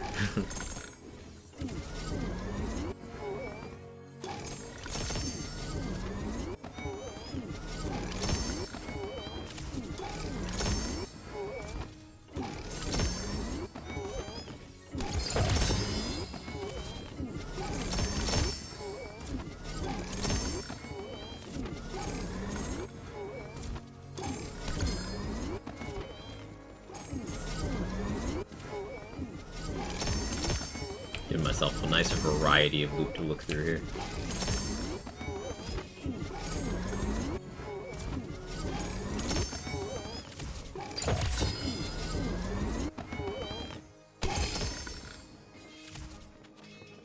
Okay, what we got? Wow, did really bad on the amulets. Not one legendary amulet out of all that. That's rough, buddy.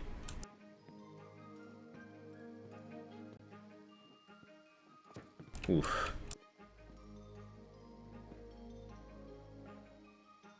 Kinetic friction, though. Only chaotic. Got a capacity roll, though. So, like, this is why kinetic friction is good.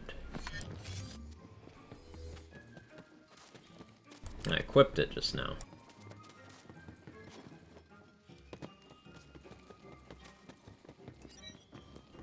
Still breaks 30k. So, kinetic friction versus my primordial trick mirror with half the card capacity still gets in spitting distance of being equal. Because it's got that hidden 100% HP with a decent capacity. So, keeping an eye out for better kinetic frictions.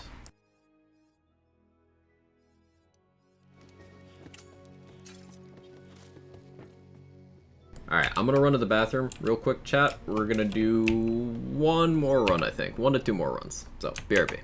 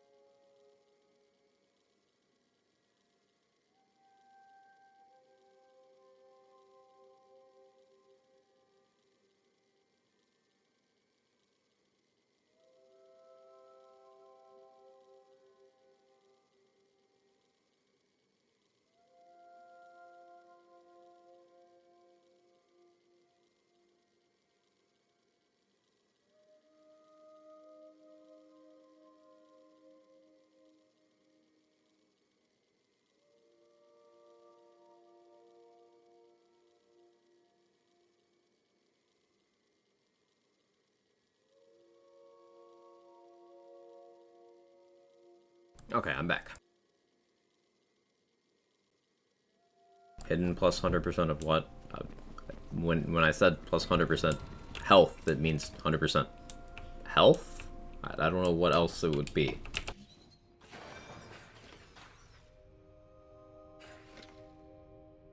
Companion damage 41.7%, that's interesting.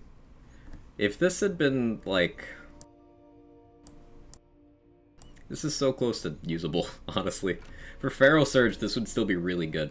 If that companion damage was something more helpful, I'd actually buy that. Everything come out okay? Yes. Thank you for asking. I'm off too tired, gonna lay in bed and watch something. Sounds good, Amber. You have a good one.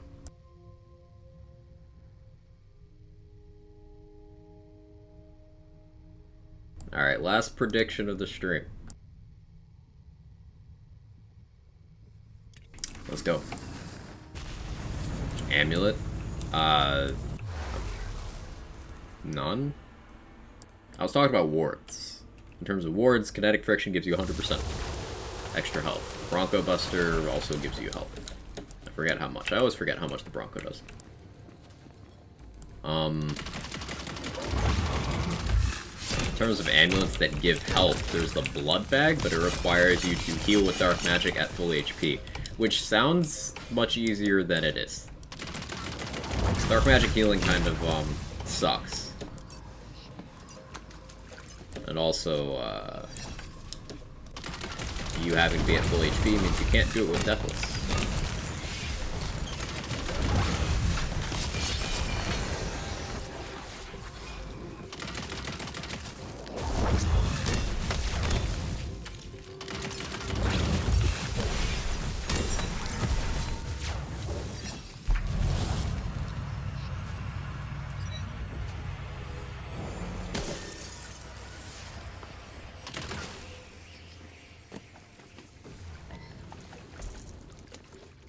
There's a drop over here I want to investigate.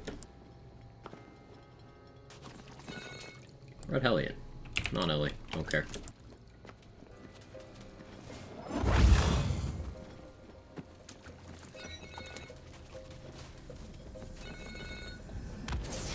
So what do we think about this build, chat? What do we think? I'm enjoying it a lot so far, because I've wanted to do inflammation stuff since pre-launch. I just hadn't gotten around to like really building for it. And inflammation Barbaload Contagion is like addictive.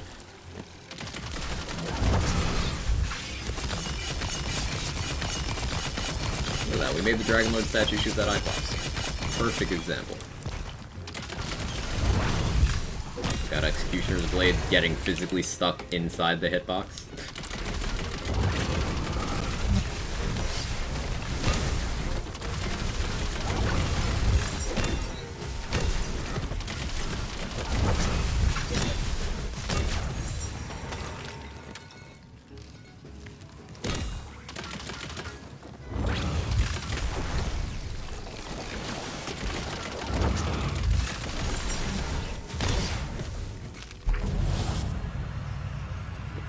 It's really fun you melted, Drill. Yeah, that went pretty well. I was surprised. I thought it'd be slower, not being able to actually connect very often with my melee weapon, but it worked fine. Only beef with inflammation is that it can roll with more than 3 charges, won't let you hold it for more than 3. Ah, that's interesting. I didn't know that. That's good to know.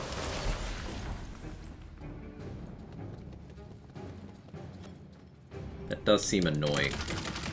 Not necessarily a bad thing. If anything, for people like me with no self-control, that's probably a good thing. But that is annoying.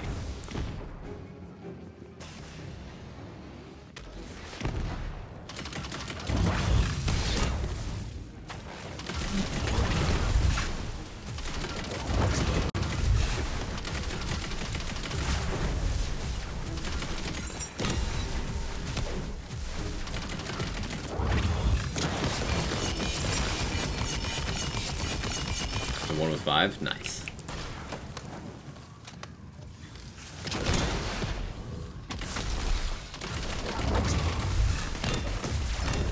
My current one has a cooldown part and 2 radius parts. Radius is pretty nice for this.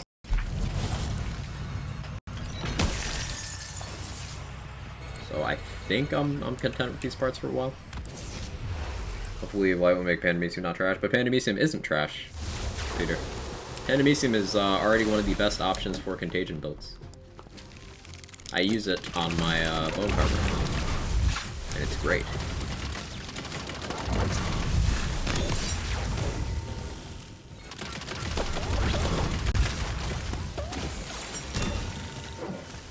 Congrats on your mascot becoming canon in Wonderlands, right, Eric? Oh, I'm so hyped for that. They made me. I'm a class. It's great. It's great. Everything's great.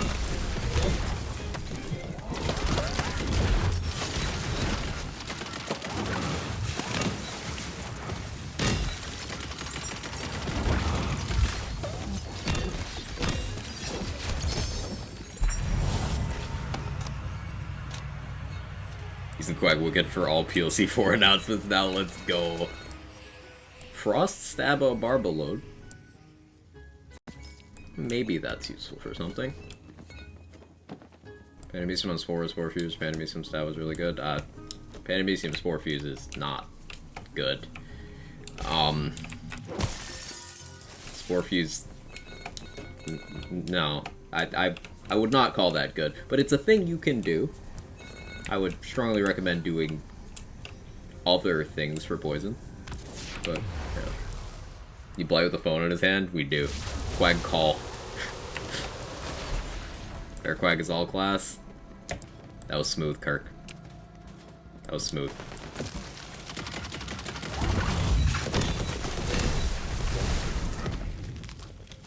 Quag, you have phones, right?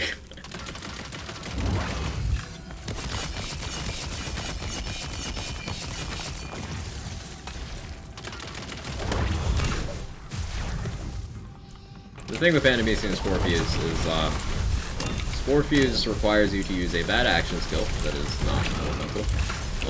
Locks you out of some options. And then it has a sort of cooldown mechanic. You cannot constantly trigger Spore Fuse forever. It will eventually stop triggering.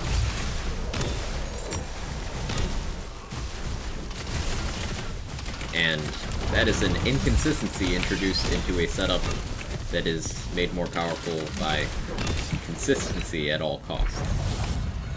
Also, that means you'd be running Spore Warden for dot stuff, and like, it does nothing for that. So, no. Other than the word poison being there, there is no synergy. Quag, you have games on your phone? If I installed some games on my phone, you guys want to hang out? We could play like Temple Run together.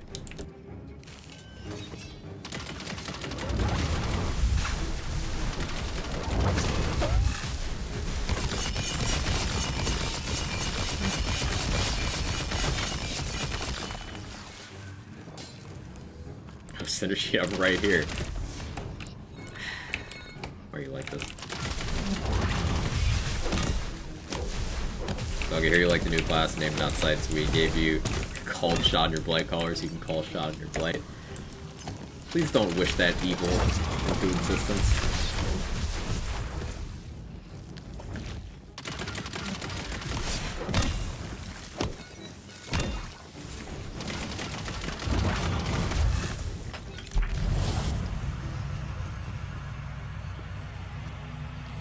Temple Run is still 2011.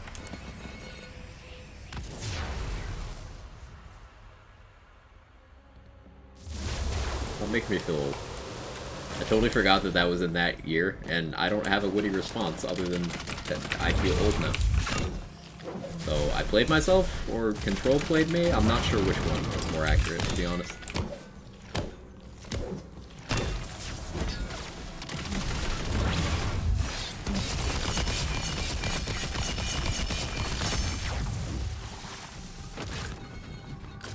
You play with Pebble.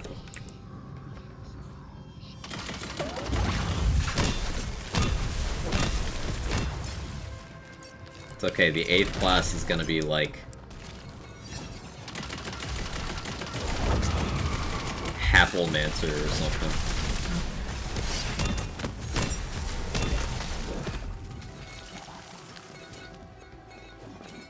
Ninth class will literally just be called damage. Let's make the rounds.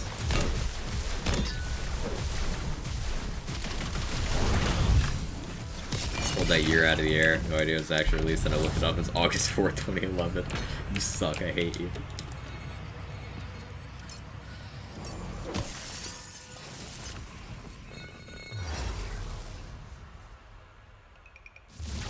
.11 isn't that long though, Matt. Stop giving me a Melda!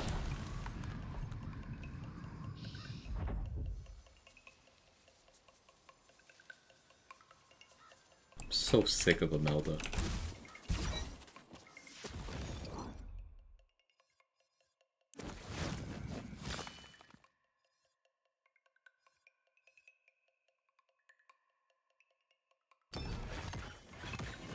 Fat stacks, boys. Hey, Steve.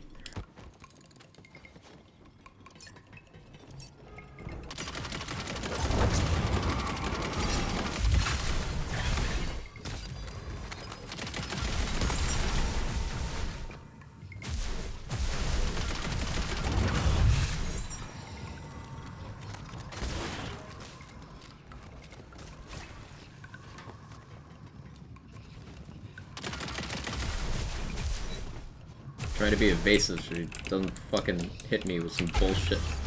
Like that. Like that exact, literal, that exact thing.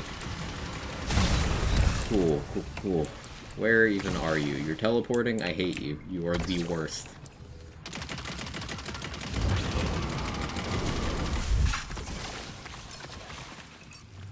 Hey Hazel, how you doing? Beauty Features looks interesting, can't wait to see Quag tear through that. I'm looking forward to it.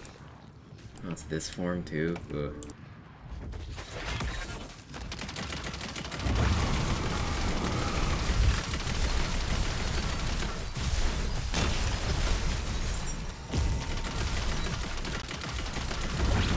I don't know if Ghostblade can even hit this Imelda, honestly. I don't know if that, like, did anything.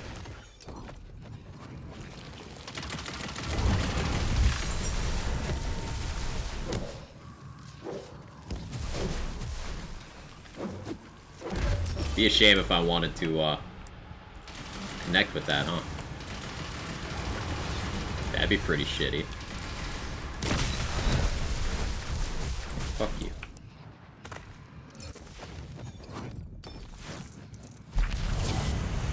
Did not enjoy Imelda? Yeah, me either. Ugh.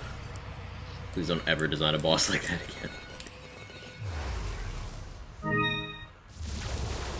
Dope stalker, check a raid message, copy pasta, that one was amazing. I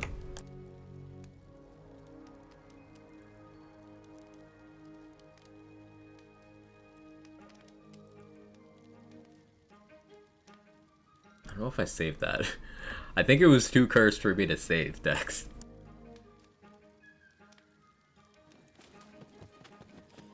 I do not have it.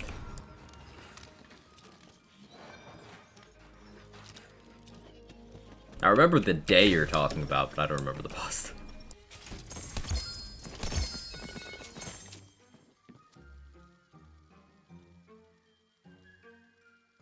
I want to try some Extinction Calamity status stuff, because, like, it does a lot of ticks. The dot's terrible, but it does a lot of instances.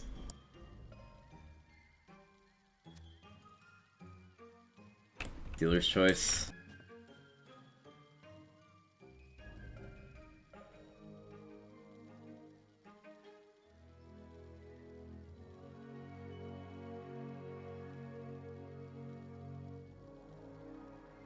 I'm not looking forward to Borderlands 7, where the dedicated drop source for the conference call 5.0 is one of Jack's used condoms.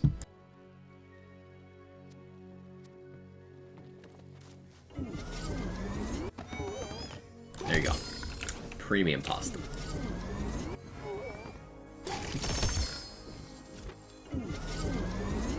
Kevin, what are you doing? Yes, you are, Cat. I agree. It's a good observation.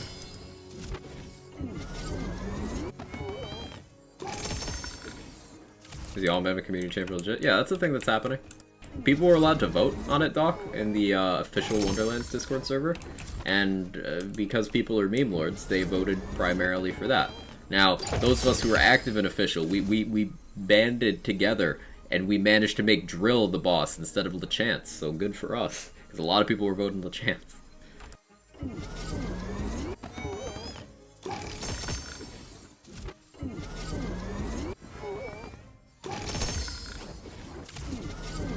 Meme Lord? You mean Mimic Lord? How dare you?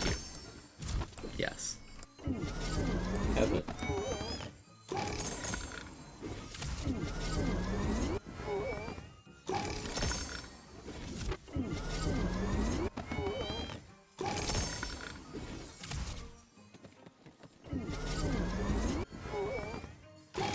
He just flops down over there.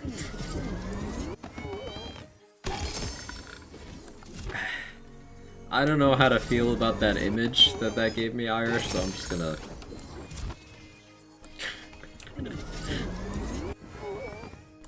Voting's been closed for a bit, Kitten's Bomb. It was in the official Discord server over the last couple weeks. It might do something like that again, though, so it doesn't hurt to join the server. !LFG gives you a link to that server.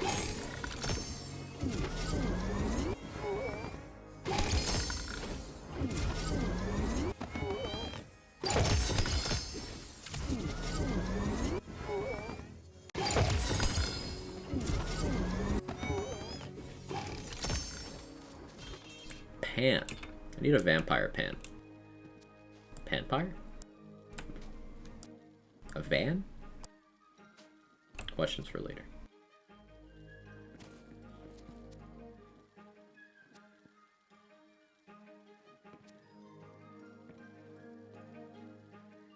Double Vagabond Spirit Rune. That's interesting, but not really good.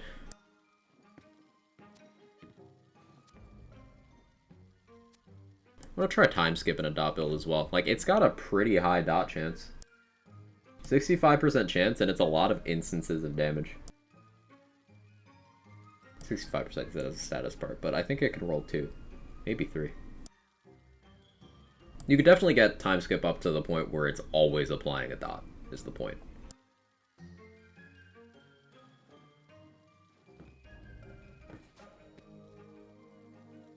Shower, what is this? Words. Of the best kind.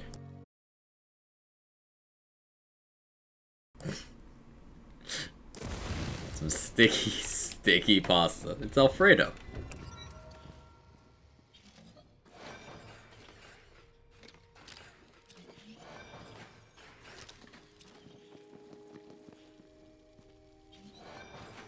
Anyway, on that very, very cursed note,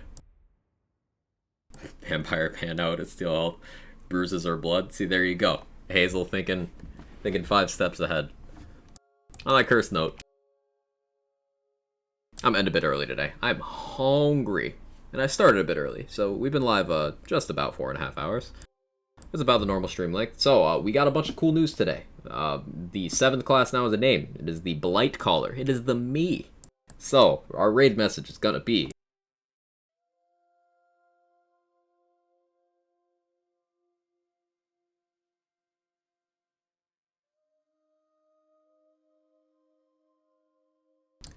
Quag Chad, Quag Caller, Quag Chad. Of course. Of course. Let's find somewhere for us to go. But thank you guys for hanging out. I appreciate you. I appreciate the support. Tomorrow is Wednesday.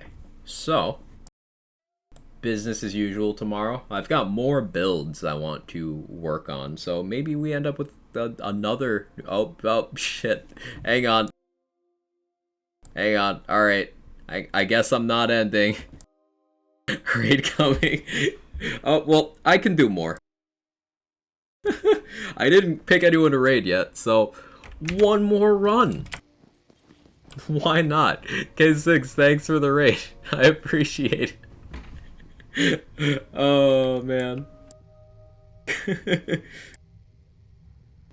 Donk raid. Welcome in, raiders. Quality shit posting. Welcome, Raiders. Well, I was about to end, but I'm not gonna let you guys down. We'll do a couple more runs. I'm here doing Chaos Chamber with a sort of interesting melee build I made. First, let's get a prediction up for that channel point redemption. Let's bet on the boss. So, if you like melee builds, timing's impeccable. Hey, it's always good to see you though, K6, so I don't mind. Thank you so much for bringing people over here. How'd your stream go? What'd you get up to? But yeah, this is my inflammation barbell load melee build. Flashing lights warning. But basically, you ever want to just light an enemy on fire, fill them with crossbolts, and then smack them with a big hunk of metal until the entire room explodes? Because that's what this build does. You see lots of fire explosions. Kind of reminds you of Krieg's Bloodsplosion or Radiation in Borderlands 3. Lots of chain reactions.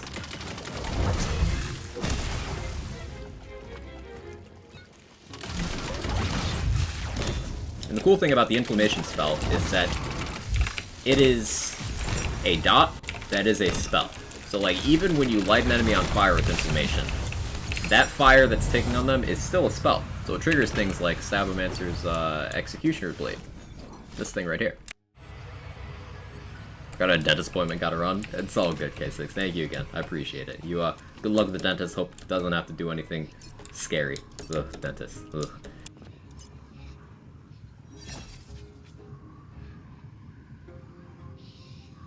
What is this, ramen? Hate you. Stay back or nullify. I guess we're taking nullify.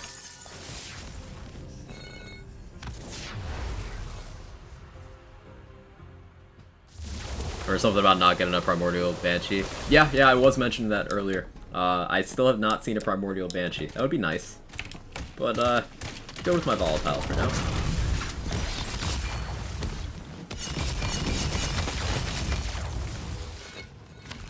But yeah, for any of you joining us who don't know me, I'm Quag. I do Borderlands, Wonderlands stuff, build stuff in general. I'm entirely too addicted to this game, and end up making a new build every couple days. This is one I put together last night, with a couple ideas I've been tossing around for a while. I just broke the 1,000-hour mark on this game yesterday. So, big talk about that. Wonderland's build crafting keeps you busy.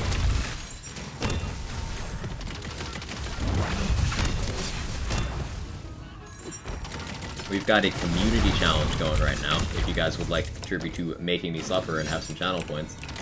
We just crossed 50% for the goal. So if you guys raise 4 million points in 30 days, I will do a 24-hour stream of silly activities. Haven't decided all the silly activities, but there will be silliness.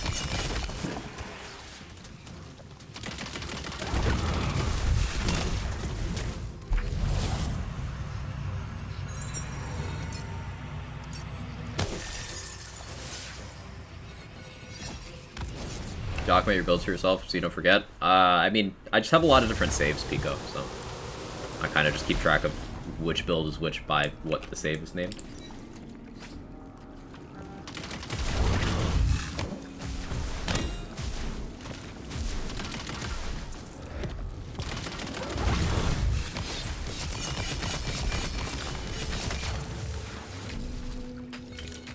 Inflammation is also working with Contagion. Yeah, that's what we're doing. We got some Contagion, we got some Executioner's Blade, got some Barbell Load. It all fits very nicely together. It does things like that. We got a little bit of Dreadwind as well, because Dreadwind hits 4 times per second, gets bonus elements, and those 4 hits are melee, meaning if they crit, we get Alchemical Agent. So Dreadwind is one of the fastest potential dot-applying things we can do. So it just works really nicely on this build, because it also has a short cooldown. So it lets us rotate our enchantments pretty well.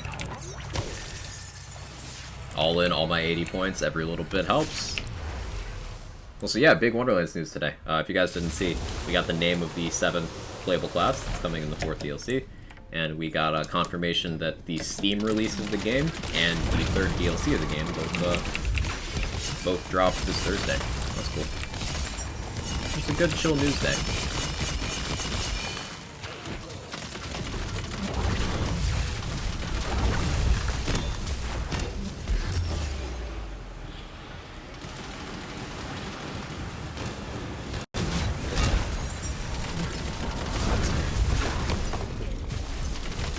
On hammer would be a little awkward. I can spin too. Oh, his spinning hurt more. Never mind.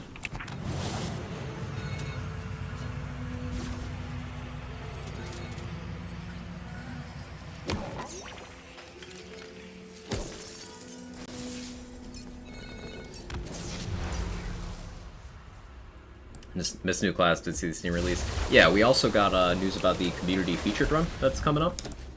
They confirmed which enemies and rooms and bosses and stuff we're getting. So that's cool.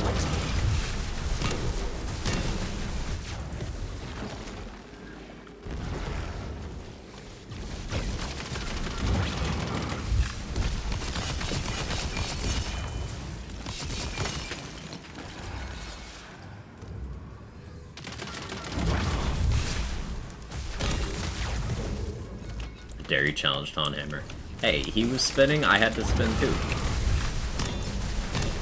We took each other out, but like, I still won. Won the right to take him out on a date. Got him.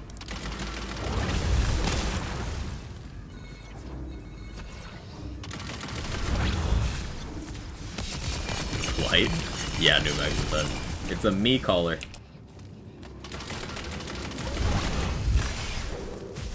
Hammer got done dirty, he did nothing wrong. I mean, he did try to murder you when you were being manipulated by Claptrap. Like, without giving you a chance to hear him out. As we call it on this channel, polite caller. Because we're fucking respectful. Yes.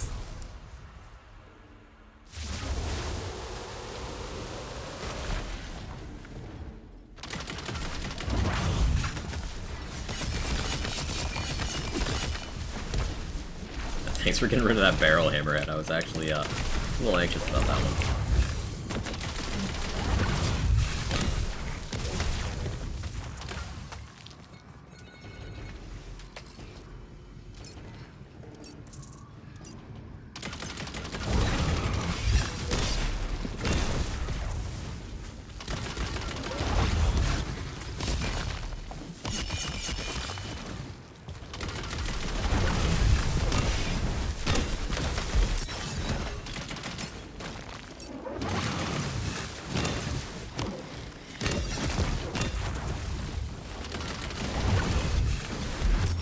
Oops, that was a lot of damage.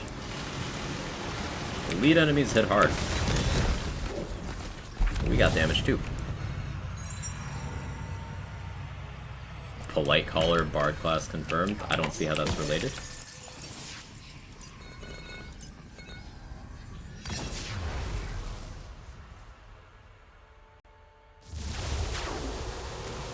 Cameron deserves a second chance.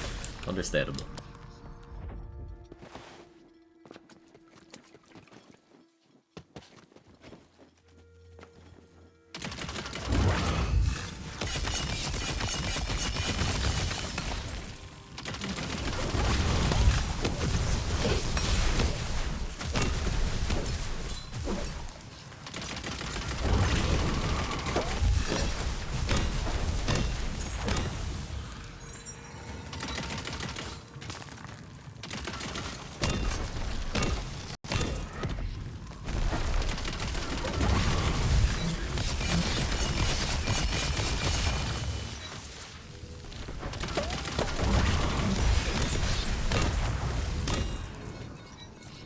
Quartz up there. I keep forgetting that one of the quartz spawns is up here. Quartz elites not only give you good room progression, chat, but they also drop some crystals. So knowing where those are is very helpful.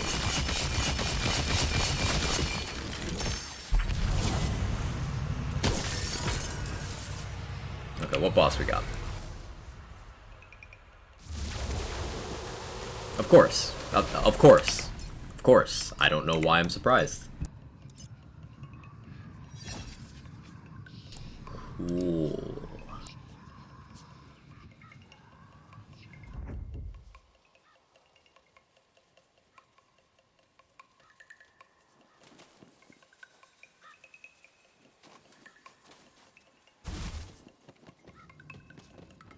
Just one more run? Do we just go until it's not Imelda? It'll be fun, they said. Yeah, yeah.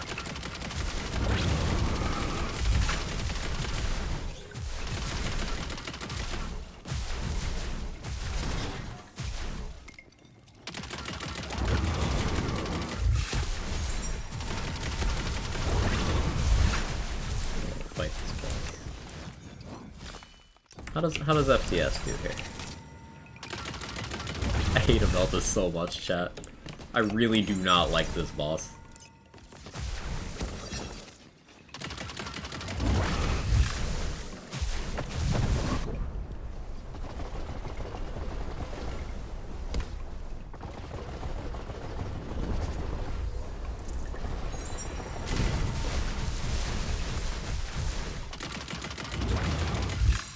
Stop teleporting.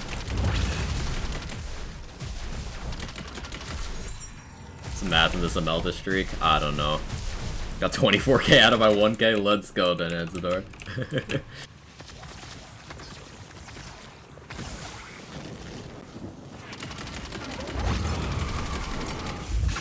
Why are you teleporting? I didn't go anywhere. You really didn't go anywhere either.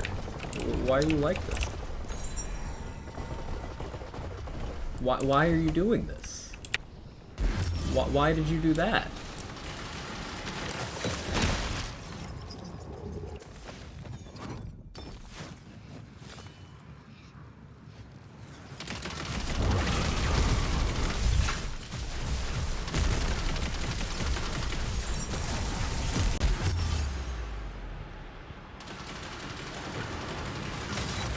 Fun boss.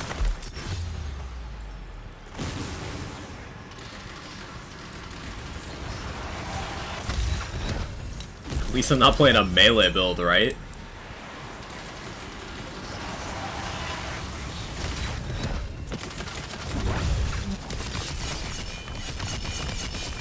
Luckily, Dreadwind can hit her, as long as her insta-death aura is gone.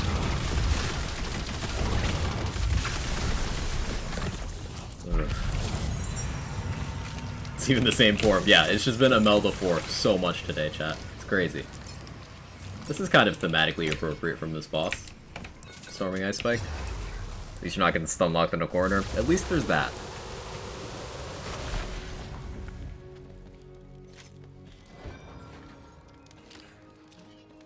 Screw all Mimic featured. We want all Imelda. Who is this we? Who is this we? I don't know if I trust that, that we. We have 30k health and still die in one hit. Some boss attacks are designed to force you to take advantage of health gate. And that's one of the trade-offs of when you're doing deathless stuff. Because you don't have that on the table.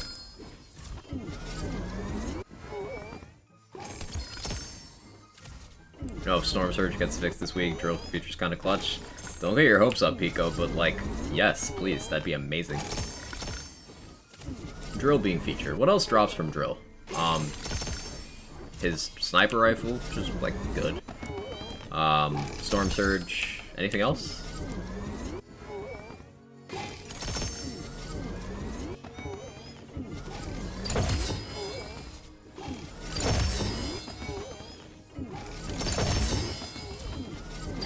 Crystals event is great. Even on these bite-sized runs, get a pretty good return. I'm gonna get used to these crystal raids and then be so sad when the event's over. Headfins? Ah.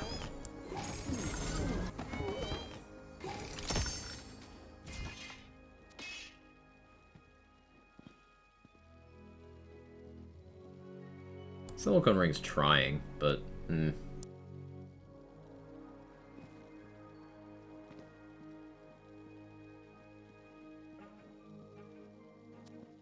Speed of Storm Surge.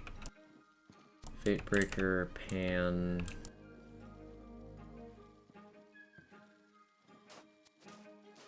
Yeah, loot sucks. Let's run it again. So hopefully...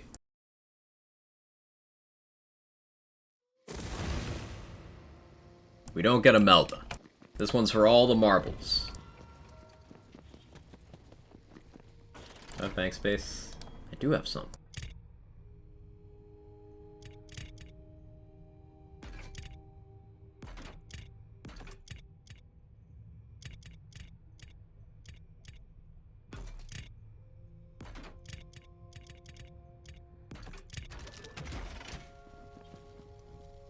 Alright, let's do it. Shit, I forgot my marbles. It's okay. I lost mine a long time ago. Still not over cosmetics back to normal cost. Yeah, I'm lucky I didn't get attached to that one. That sounds painful.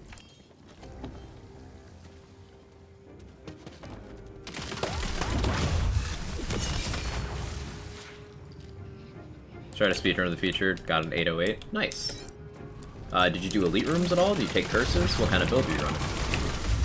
8 minutes is a very good time.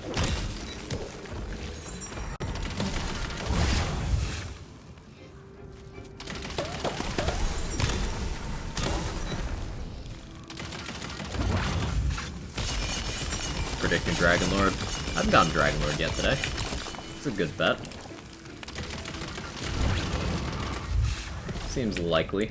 I've gotten Dragon Lord or Chums today. I haven't gotten Parasite either. Also known as the boss. Which bosses have I gotten today? Has it just been Drill and Imelda?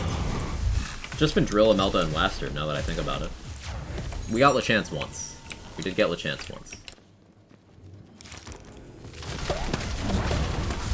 Oh, Elite's melee build Contagion? Nice, good work.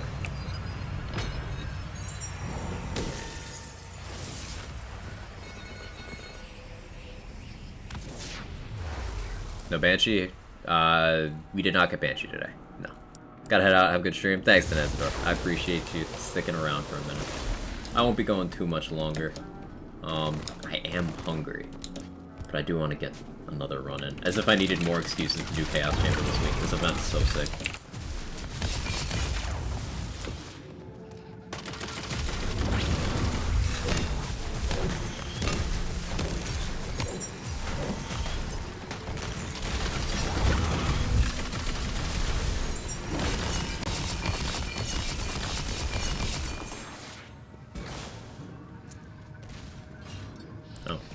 Good job, Nasty Spill.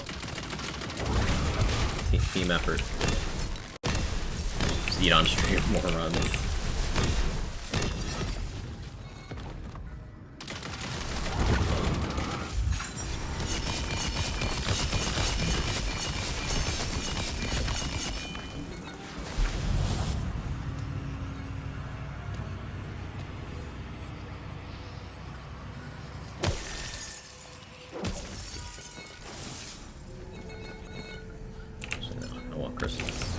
Gotta have the crystals.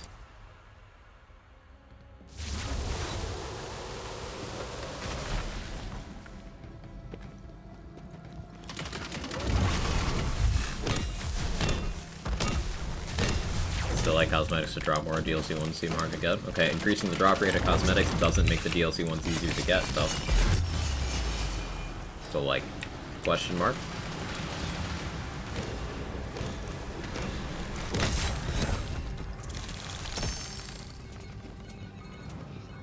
Construct a machine that feeds you. I am the machine. I don't know what that means, but it sounded cool.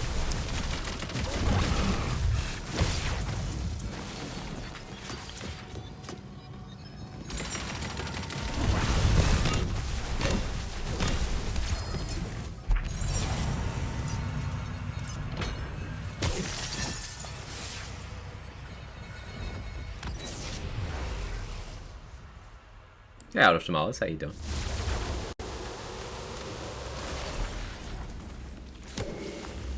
yeah, I had a lot of fun talking to Alec on Sunday. That was a good time. Looking forward to watching the next episode from the other side of things.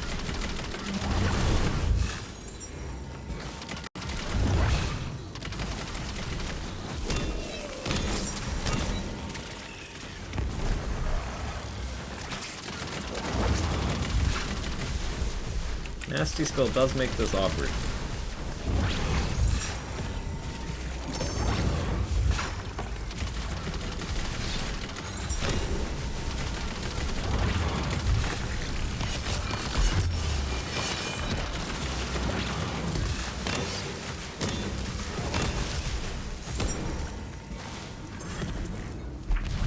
Cool. How's that interview? One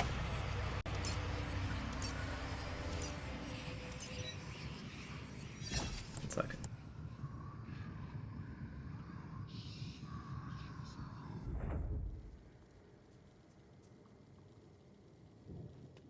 Oh, thank you, Felicia. I was grabbing that right as I tapped back in. Thank you.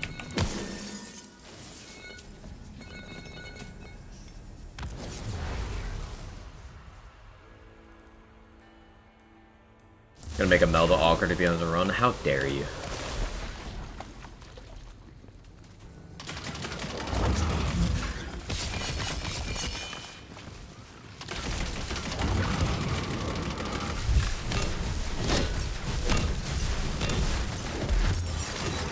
Okay, so I have a question. And I don't know why this never occurred to me. If you have two enemies that have crossbolts in them, and you have a Barbalode, can you I'm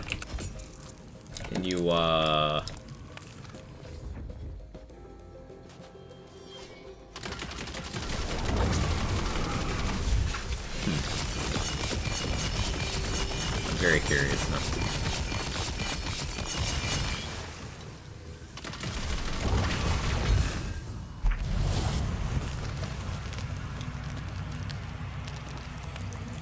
Thank you for testing. Yeah, Rune, thank you for testing. Yes? The question is if it's theoretically possible for Barbalode to trigger Barbalode on another target. Now, it'd be mathematically improbable if it is possible. But, yeah. What's Ratio's winning condition during a prediction vote? There isn't one. It won't win. It's just a meme option. It's just for people to throw away points. Hidden spawn.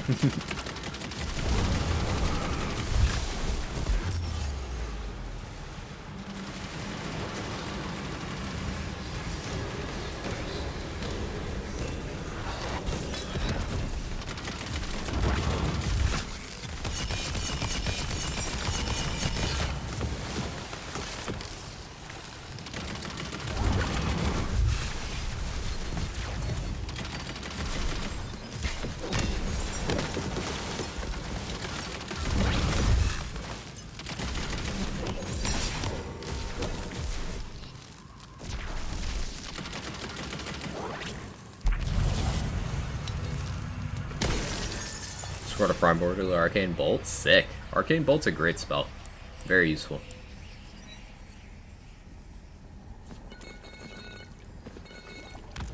Glorious purpose of redistributing wealth among the Quaglings. And for Quag to get Ratio. Man, that Quag guy really fell off. He took the L.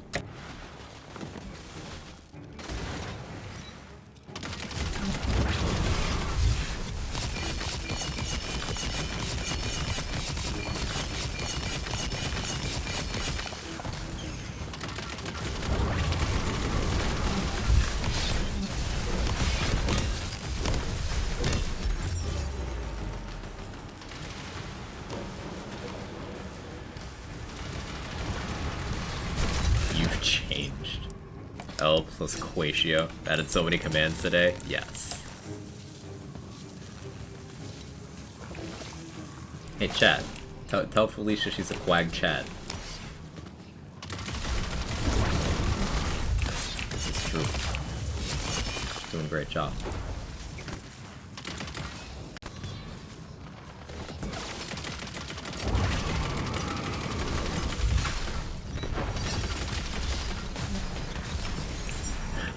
think that Cyclops is trying to pull me over, but isn't that helping?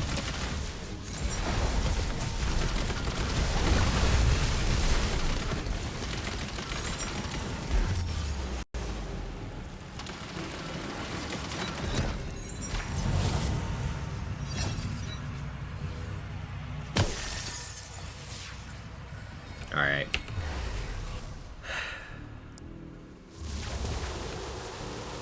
Not Imelda. I'll take it. Still a repeat boss, but not Imelda.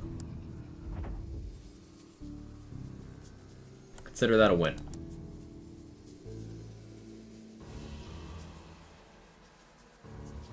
Cool.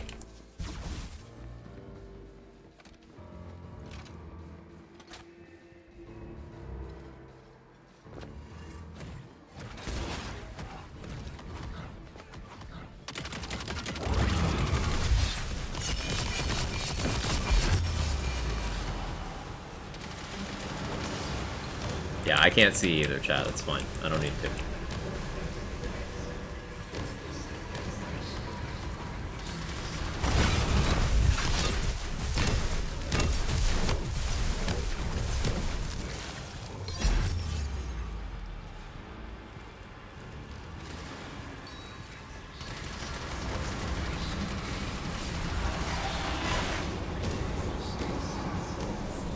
Actually, if these ads don't come over, I might need to see.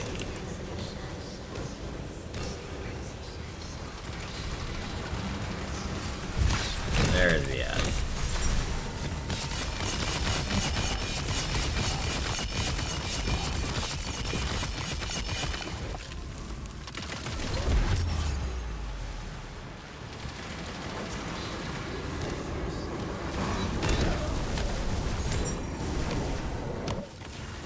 It's a bit choppy when the ads are dying to nasty still before they can get to the boss. Is making this a little difficult for me.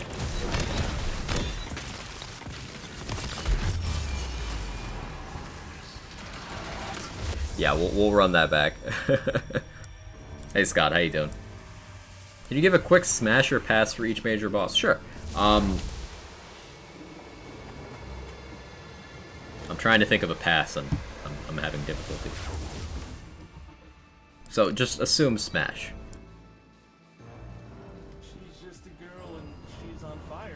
Pass for the aspects. All four of the Hello, aspects. sir. Hard pass.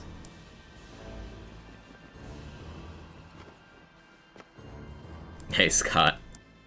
Thank you so much for the Prime in the 8 months. I appreciate it.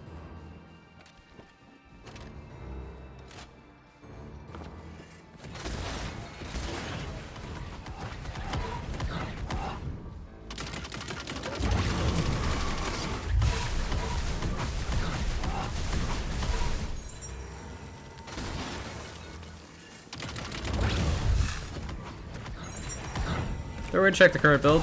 I can do a breakdown for it after the run for you. Skull? Or, what is your name? Sko Kid? Please tell me if I butchered your name. I can't read 5 hours of my stream. But yeah, I can do a build breakdown for you at the end of the run. Just give me a moment. I'll deal with this guy.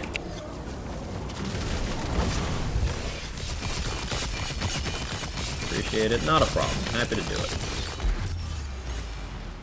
Spawn some ads.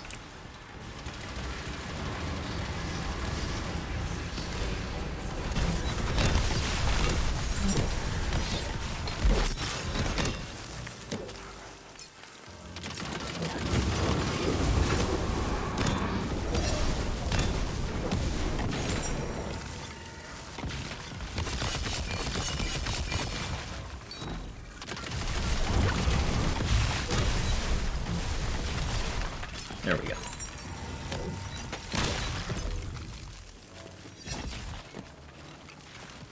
Smash Bernadette confirmed Quag's a bard. You got me.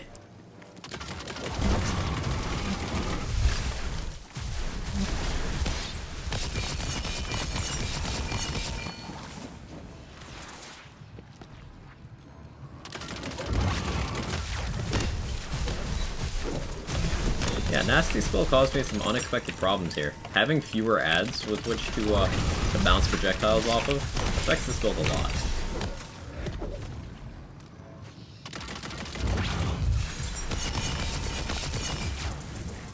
There we go.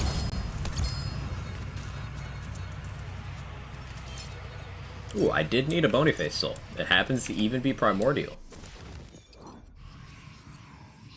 Yoink. I will take that. I think the sparkles are the pending inflammation explosions. The yellow sparkles, that's Barbalode. First place where we can see the new featured end boss. The featured runs don't roll over until Thursday. Varashi. What does Bonyface do? It restores your wards on Chuck. When you impact something, the Chuck restores your wards.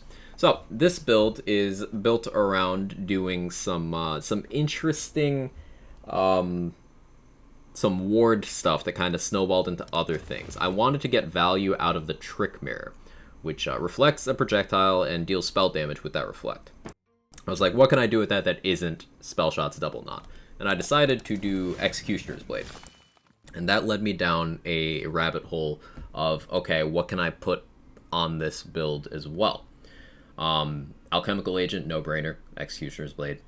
Thinking about Executioner's Blade and how I wanted good damage out of it, that means I want a high base damage weapon, so we went with a Banshee.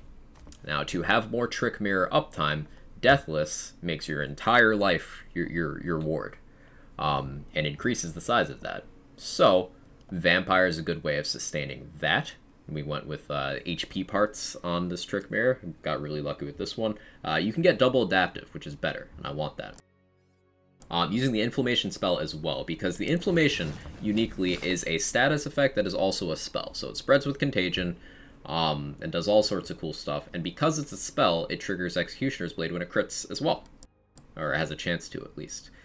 So we've got those going on. But we've also got the Barbalode Amulet. Because this Scalawag fills enemies with crossbolts that make them take more melee damage, helps out our Executioner's Blade and our Banshee, we have Barbalode triggering as well. And what this means is, we have so many chances to trigger this, and because we are a Berserker, we have the Enraged class feat applying a bonus element to everything. Basically, we fill an enemy full of bolts, we light them on fire, and then all that damage spreads to everyone else in the room, and we're just swinging a big old greatsword to stay alive the entire time. It's a lot of fun. Ring-wise, we've just got stuff with good stats, melee damage, melee crit damage, melee crit chance, spell crit chance are all good things here. And on this slot, I've got a Shark Lesson for the bonus element. I've been testing that out. That's been science. Skill tree wise, go all the way down to Executioner's Blade and Sabomancer. Now the thing with getting that far in the tree is, by the time you get to Alchemical Agent, you're at a point where to go any further you need to waste points, because Sabomancer has a bunch of dud skills. Arsenal, kinda bad. Swift Death, pretty bad. Sneak Attack, really bad. And then 1000 Cuts is like bad, but not as bad as those. And follow up over here is situational. So you need to do either 2 more points in follow up or 4 points in 1000 Cuts to get down the tree, which is the main deal breaker with doing Executioner's Blade. You have to waste a bunch of skill points. It's worse than most capstones in this game. Has its uses, but it's worse than most. So we go 4000 Cuts here. Contagion's fantastic, Alchemical Agent's fantastic, Exploit the Weakness is fantastic, Potent Poison's fantastic, so those are all no-brainers. The right side of Sabomancer tree is very good. Haste is good, movement speed and swing speed, and then we just got some like okay things in here. Over the Berserker tree, Max Savagery for more melee damage and rage duration. Icebreaker because it's fantastic for damage, Old Way is fantastic for damage, also gives us some tank. Damage reduction and shields are a great pair, so that works out very well. Cold Snap is move speed, but also frost efficiency, and because Icebreaker increases your damage based on how close to being frozen an enemy is, freezing an enemy faster gives you more Icebreaker damage, so these pair well. Relentless Rage is nice because it lets us stay and save your soul longer. That obviously helped me out a lot during the Wastard fight. And we take 1 point in Blood Frenzy. I don't get the heal from this, but what I do get is the Enrage Timer extension on kill.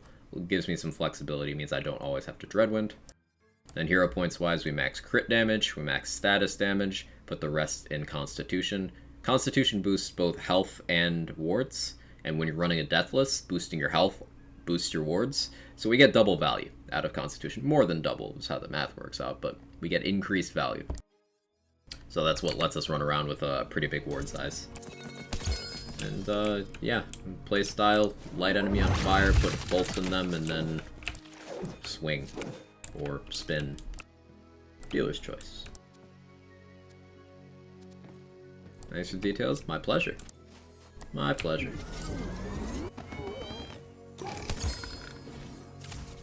Let's split my crystals between these two.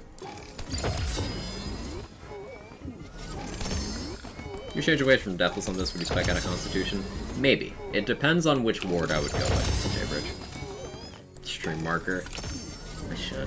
Let me do that.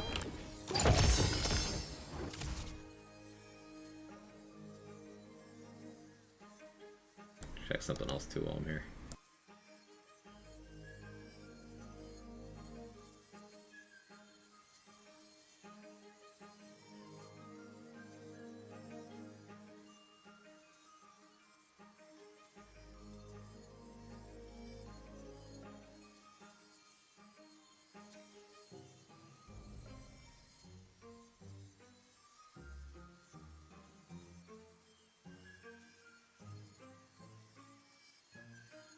Okay. Sorry about that. Had to scroll through some stuff. Pretty big donk, I mean ward size, indeed. I was kind of mad at myself to find your channel earlier, such an entertaining streamer. Hey, I'm glad you're having a good time, Kittensbomb. It's good to have you around. I just try to spread some nerdy information while having a good time. We got a nice little community here. I love what I do, and I love having you guys around.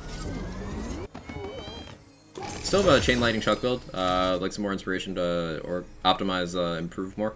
Yeah, I actually was messing around with a different one 2 days ago at Tsukato. Wasn't quite happy with it.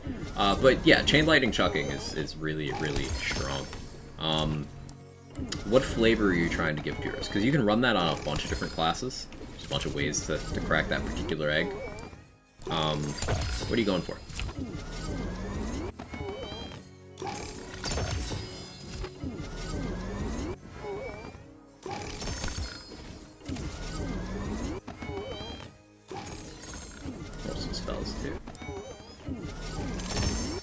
Maybe we get a triple radius primordial inflammation? Never happening, but could you imagine? So I don't know if I even want triple radius, because then I lose that the cooldown part. So, we'll do it anyway. You know, we'll do an armor pull and a melee pull. Good Sporcer, got a volatile, no element chuck today. Okay, so non-elemental on a Fear Knot actually deals lightning damage, but it has the higher base damage from being non-elemental, so that's a good find. Sporcer is a good combo for that.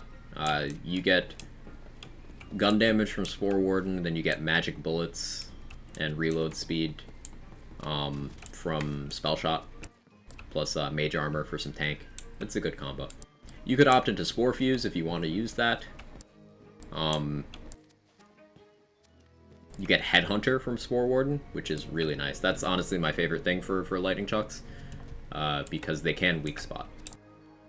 So you get a lot out of doing that.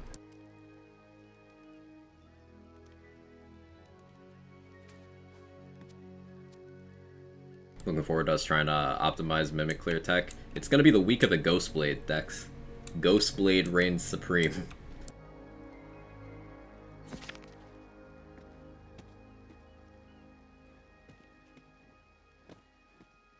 Yeah, I'll be playing my Ghostblade build a lot during that run.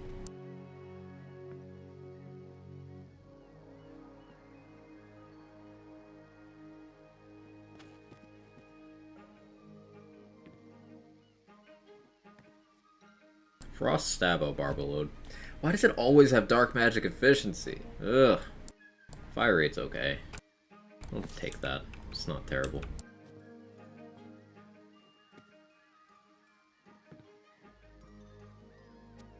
Hercules and all those, and Exploit and Soak for weakness, and Blizzard for lightning boost on active. I really wouldn't recommend Blizzard for that kind of setup.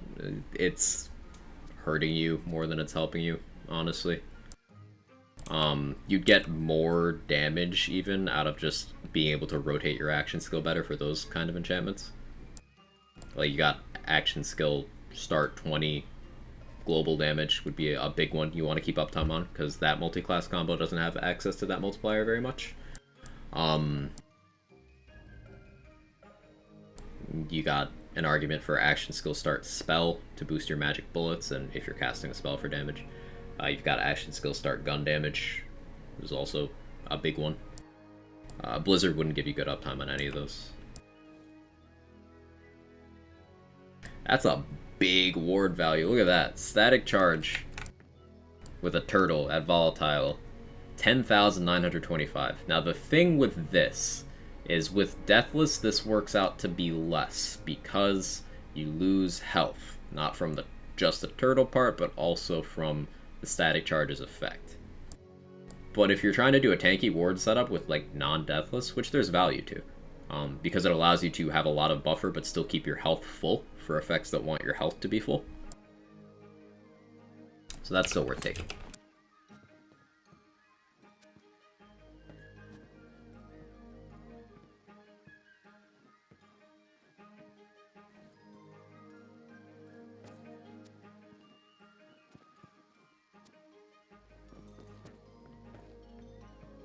Let me double check this pile.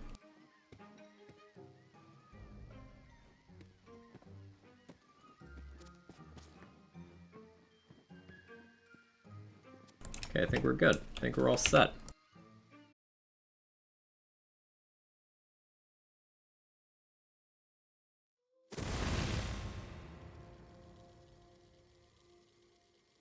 Pog you. No, Dex is just cheering you on. Yeah, on per. Is that better for an unarmored defense build? Yeah, actually, that might work out favorably for unarmored.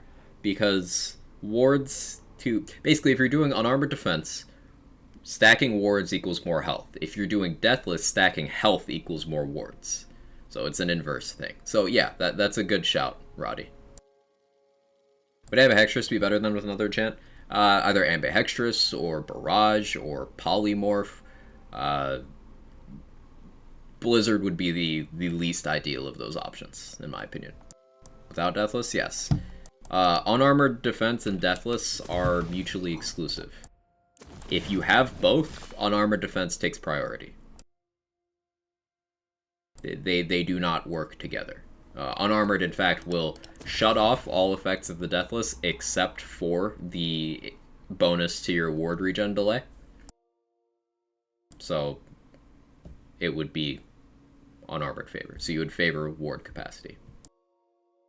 If these work together, then it'd do some really weird stuff, but unarmored has this clause on it that says health can no longer be reserved, probably to prevent that.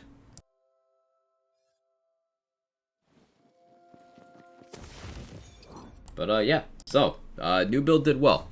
Actually ending this time, depending on the new class. We don't know anything about how it plays, but I'm all for it. It's called the Blight Caller, and my mascot I use for stuff is kind of like a cutesy version of Blight from Batman Beyond, which is pretty cool. So, quick, someone read it. No, not again. But yeah, I'm excited for it, Isaac. I'm excited to see more info.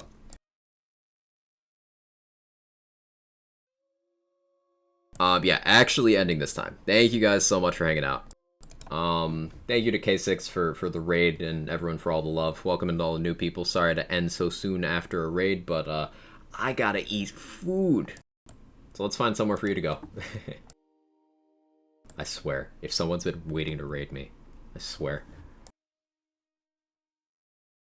This is gonna be raid message. We'll do that. We'll do Quag Caller. Quag Caller.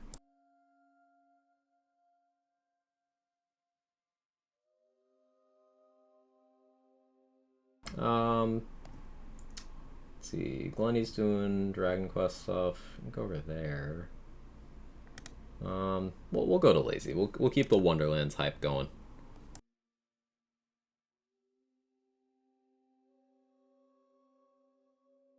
Yeah, let's head over to Lazy. Anyway, let's spam that raid message. and I'll catch you guys over there. Thank you again. I will next be live tomorrow. I'll be playing more Wonderlands. Maybe the build from today. Maybe I'll try to knock out some more of my my builds backlog. I've got a notepad page of like build ideas I need to scratch off. Some of them might work, some of them might not, but I won't know until I try. Thank you guys again. Have a wonderful rest of your day. Give Lazy lots of love. Bye-bye.